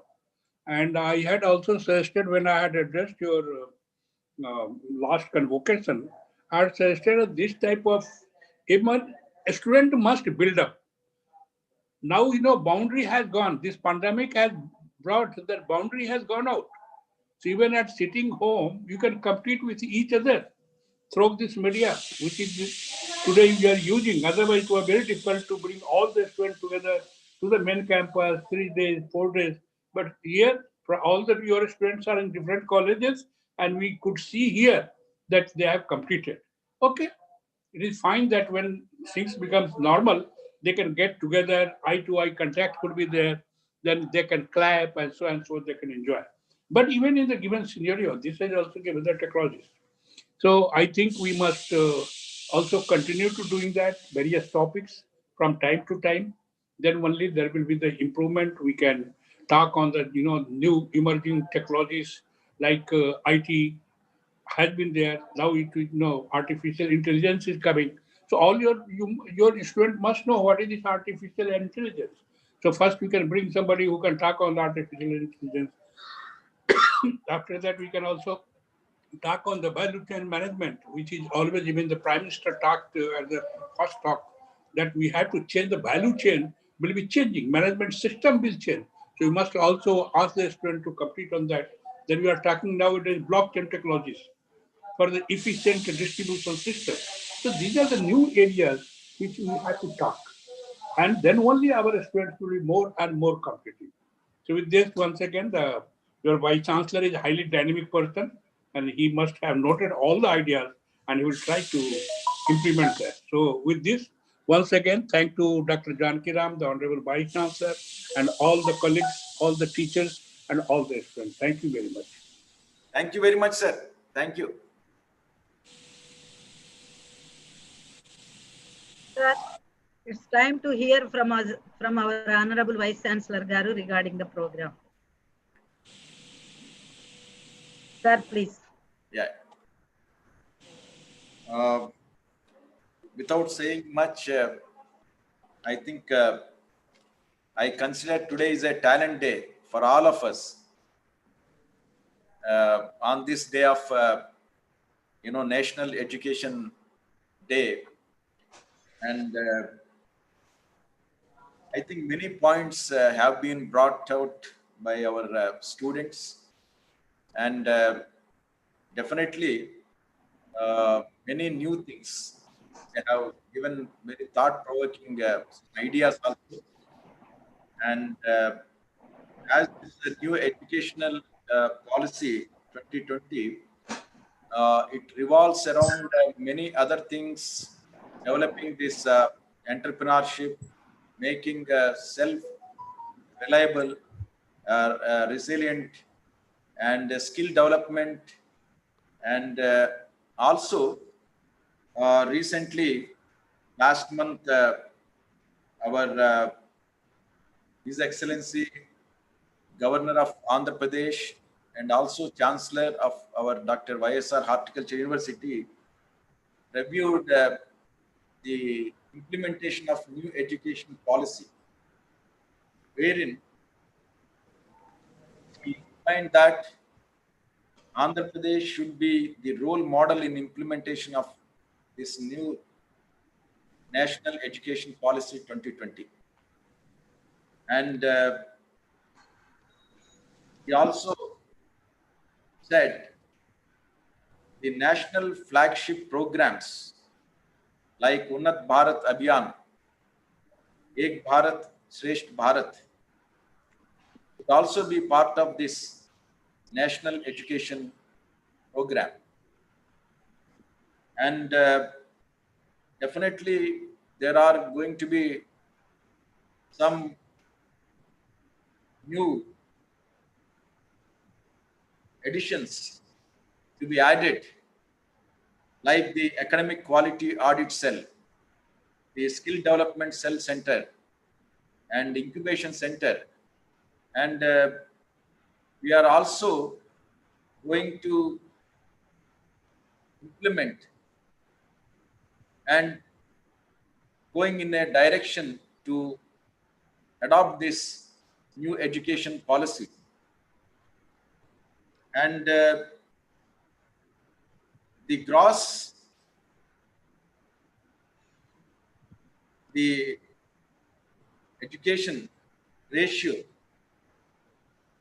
definitely will transform the education sector in the country, as it focused on making education accessible, equitable, and inclusive. So I think we all need to adopt to this wonderful system. And once again, I compliment and congratulate all the students who have participated in this program, and especially I congratulate Dr. Sujata Garu, the Dean of Students Affairs and NSS Program Coordinator, Dr. D.YSRHU Horticulture University, and Dr. M. Lakshmanaran Reddy Garu, the Dean of Horticulture and Dean of PG Studies, Dr. Uma Jyoti Garu, and all the associate deans of the colleges and the conveners, Dr. D.R. Salomi Sunita Garu, Dr. R.V. Sujata Garu, Dr. A. Harshvardhan Garu. I really compliment for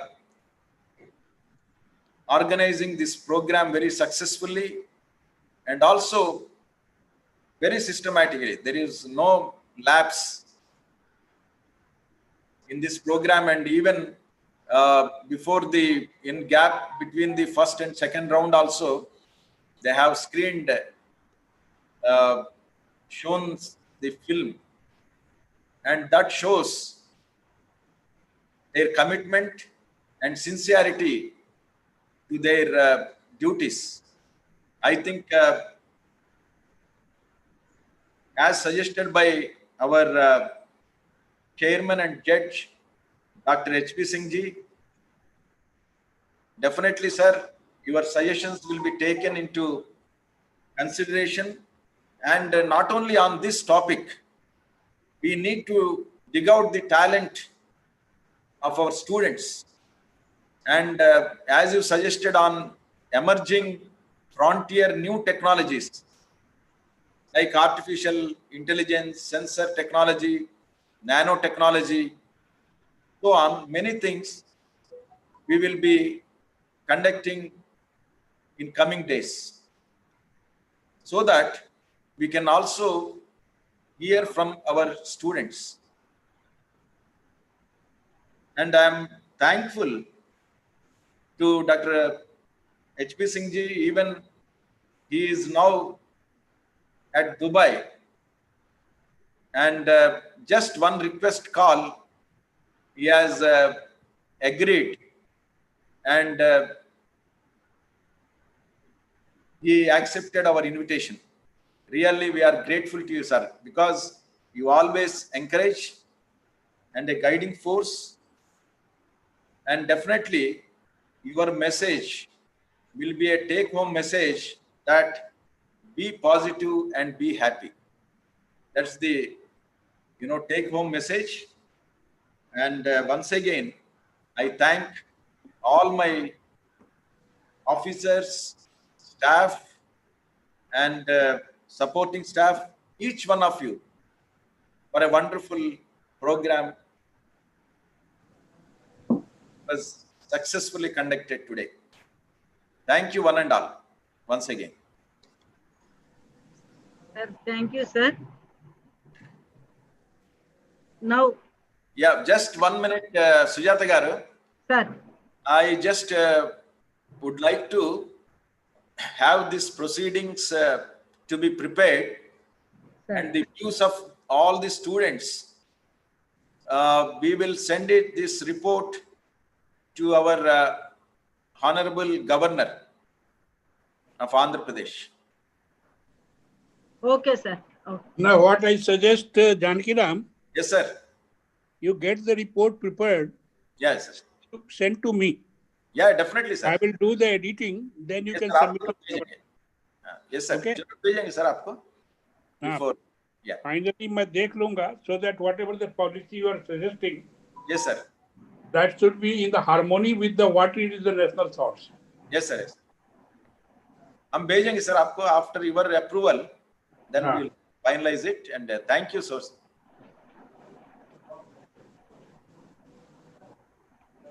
Yeah, Dr. Sujata garu. Sir. Yeah. Sir, we will carry out all your suggestions and guidances which we have received during this webinar to the students as well as the faculty and to all our education team also, sir. So while thanking you all for all this thing who have seen this has happened to be happened, I request Dr. Harshavardhan to present vote of thanks. Thank you, madam. So, respected dignitaries gracing the program, associate deans of the colleges, principals of the polytechnic colleges, senior faculty members, colleagues, and dear students, a very good afternoon to one and all. So, on behalf of Associate Dean and NSS Unit, College of Horticulture, Venkataramanagudam, I present before you with a deep sense of gratitude to propose a formal vote of thanks. I thank Almighty God for keeping us all and our students healthy and safe, and that make this day possible to organize this program. So with in-depth gratitude, it is my privilege to extend our heartfelt thanks to Dr. T. Janakiram sir, Honorable Vice Chancellor of Dr. D.YSRHU. Sir, your gracious presence added charm to the gathering, and we all and our students are inspired by your valuable words and thoughts. Thank you very much, sir, for accepting our invitation in spite of your busy schedule and sharing your valuable time with us. And thank you once again, sir, for your keynote address with the words of wisdom. We are grateful to the gracious presence of Dr. H.P. Singh, former DDG Horticulture, ICAR, and Independent Director, J Irrigation Systems, as a chairman and judge for today's event. Sir, your presence today is a special blessing and great source of motivation to our students, sir. Thank you very much, sir, for accepting our invitation in spite of your busy schedule and sharing your valuable time with us. We express our sincere gratitude to Dr. A. Sujata Madam, Dean of Student Affairs and NSS Program Coordinator, Dr. D.YSRHU, the author and the motivation behind this webinar. Thank you, Madam, for your constant encouragement and support to us. We are thankful to the valuable presence of guest of honor, Dr. M. Lakshminarayan Reddy sir, Dean of Horticulture and Dean of PG Studies, Dr. D.YSRHU. Thank you, sir, for being with us and sharing your greetings with the participants. With the due respect and thanks to our beloved university officers, Dr. K. Gopal sir, Registrar, Dr. A.S. Padmavatama Madam, Controller of Examinations, Dr. R.V.S. Reddy sir, Director of Research, Dr. B. Srinivasulu sir, Director of Extension, Dr. J. Dilip Babu sir, Director of Industrial and International Programs and Estate Officer, Dr. D.V. Swami sir, University Librarian of Dr. D.YSRHU as a guest of honor. On behalf of organizing committee, I would like to thank Dr. A. Sujata Madam, Dean of Student Affairs, Dr. A.S. Padmavata Madam, Controller of Examinations, and Dr. B. Srinivasulu sir, Director of Extension, for acting as a judges and evaluating the participants. I take this opportunity to thank our college associate dean, Dr. K. Umajyoti Madam, and we are very much delighted with your presence with us today, Madam. We thank you for your support and motivation for making this meet possible. I also express our thanks to all associate deans, principals of the participating colleges, and NSS program officers of different colleges. The most important and majority beauty of this program is none other than the charming student community. So your enthusiasm to attend the program and participation in the elocution from different colleges is very unimaginable and matchless. So our Honorable Vice Chancellor said that all participants are winners. Okay, so we appreciate all the participants and congratulations to all the winners and best wishes for all the participants who participated in elocution competition on the eve of National Educational Day. Thank you all and God bless you, dear students. So we are grateful to our non-teaching staff who rendered their support with noble actions to the success of this function. So an event like this cannot happen overnight. The wheel starts rolling week ago, so it requires a lot of planning and implementation. We have been fortunate enough to be backed by NSS team of well-motivated and dedicated teachers and students who made this webinar special by bringing out the best. I also thankful to our PRO sir. Thank you one and all. Jai Hind. I want to reveal one small secret at the end. What, madam? That this judgment was taken by some confidential judges also. So without knowing ourselves, that is our Honorable Vice Chancellor Garu. So which was 100% coincided with our team of judges decision. So Thank for you, that, it's really good thing. That means, so exactly the students were scaled by the judges. So once again, I am thankful to our chairman and Judge Garu, Dr. H.P. Singh Garu, Ade vidhanga our Padmavatama Madam and Srinivasul Garu, DE, and all other officers who have cooperated with us. Thank you very much. Thank you, Sujata Garu. Thank you very much. Thank you, Janaki Ramji. Namaste, sir. Excellent program. Thank you. Sujata Garu, already it is 3:50 and you have served a virtual lunch to all of us. Now it is time for tea. No lunch, no tea, sir. Sir, she will show you an empty cup, sir. Okay. Sir, Okay, winning Namaskar. certificates are Also, meals sir. and teas. Thank you. Sir, आप आने के बाद आपको बुलाएंगे sir.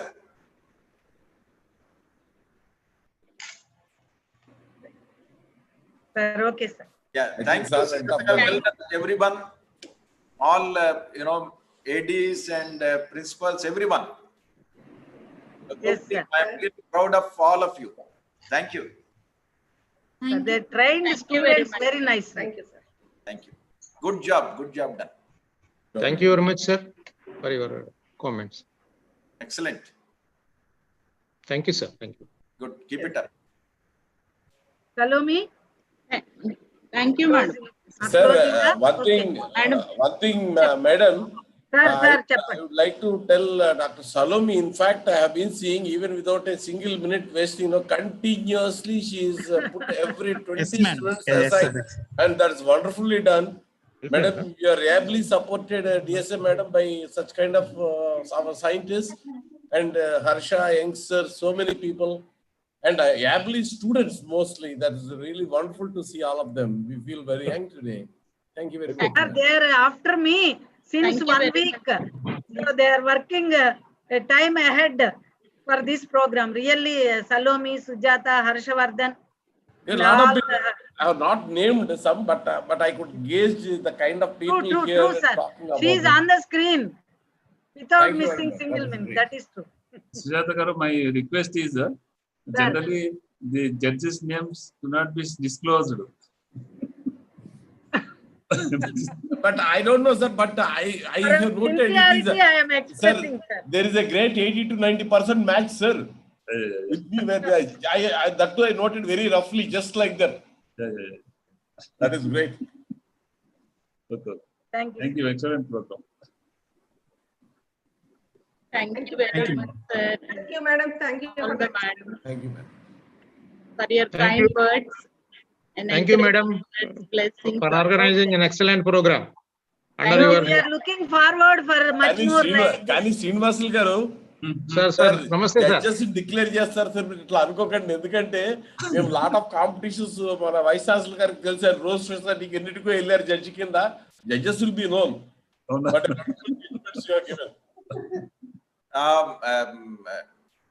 Madam AD గారు ఉన్నారా? Hour college AD గారు, ఉమాజ్యోతి గారు. And also all the colleges, last time also I requested to have a some corner where our winners will be, their photographs will be displayed whenever they achieve something like this. Proceed in the proceedings, sir. No, in the at the college one point gallery. Okay. Yeah, we wanted to have it. So I think we should. Last time also we decided one of the competitions. So that will be good.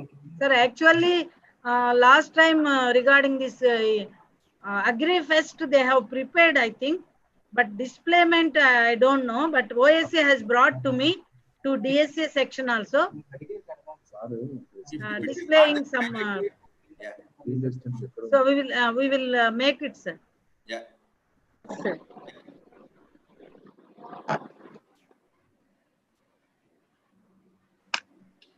Thank you, madam. Thank you, Salome. Congratulations. Hi, madam. Shivakumar garu, Srinivasu garu, and everybody. Thank you, sir. Thank you, sir. Very much, sir. Thank you, sir. The students are really good, sir. The participation was really overwhelming. And Vadato paatu okka nimisham velakunda we have also participated. Adi vachindi. That is great. Yeah, thank you, sir. Right. Bye, ma'am. నన్ను కూర్చోండి.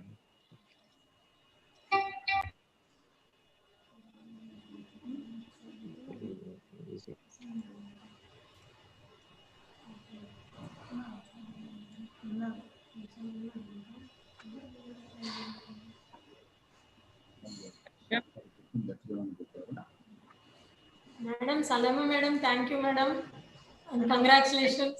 Thank you, madam. Thank you. Conduct చేశారు. Bhagwan sir, thank you, sir. Congratulations madam to the Ayo, entire team.